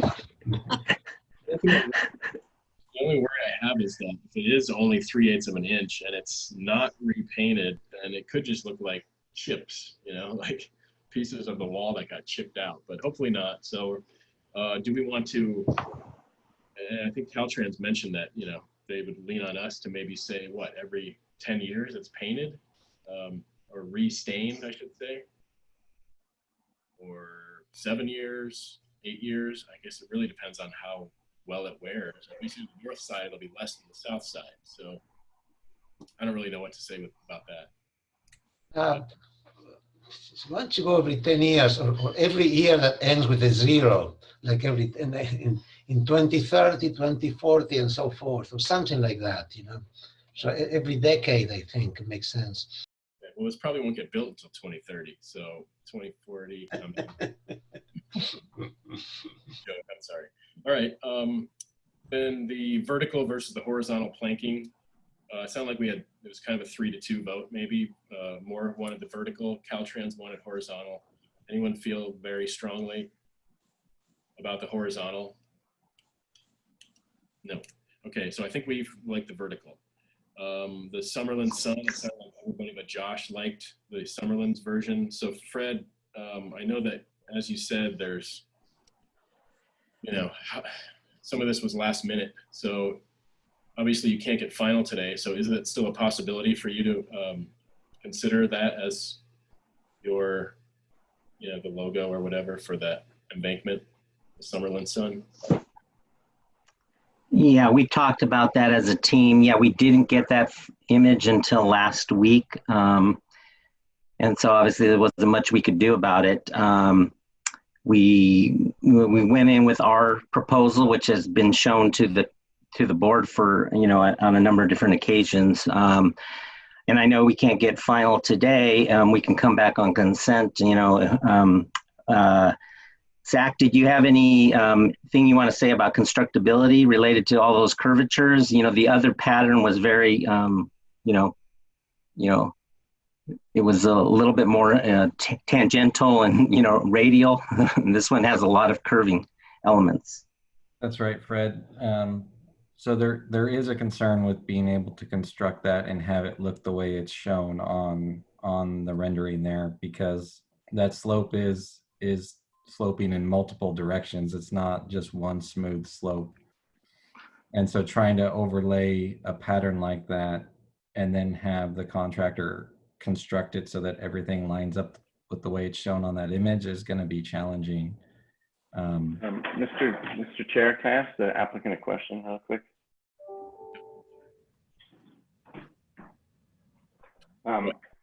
Why are you presenting something that you can't achieve? Well, he wasn't. It was Summerlin that was proposing that. So we're not talking about your option 4. No, we're talking about the sun symbol now on the slope pavement. My bad. I thought we were still talking about this. My bad. Yeah. I was like, threw me off there. I think if we could also clarify to Josh's point, I think there's a little bit of confusion because the sun pattern that the project team is presenting that Vice Chair Josh likes was actually given to us by the Summerlin community. So they are both Summerlin sun options. Okay, well, yeah, that's a good point, Kirsten. That was a first iteration of their community input. So. Okay, so then I think the board would leave that up to you guys. If it's really difficult, if Summerlin wants the new one, but it's not really feasible in terms of buildability, that's a word, then I think we would support the proposal that you have with the more. Yes, I agree. Lines, yeah. Especially considering both came from Summerlin. So I think we're fine with that. All right, and then the cap here, while we have this picture up, it sounded like most of us favored a thinner cap, like 8 or 9 inch. If anyone objects strongly, please voice your opinion. I agree. I think let's say 9 inches. I think it's 75% of that. That makes sense to me. Okay, very good. So, is there anything else we missed? Any other comments from the board? Any rebuttals from Caltrans? Mr. Chair, could I just clarify one item related to the light, the additional light that has been discussed outside of the structure? Would it be possible to scroll down to the next image where it shows that light outside of the structure? So I just wanted to clarify that this rendering, that the lights would not be equally spaced with the lights that are at the intersection. So the way it's reflected here, there's only, I would estimate, roughly 25 feet between this light and the light that's proposed underneath the bridge. Is there a desire or a need for those lights to be equally spaced? I would say so. I think they should be more like 45 apart. So this rendering is not what we're suggesting you do, but I think what we're suggesting is you do add a light between the one at the intersection and the first one underneath the bridge, but that it be split, in the middle of those two, and on top of the wall. Yeah, that's what I heard, and we wanted to clarify. So is that the consensus that it should be on top of the wall like the other ones? Yeah, does anyone on the board object to that? Yes, I do. You object to it being on top of the wall? No, I don't think it should be on top of the wall. I think it should be where it's shown, like this on the sidewalk. It sort of introduces the bridge as being a special place, which after all this work, it really is. And all the other walls, all the other lights are on the wall, so they are shorter, they have a different dimension. I think you need to look at image 16 from the Caltrans presentation. If you can, Geoff, if you can go to the other presentation to 16, I think you get a better idea. There you go. 16, a little bit up. I'm sorry, image 12. I'm sorry. 12. Number 12, yeah, 12, there it sorry. is. Sorry. Yeah, there you go. Yeah. That's more realistic there. Yeah, I don't like it on the sidewalk. How do you feel, Alex? On top of the wall, sidewalk? Well, I think it should be on the top of the wall. Otherwise, isn't it awkward to have, you know, like there would be two different kinds of lights. Well, it would be more like the light that is up at the intersection, which is in the sidewalk, even though it's not shown in this. See, because I'm concerned too, if they go into the wall, but they're equally spaced 45 feet away, the walls start to turn away from the sidewalk, so they wouldn't really match what's going on under the bridge. I don't know. It's hard to tell from this rendering actually where they would be. As far as providing a sense of entry, I mean, you have a lot providing a sense of entry here. We have the signage on the bridge itself. You see the lights underneath, all the planting, all the walls, all the patterning. It's all about the entry here. So I think adding one light into the sidewalk there actually detracts from that. Or we actually thought that when we looked at that, it also kind of inhibited some of the community identifier elements, because it could, from different perspectives, block that. And so we were trying to figure out how that really would work, and it just didn't seem to work in our viewpoint. I don't see it. I mean, it blocked. I agree with you, Chris. I just think that the lights may not be. I don't know. It's just it's too much stuff. I think it's good enough as I'm looking at it on this image 12 on the Caltrans presentation. It works. I'm not sure if we need another light there. Are we over designing it? Yeah, I think so. It's kind of like a house on the street with all the cars parked out in front of it. And there are the lights on the lower part of the wall that bring it out. So I think we eliminate the light, unless any. Okay. Enough said. Okay, thanks, John. All right, so what are we here? We're here for. Does anyone want to? I think that's pretty much everything we covered. We covered everything. Does anyone want to make a motion? Could I confirm one thing real quick? Hey, Joe, I meant to check in with you. You need clarification? Yeah, no worries. I kind of missed the last determination on the lights. So what does that mean? Does that mean the lights are no longer a comment, or are they going to be on the wall? So no, the board prefers no additional acorn light. Only the 6 underneath the bridge. It says approve as submitted. Okay. As submitted. Okay. All right. So then, is there even a comment about lighting at all? It's just approve project lighting as submitted. I think so. Yeah. Right.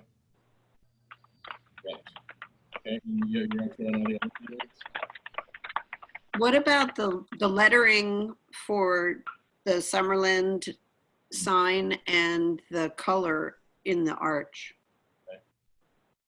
Chair, if maybe the project team could provide some additional details for those 2 areas before you move forward. Yeah, you could bring that back for final. I don't think that, we're not as concerned. I think somebody expressed that they liked the Summerland version, but maybe you can work that out with the community and bring back whichever one you prefer to the board on consent. Well, I think we have a little bit of similar with the sun image.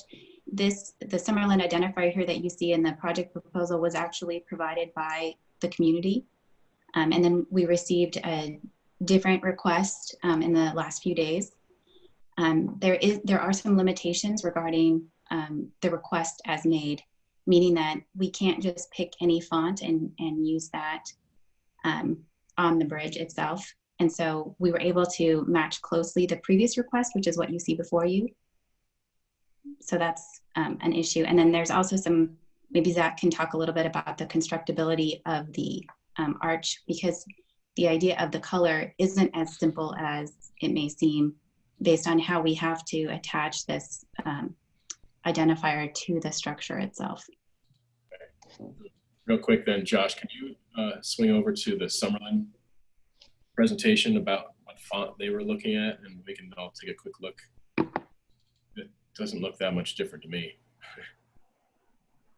Yeah, the main issue there is just that Caltrans cannot allow proprietary fonts to be used for the community identifier, that they have to have a signed, basically affidavit that states that the font is not protected by any copyrights.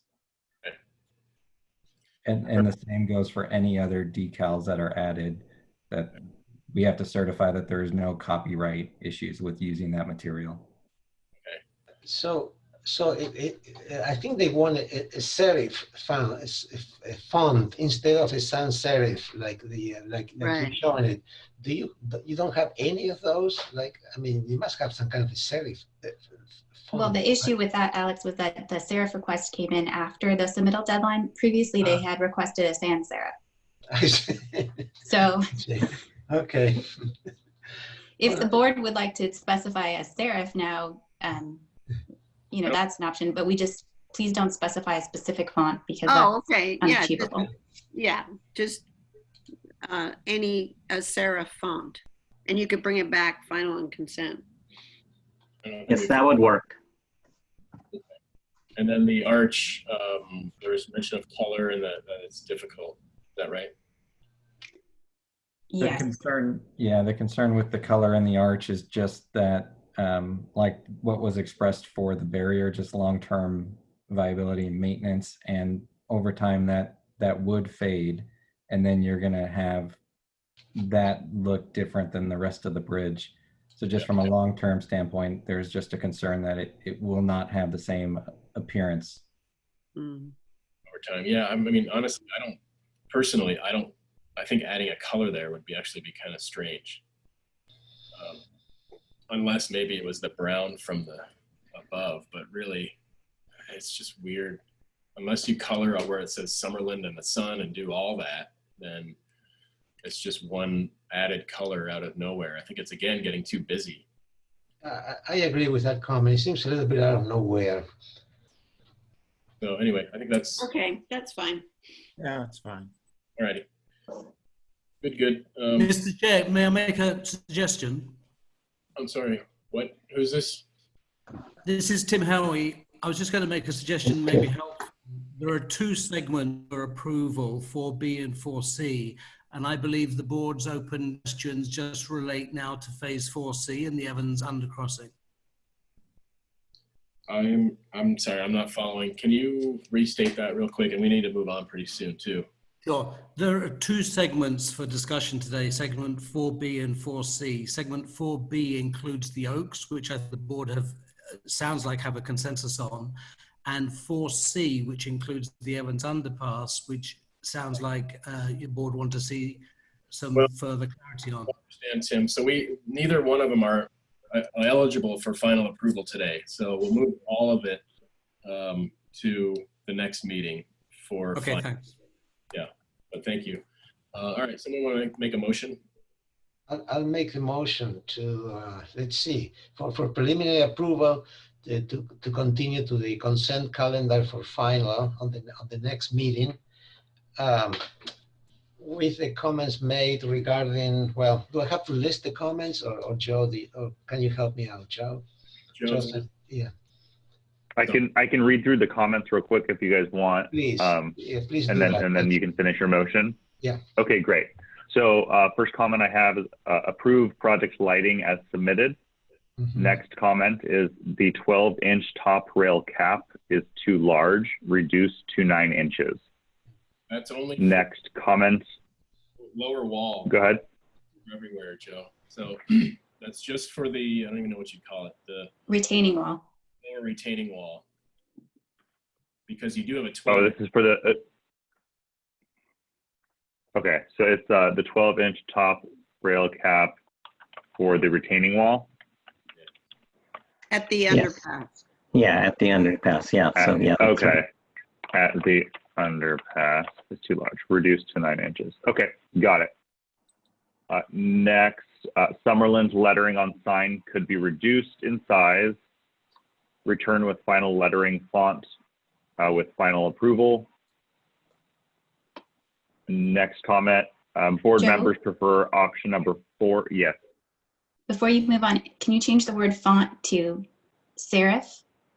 We can't pick the specific font, but we can have a serif font. Right. Sarah. Okay, sure. Okay.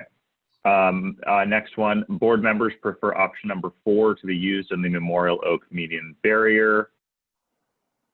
Next, board prefers vertical planking on sides rather than horizontal. I had one question for this one. When you say on sides, this is sides of what? It should say bridge abutments. Okay, of bridge abutment. Thank you. For that, Joe, option number 4, including the blue color detail. Blue ribbon. Ribbon, thank you. Including the blue ribbon detail. And what was there a comment about maintenance every 10 years? Yeah. Yes. Did you guys want me to include that as a comment? Yes. Yeah, I say minimum. Okay. 10 years. Okay. So barrier to be maintained and painted every 10 years at a minimum. And Joe, can you make sure that all of the comments we just did related to the undercrossing relate to the Evans undercrossing? Because we do have other under and over crossings within the project limit. Yeah, so all of these comments are regarding Evans, correct? Except for the Memorial Oaks. Except for the Memorial Oaks comments, yes. Okay, so I'm going to move the Memorial Oaks comment to the top. And then okay, so then the rest of these comments are all for the Evans underpass.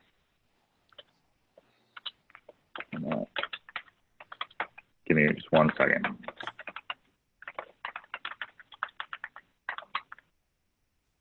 Okay.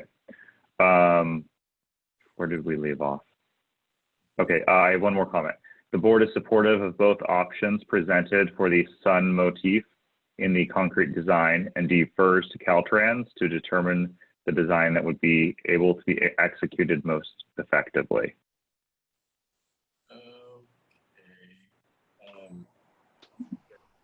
Wasn't there support for the reverting back to the original community provided design? As proposed in the current project. Yeah. Yeah, so we could just say, okay, and Actually, most people like the new one. supports design as proposed in current project. There was actually more support for the new Summerlin one until, you know, and Josh mentioned he didn't like it, but then also the buildability, and then we learned that Summerlin submitted both. So I guess we're kind of right down the middle, but we were kind of wanting to leave it.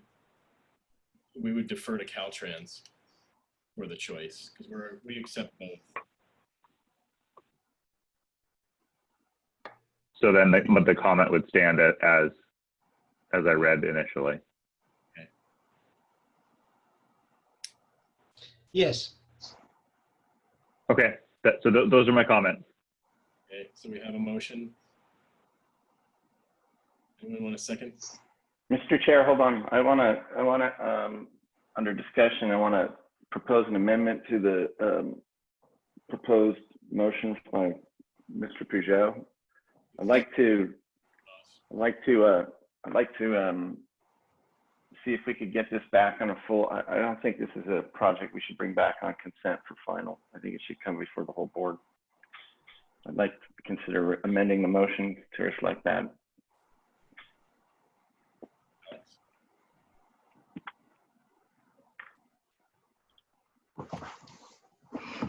You're muted, Alex. If you want to, you're the maker of the motion, so you find that acceptable. Alex, you're on mute. Sorry, I was mute. The only reason we're seeing this, the motion says preliminary, is because it was agendized that way by mistake. It was supposed to be a final. There's nothing that we need, nothing necessary to provide a final approval at this point. The only issue is a technical issue of the way it was placed on the agenda. That's why. Okay. You know that's yeah. why I'll rescind my comment. Thank you. Thanks for bringing that to my attention. I can align with that. I don't see a problem with that either. I mean, we're not leaving anything open ended. Josh, do you want to second that then while you're on the mic? Sure, I'll second. Thank you. Okay, all those in favor? Aye. All right. Very good. Thank you all. Caltrans, Summerlin, etc. Thank you. Thank you. All right, how does the board feel? I know Alex has to step down. Do you all want to at least take a break, or do you want to break for lunch? Or we have one more. Yes. Lunch. Lunch? Yeah, I suggest you take lunch. This may take a little bit longer than I recommend, why don't we reconvene at 2 p.m.? Yeah. Is that good for everybody? No, let's just make it half an hour, 2:05, because. All right. Half an hour to reconvene at 2:05. Thank you. Okay. To reconvene the SBAR meeting for June 19th with the sixth and final item on the agenda, the Galileo Pisa LLC apartments. This is for further conceptual review of a 27-unit apartment complex with associated site improvements, including 2 carport structures, trash enclosures, common open space areas, landscaping, paving, and hardscaping.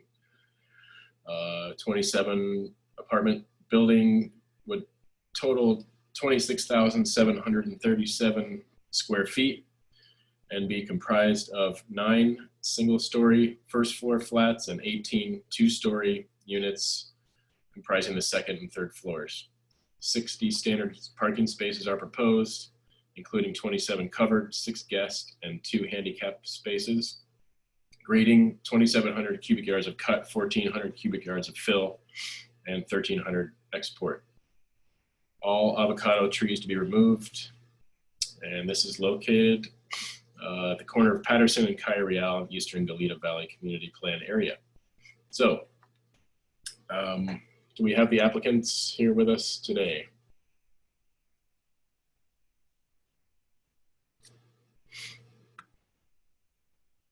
Is there anyone here representing this project?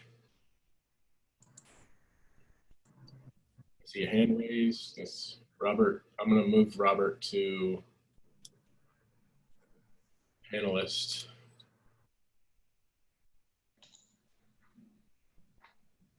All right.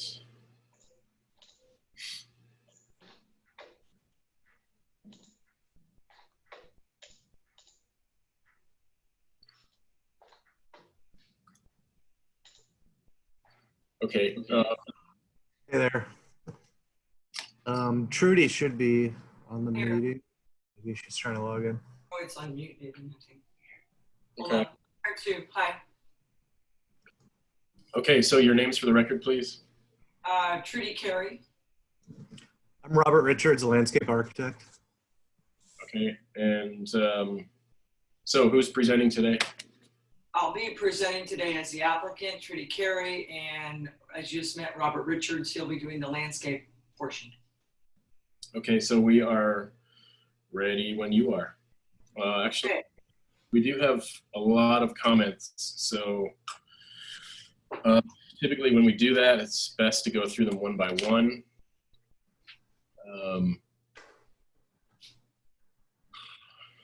So maybe we'll do that. So first comment, well-studied and coordinated application for a constrained lot. Nothing to do there. Second comment, study siting and size and bulk of structures and carport. Architecture of structure and carport is too long and unbroken without vertical or horizontal deviation that would create shadows and interest. Structure reads too much like an unbroken 3-story mass. Board suggests adding more relief in structure and carport to break up massing and linearity. One board member suggested the carport and driveway could be in the back of the property rather than along Calle Real. So can you tell us what you've done to mitigate those issues? Absolutely. Are we ready to begin? Yeah, I mean, well, we're starting with, I wanted to stick to this comment to start, and you can sort of direct Josh to whichever plan in your set that will, you know, you want to show us. Well, if it's okay with you, I addressed each one of the comments, but they're interdispersed in the drawings. So instead of going back and forth, you know, to the section, to the site plan and back, would you rather I just go through the drawings and show those points as we go? Sure, if it'll keep us from jumping around so much. Yeah, I think it'd be more efficient. Okay, so then we'll just have you present and then we'll read through the comments and make sure that we have them all addressed. Okay, and I will address them as I go through. So where do you want Josh to be? Josh, are you with us? I'm here. Josh, could you please open the architectural set folder and we want to go to the cover sheet. There you go.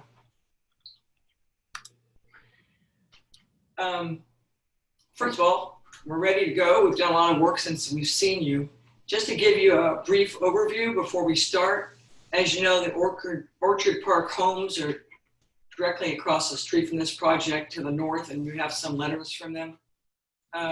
Originally, when the Orchard Park homes were built, the site was zoned C2, our site. And in fact, there was an Albertson shopping center proposed one time on our site where we are today.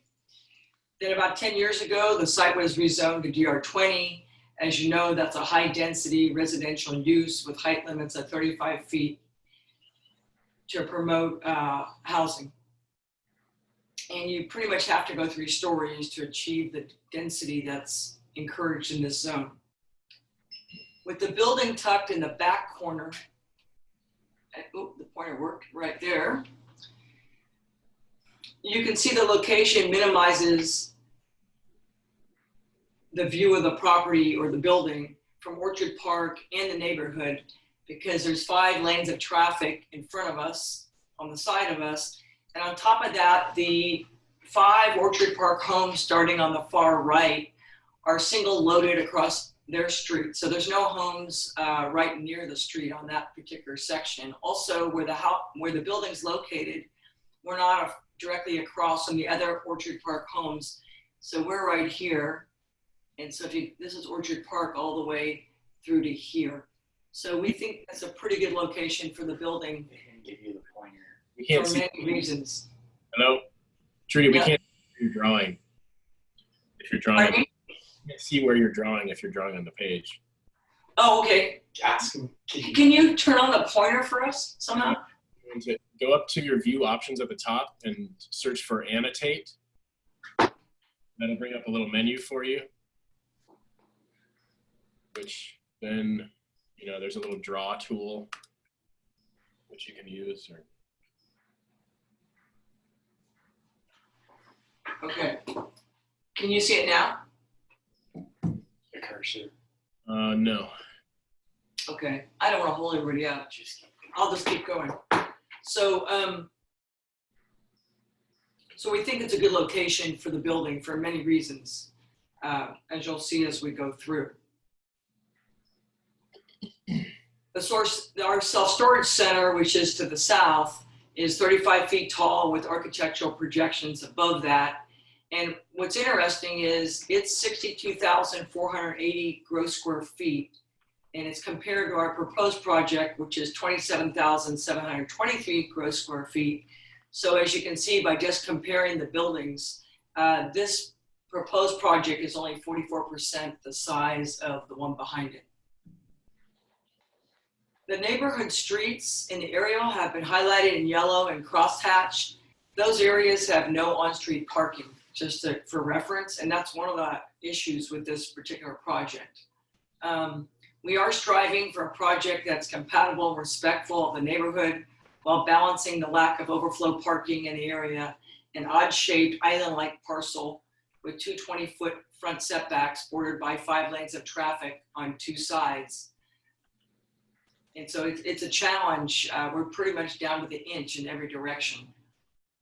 If you go to the top and you look at the key plan, I just wanted to point out to you the largest changes since we've been here after taking your suggestions about bulk and scale is the building in the center, which is in brown, has been slid back 6 feet. And that's brought a lot of relief to the building, as you'll see later. We also put a sloped roof on that section, so there's no parapet. It helps us break up the uniformity.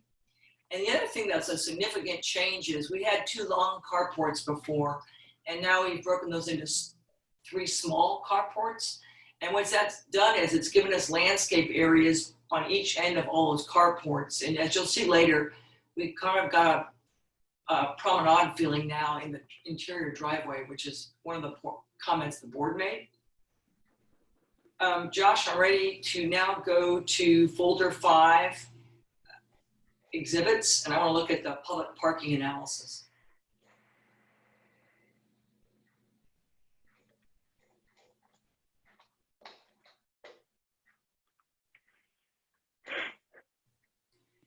This is really an important thing to go over for this particular project. What this is showing is the walking distance from our proposed project where someone would have to walk to park their car. So as you can see, if they go west, the closest street is Kellogg Avenue. That's open to public parking. The problem there is, even if you're wanting to walk almost a mile, is that pretty much starting at the bottom, going all the way up to the Elks Club is red curved. And on the other side of the street near the Best Western, they have a contract with UCSB and City College in Westmont for visiting teams from out of town, and that's where they park all along sports buses on that side of the street. So there really is no parking there, even if you wanted to go that far. On the right, if you went up Patterson, you can see the closest street is Parejo Drive, and that's across the street. So to get there, you'd have to cross 10 lanes of traffic. You'd have to go across and then across again. If you went straight up to University and only crossed 5 lanes of traffic, you're 528 feet. And the only other option is to go over the overpass south to Overpass Road, actually is what it's called.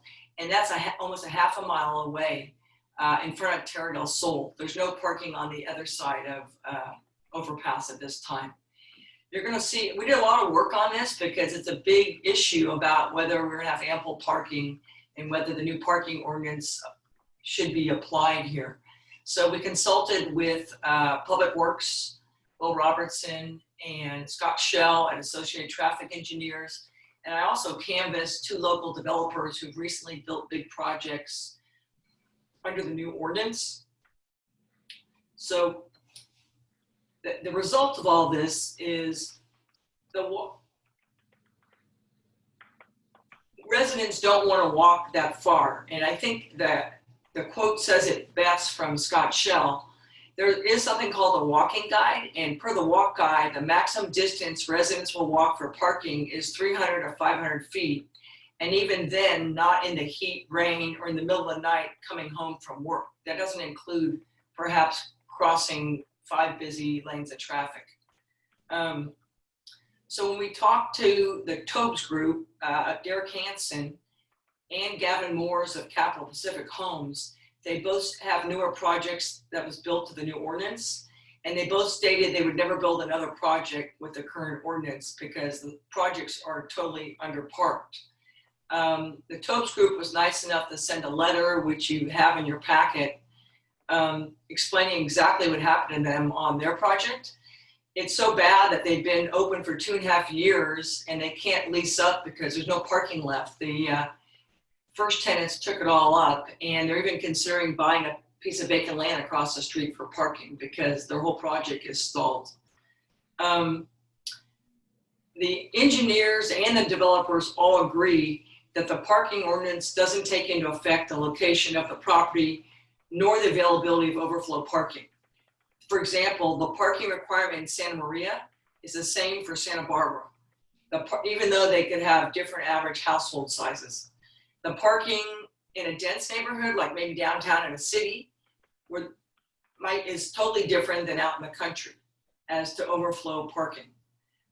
We truly believe, and the neighborhood believes, with no on-street parking in the vicinity of this lot, which is kind of an island, it's in the best interest of the neighborhood and the proposed future residents to provide the parking as shown. So we have not taken any of the parking out from our last application to you. So what we're providing is 2 parking spaces per 2-bedroom unit. And I think with the price of rent in Santa Barbara and household makeups, I really, in common sense, can't see it not having at least 2 cars per unit. It takes almost 2 adults working to afford the rent in Santa Barbara. So we've left that alone. Josh, I'd like to go back to the landscape folder now. Sheet L1. And then we're going to stay put for a while.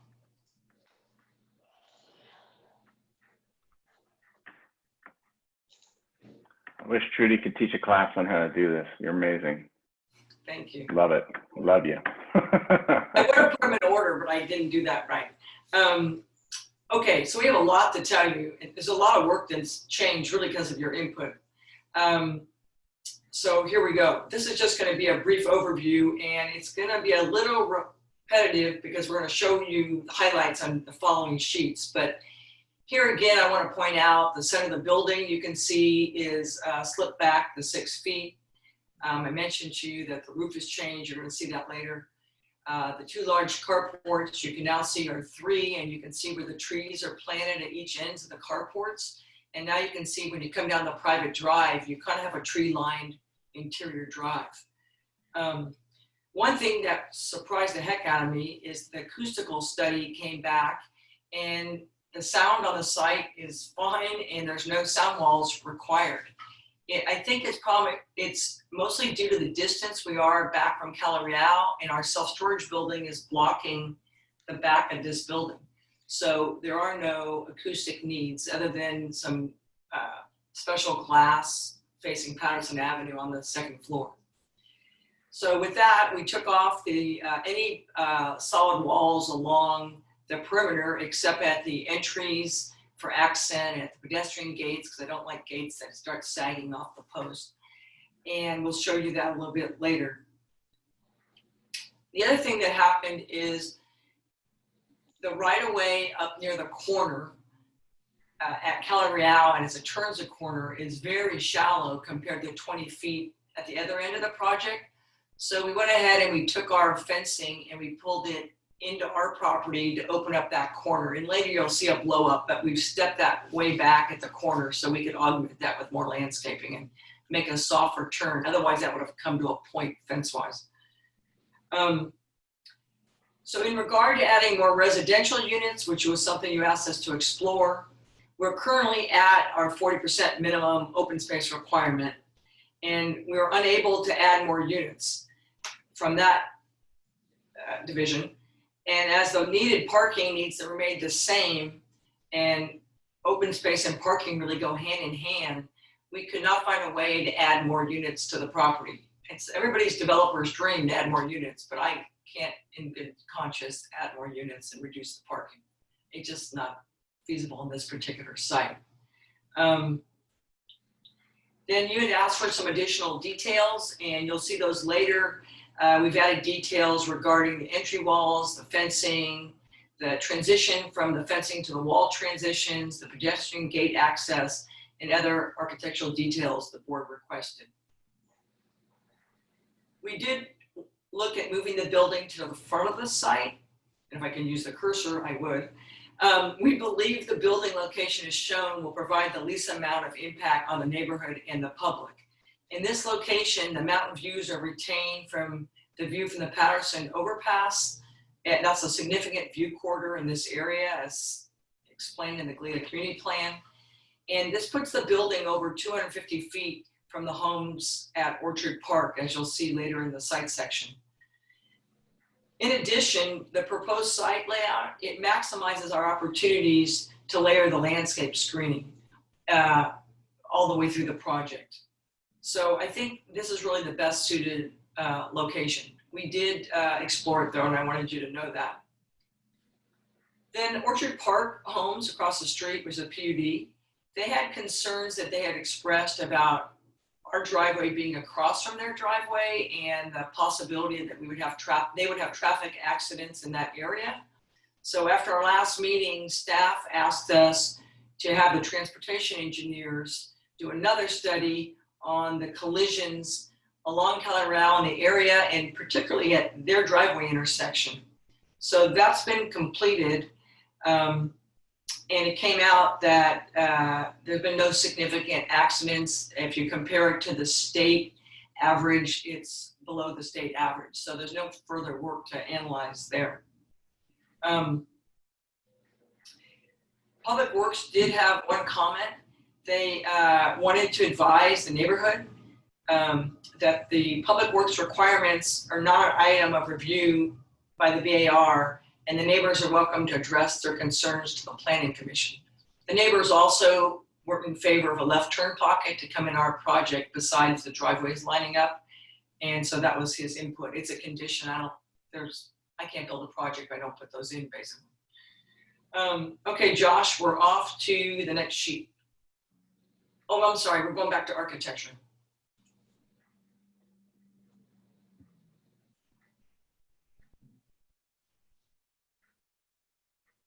And we're going to go to A 1.0, which will be the, whoop.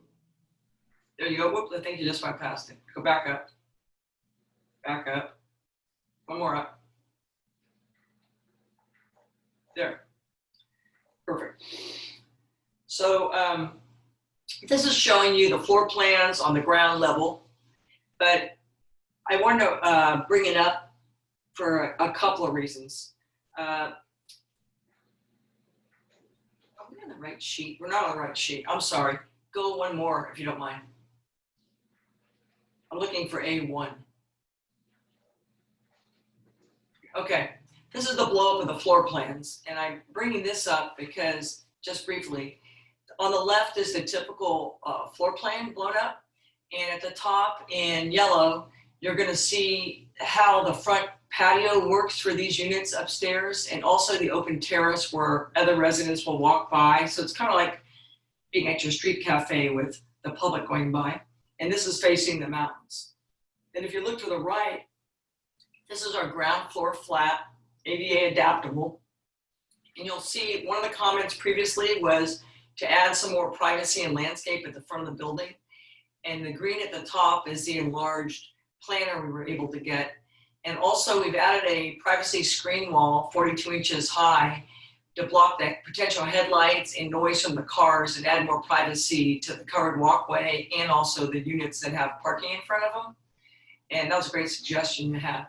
At the bottom, I just want to point out the size of the rear patio on a typical unit. You can see their washer and dryer outside. This is a covered space up to the washer and dryer. And then they've got a storage closet to the right. And this is open to the open space in the back. So this will be a really nice space for them because there'll be a bocce court back there and outdoor eating and that kind of thing. So, all right, on to the next one.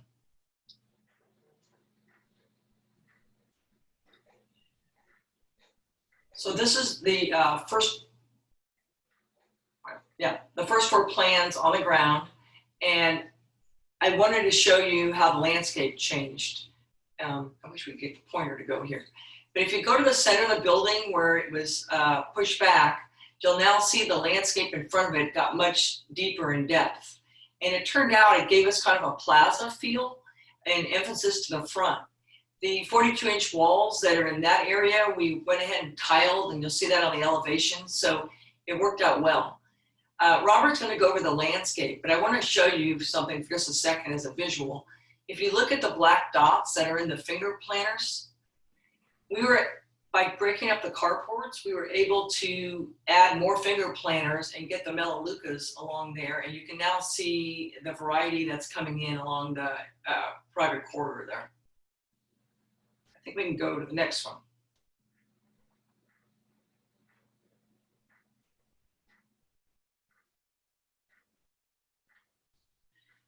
This is the second floor, but I wanted to point out to you, I think we did something pretty clever. The carports have been redesigned, as you'll see in a minute, but the one, carport 3 is sloping towards Cala Real, carport 2 is going inward, and the other one is going outward. And it breaks it up, and it's cool looking. It's become more sculptural, I think, than an ordinary carport.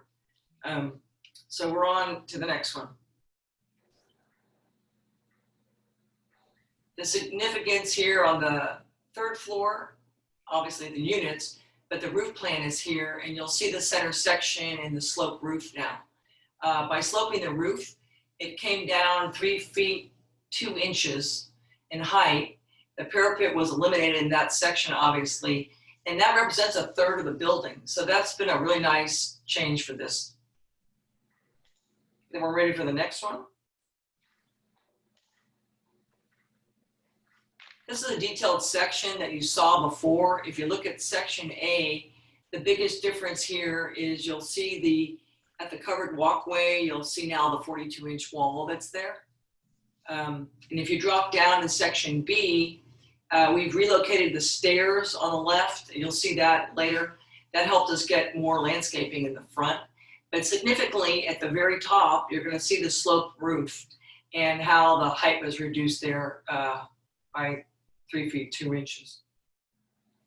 So I think we're ready for the next one.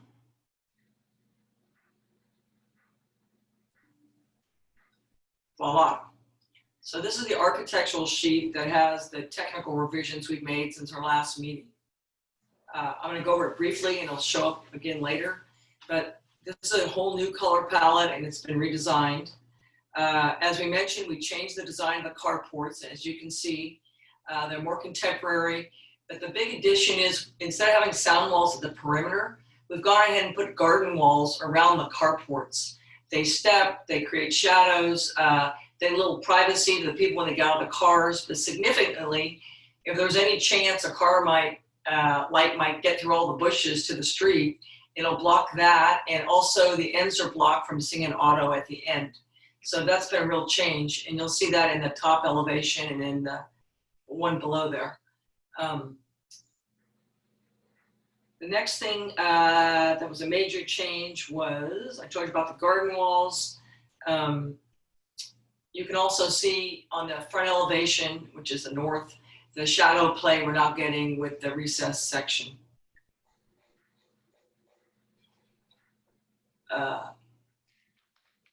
And also you can see the sloped roof there. The big change was we went to a horizontal siding in the middle section and on the rail in the front. And you also see it pop up on different end elevations for a touch of color, a little bit different. In the back, you can see it's on the second and third floor, but also very much on the bottom floor. And of course, you can see it in the end elevations. The other thing is, we added accent plaster color underneath the first floor windows. You can see that on the north elevation to the far right. It's not easy to see on the left because it's behind the privacy wall. And you also see it on the south elevation on the far left and the right when it's not in the shadow. So that gave a little extra pop there, I think. The other thing, of course, I already mentioned is the 42-inch privacy walls. And you can see in the north elevation, they're in brown. And then in the center, like I mentioned, that's a tiled brick at the center. And we'll show you details on that a little bit later also. You'll also notice that the stairs now have been moved to the left. They were in the center before. And that's really helped us open up the entry in that plaza feel. You had asked about recessing the windows in the stucco, and so the windows located at the stucco walls are bronze in color now. Previously they were red and recessed. The windows selected have a narrow frame that allows a 3.5-inch recess from the plaster surface. The windows at the walls and the siding are flush and have a narrow casing as shown on the drawings later.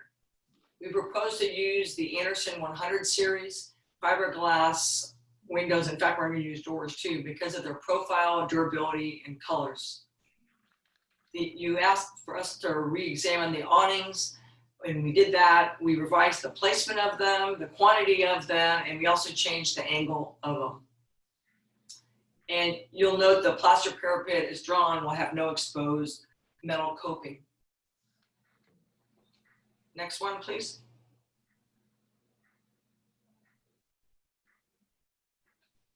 These are the architectural renderings. If you start in the far left, it just gives you a little sneak preview of what the siding looks like with the foliage. You can see the sloped roof there coming into the parapet area on the section to the side. And as you move to the right, you can see the new color palette and the awnings. And from the bottom left, that's looking from the Patterson direction, that's looking, I got my hands right, looking west from the east side, and then over to the right is a close-up. Next, please.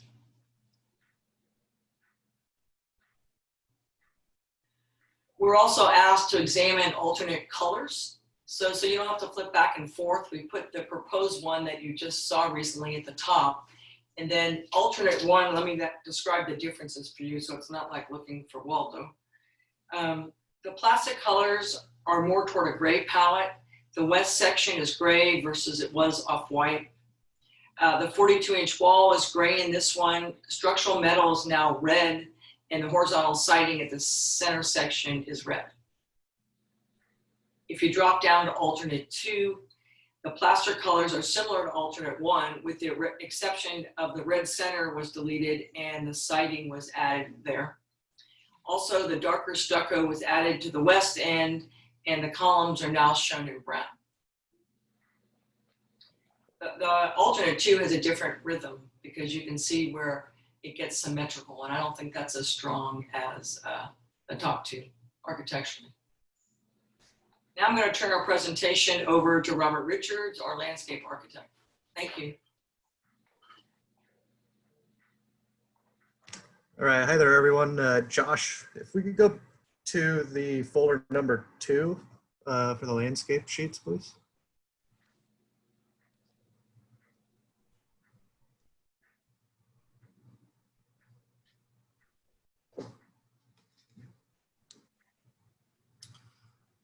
Okay, so here is the preliminary landscape plan. I'm going to go over some of the notable changes that we will review with the updated plans here.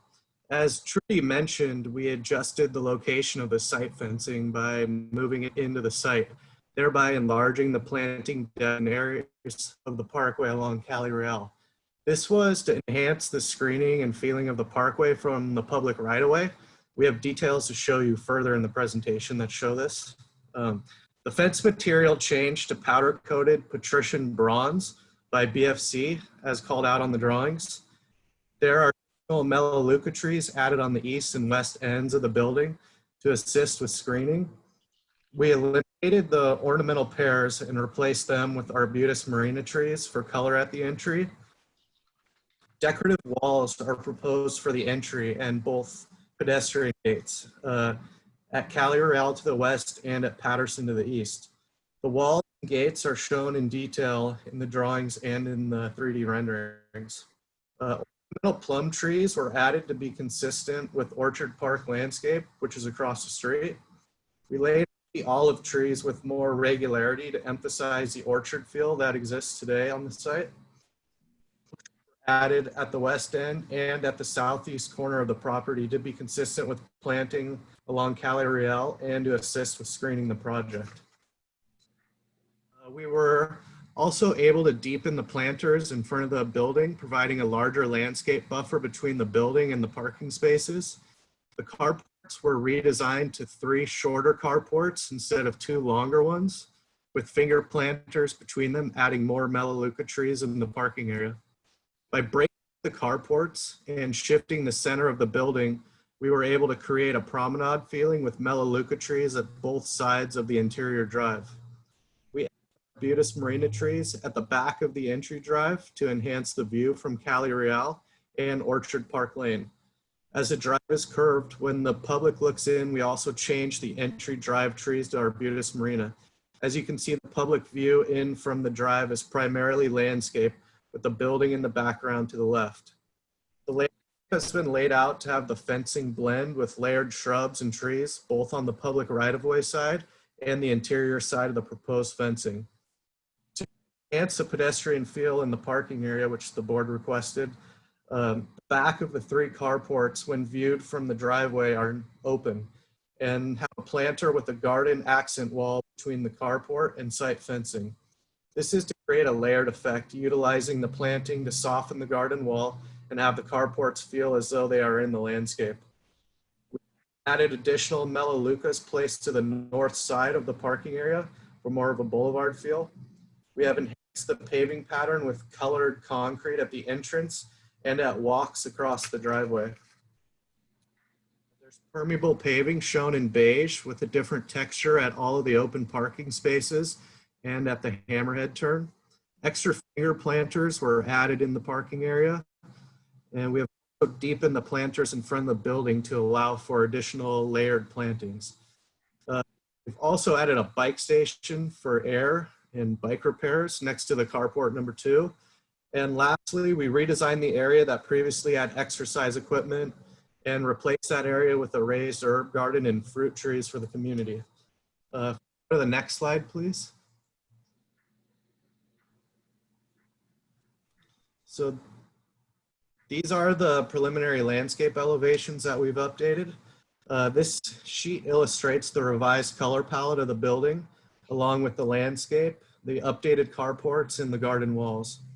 The top elevation illustrates how the proposed landscape will screen the building and perimeter fencing from public views. The east elevation illustrates this as well. On the north elevation, please note that there have been vines added to the walkway columns to soften the front elevation, and the landscape is layered from ground covers up to larger shrubs at the face of the 42-inch walls at the ground level. You go to the next sheet, please.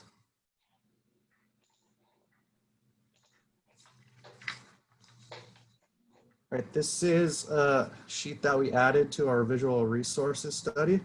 We updated the original renderings with the design changes, and then we've added some extra views as the board requested. We added renderings looking into the property from our new driveway from Orchard Park's driveway across the street and straight into the site from the north and south sides of Cali Real. In addition, we included a blow up of the entry area, which is on top of this sheet. The project from the street includes the perimeter landscape buffer. The top is looking straight into the driveway by a pedestrian, while on the sidewalk in front of the drive. As you see, because the drive is curved and the building is to the east of the drive and held to the back, the building is not seen in this shot except to the side. You can see the strawberry trees, the accent plum trees, the pedestrian gate, and the entry walls in this drawing. The middle view is from directly across the street, standing on the sidewalk in front of Orchard Park. Note that the oak trees have been added to the right on that drawing. The bottom view is near the corner at Patterson, taken from across the street with an enlarged view from along Cali Real. Accent plums are shown at the corner, layered in front of the olives, and behind are the Melaleuca trees, which assist to screen the project. Go to the next sheet, please.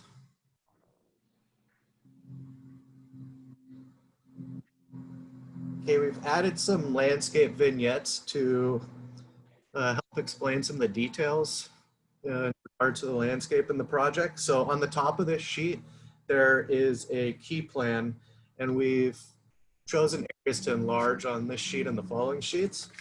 So in area A, which is on the left of the sheet, this shows the entry into the project. The plan shows the added entry walls.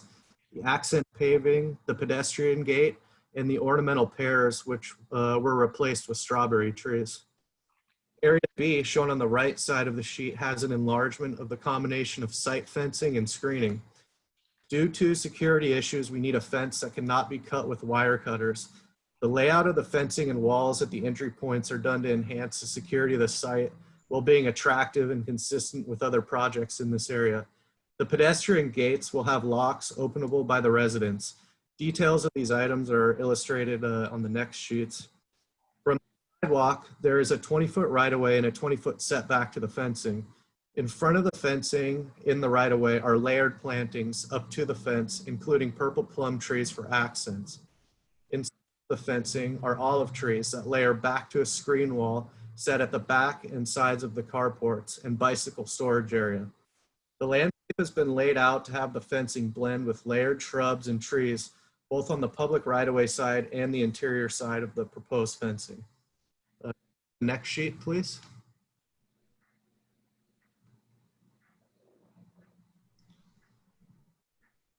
Okay, so area C, which is on the left of the sheet, demonstrates how we have enlarged the parkway area at the corner of North Patterson and Cali Real.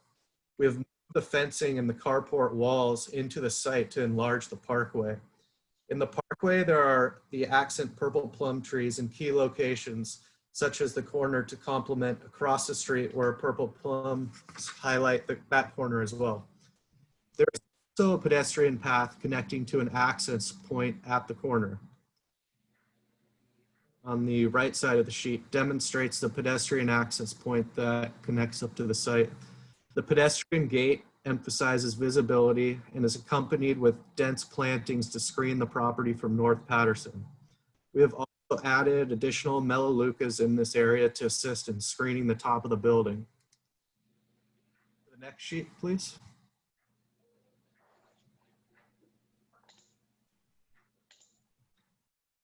And then area E on the left of this sheet is on the back side of the building and demonstrates the layout of some of the landscape amenities for the project, which are located in the open space on the south side of the building.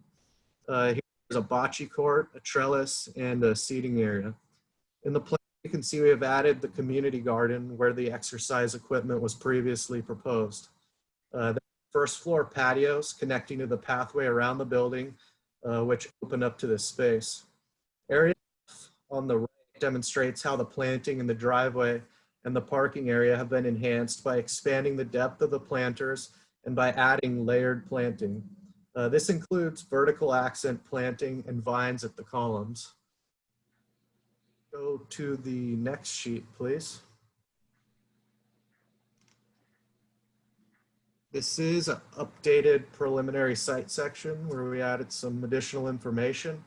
On the top left, we have added a perspective from the pedestrian point of view along the sidewalk. Here you can see the layered combination of planting in the parkway. On the right is an enlarged detail of the carport with planting layered in front of both the carport and the fencing, as well as in the public right-of-way in front of the fence. Updated with the added garden walls and plantings behind the carports. The walls are broken along the length to allow for extra light, access, and variety. These walls are held 4 feet back from the parking curb and with landscape in this area, bringing natural light and interest to the carports. The back section in the middle of the sheet demonstrates how this combination of planting is serving to screen the visibility of the building from Orchard Park Lane. On the bottom of this sheet is an enlarged plan that corresponds with the section in the middle of the sheet. Now, Josh, if we could please go to folder number 3, which is a set of visual studies. Of the sheets there are updated like irrigation and whatnot, which isn't really important at this point. Can I ask you to kind of push it along pretty quick? We've had 45 minutes of presentation here, so hopefully we're going to be, you know, we still Okay, yeah, we're close to being done here, so sorry to. Thank you. No worries. So here we just updated the visual studies sheet. We have 5 pages with visual simulations. We changed our format to 1 view per sheet to add clarity. At the top left is a view of the proposed project, and the lower right is the existing condition. So This is the public's view driving east in their car along Cali Real. Then if you want to go to the next sheet. So this shot is taken from across the street as a pedestrian standing on the sidewalk by Orchard Park's driveway. We can go to the next sheet, please.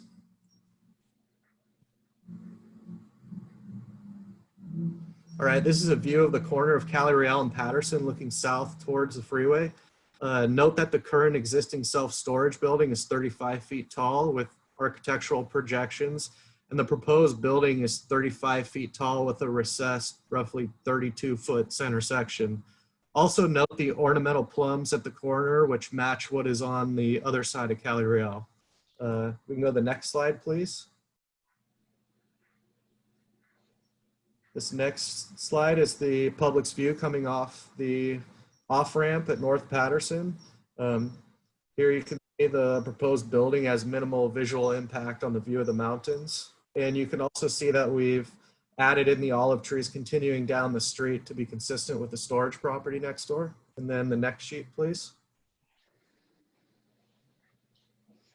All right, this shot is from the public's view coming over the overpass heading towards the mountains on Patterson, where you can barely see the upper end of the eastern part of the building. And the visual impact is very minimal from this view. So now I'm gonna pass the presentation back to Trudy. And Josh, if you could load us up in folder number 2, the landscape sheet to the first sheet. And I think Trudy's gonna kind of finish the presentation here. Thank you. This will be our last sheet we look at.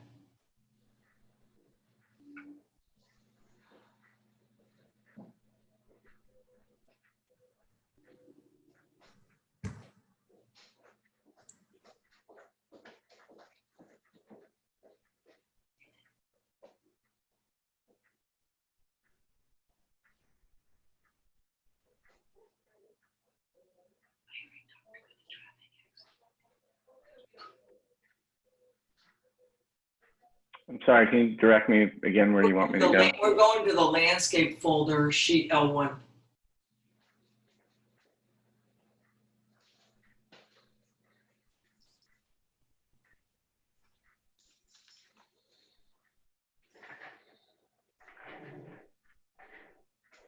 All the way up to the beginning there. I just wanted to refocus on the site plan for a minute. We think the layout is a win-win on this site. We can bring apartments to the community in a location that has very low impact on the public's view corridor. It meets the necessary traffic thresholds, and by holding the building to the back east corner of the site, is barely visible above the trees as the site section shows to the Orchard Park neighbors, and while maintaining that orchard perimeter landscape feel that the neighbors have come to enjoy when driving or walking by. We appreciate the BAR and the neighbors' input, which has resulted in an improved project. We look forward to your comments and any questions you may have. We would like to clear the conceptual review phase today if it's possible.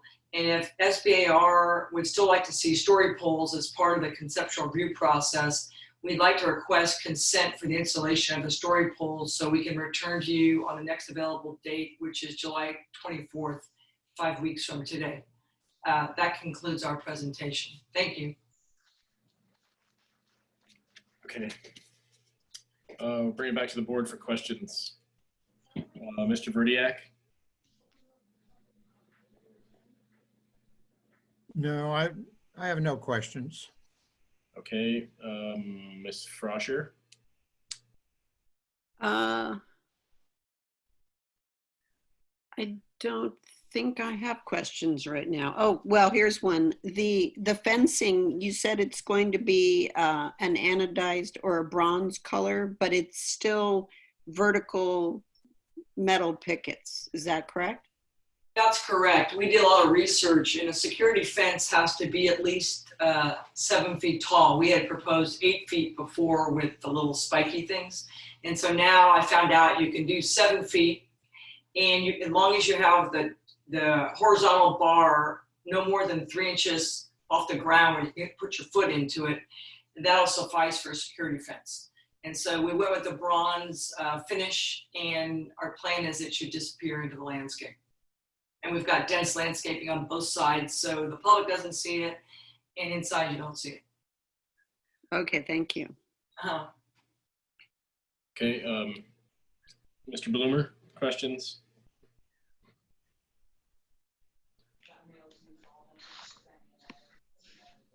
I have no questions. Okay, I just have a couple quick questions, such as, what, you showed a lot of renderings with, stating that the project would not be seen from the public right of way. And of course, those are 20 to 30 years down the road. But my question is, what size trees are you thinking, let's say, for those olives going in the ground at the start? Well, right now we just bought some actually. They're coming in about 18 feet tall. We're using Swan Hill, that's the fruitless. And I think somebody else thought they were having diseases with olive trees, but we found out that's not with the Swan Hill variety. So I wanted to follow up on that too. The Melaleucas, as you know, are very fast growing. And I'm probably gonna plant some now and get them going, to be honest with you. Okay, and so at what height are they shown in those renderings? All the renderings show a 5-year height. And in the site section, the height of the plant material is indicated. So we were looking at like 5 years of growth after installation in terms of how they're shown on the site section. All right. Let's see. Do you have the 3D renderings that have the carport in them? I didn't really get a feeling for what those look like other than the section. No, I think they're in the architectural elevations, and I don't know if we were asked to shoot what the public would see looking into the property, so I don't think we shot the interior. Okay. Well, okay. There was one.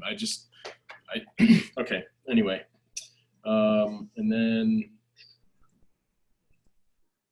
I think that was about it for questions. So, yeah. So moving on to any other questions from the board? Nobody really had any. So, well, I'd ask one question. Since the second story is going to be looking north, they would also be looking on top of the carport. What material are you going to use on the to cover the carport?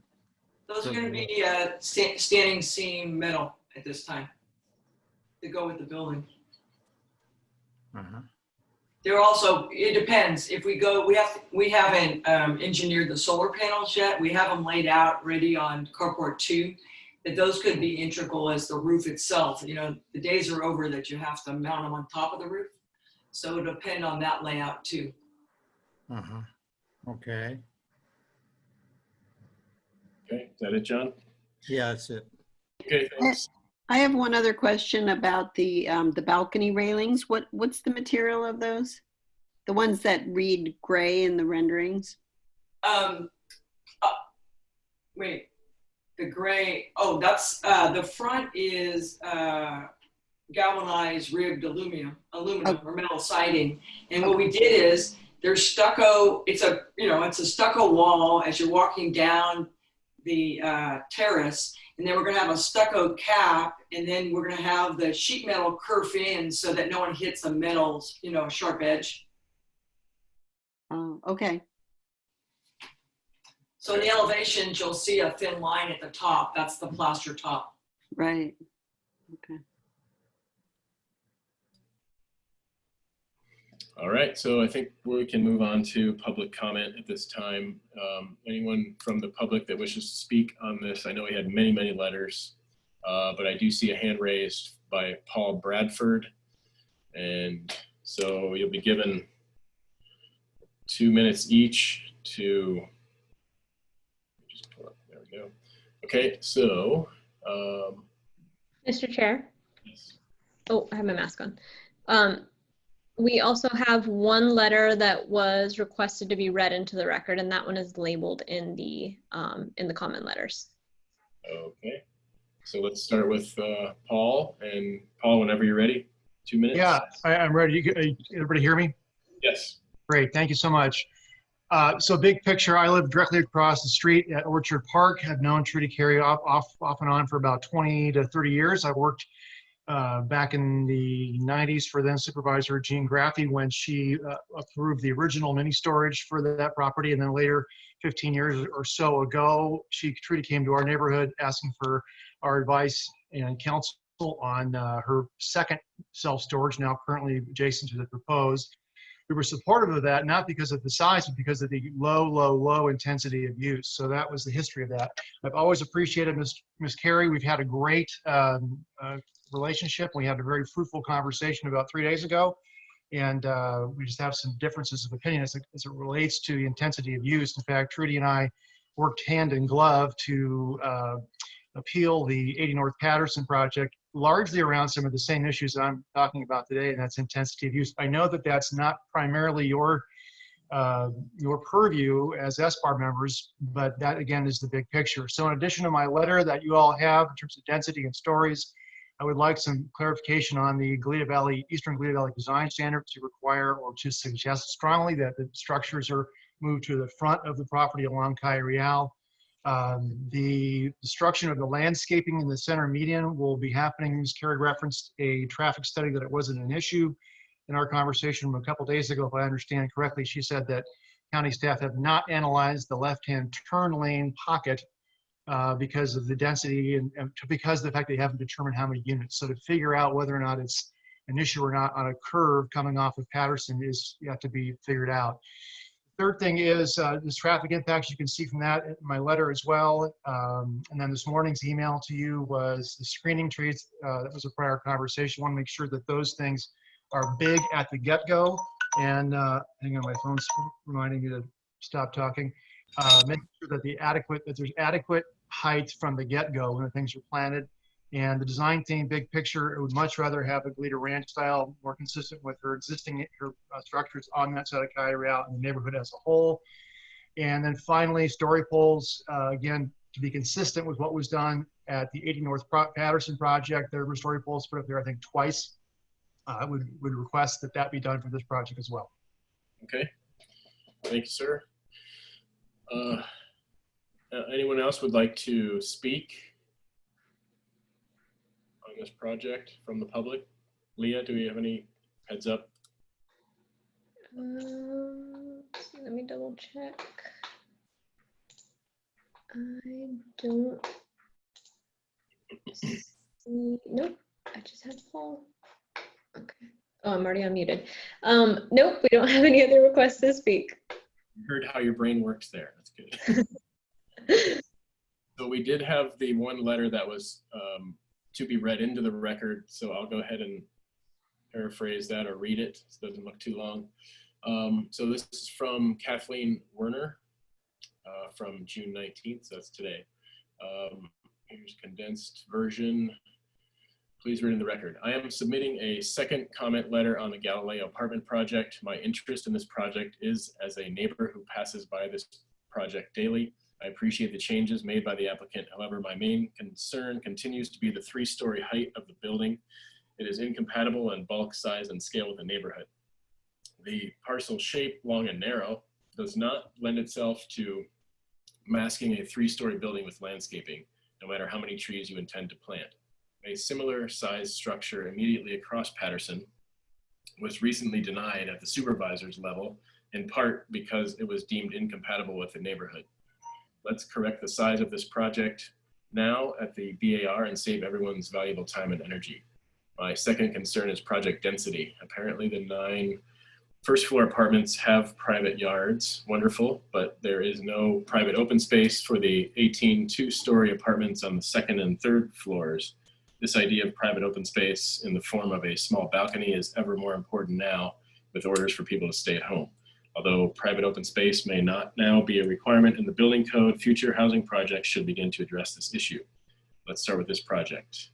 An 18 apartment, 2-story project would be better suited to fit the shape and size of this parcel and would also address parking concerns. Okay.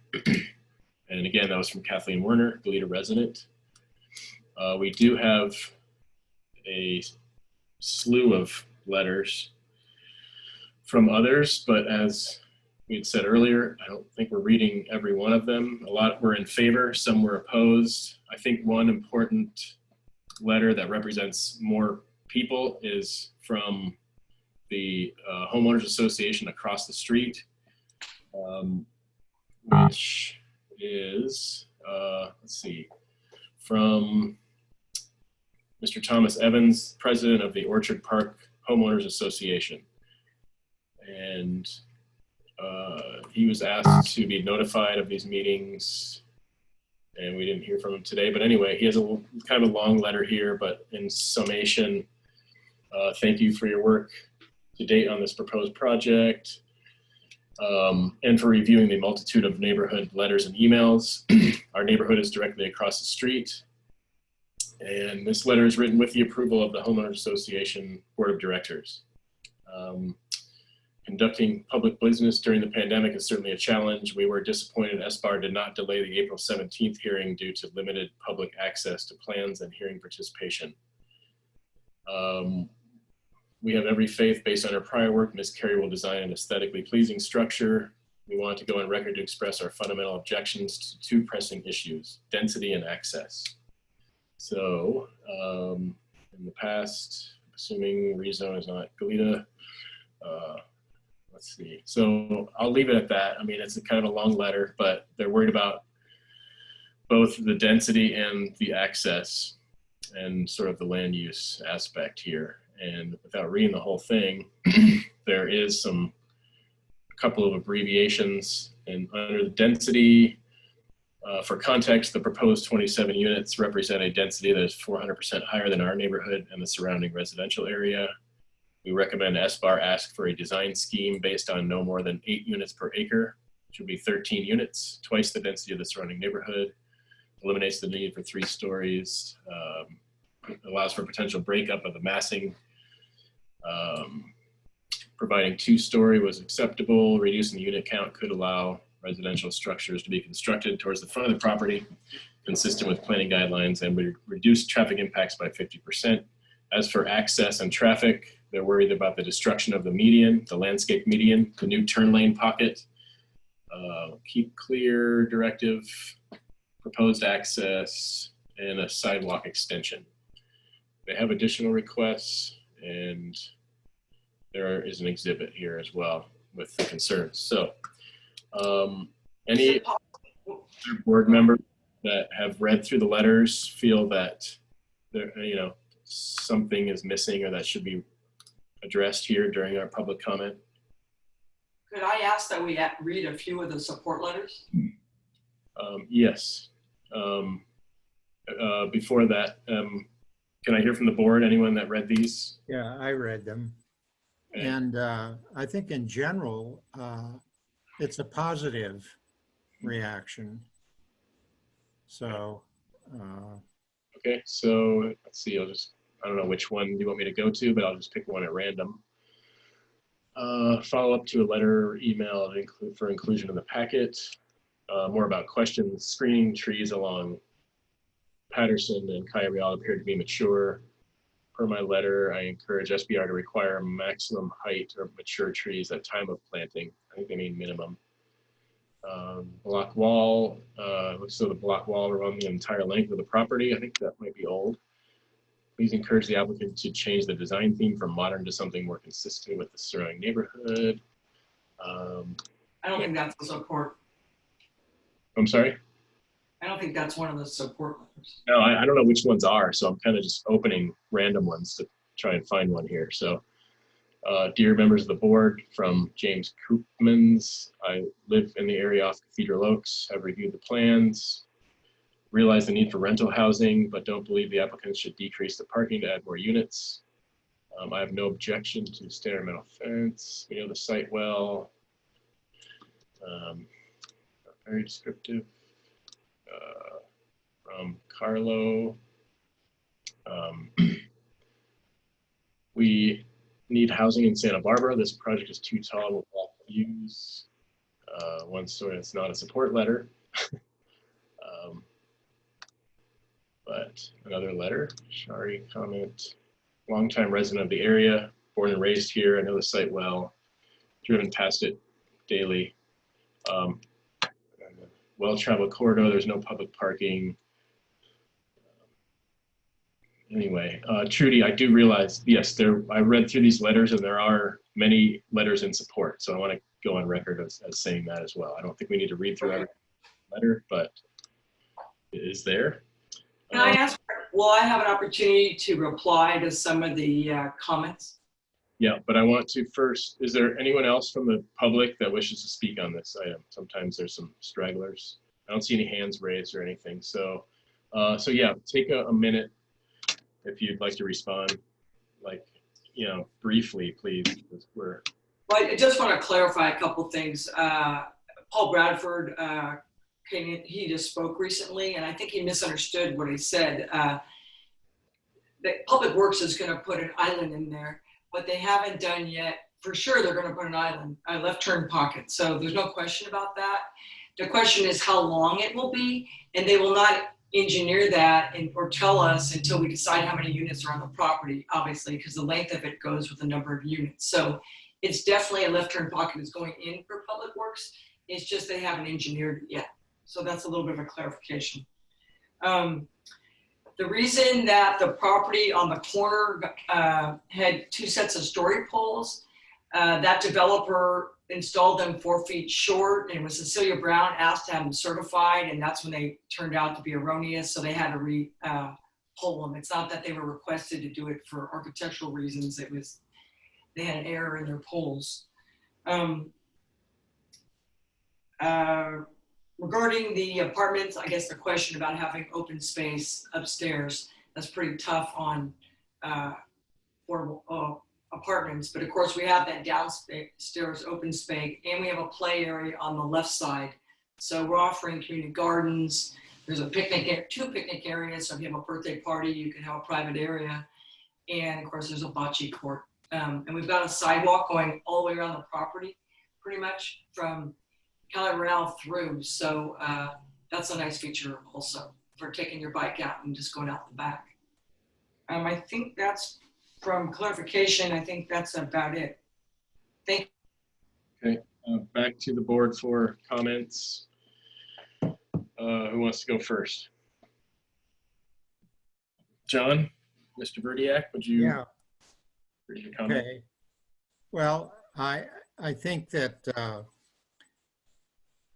the applicant has responded really well to the comments we made last time.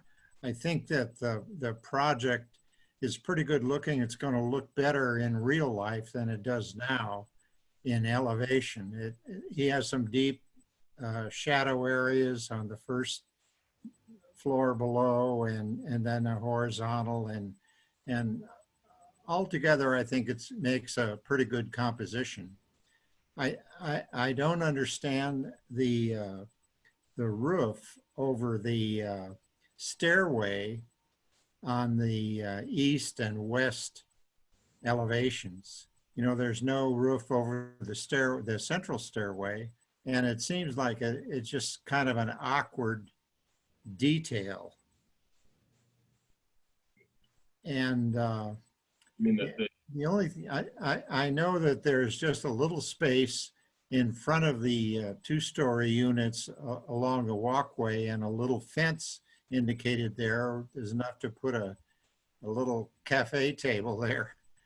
But the only way to resolve that would be to extend the walkout more, or put a deck out on the rear, which seems impractical considering the location to the property line. But extending the walk on the north side of the building would be the only way to give some depth to a little sitting area. Well, that's my comment for the moment. Okay, thank you, John. Member Frosher, comments? Yeah, I like the responses to the comments from the last meeting.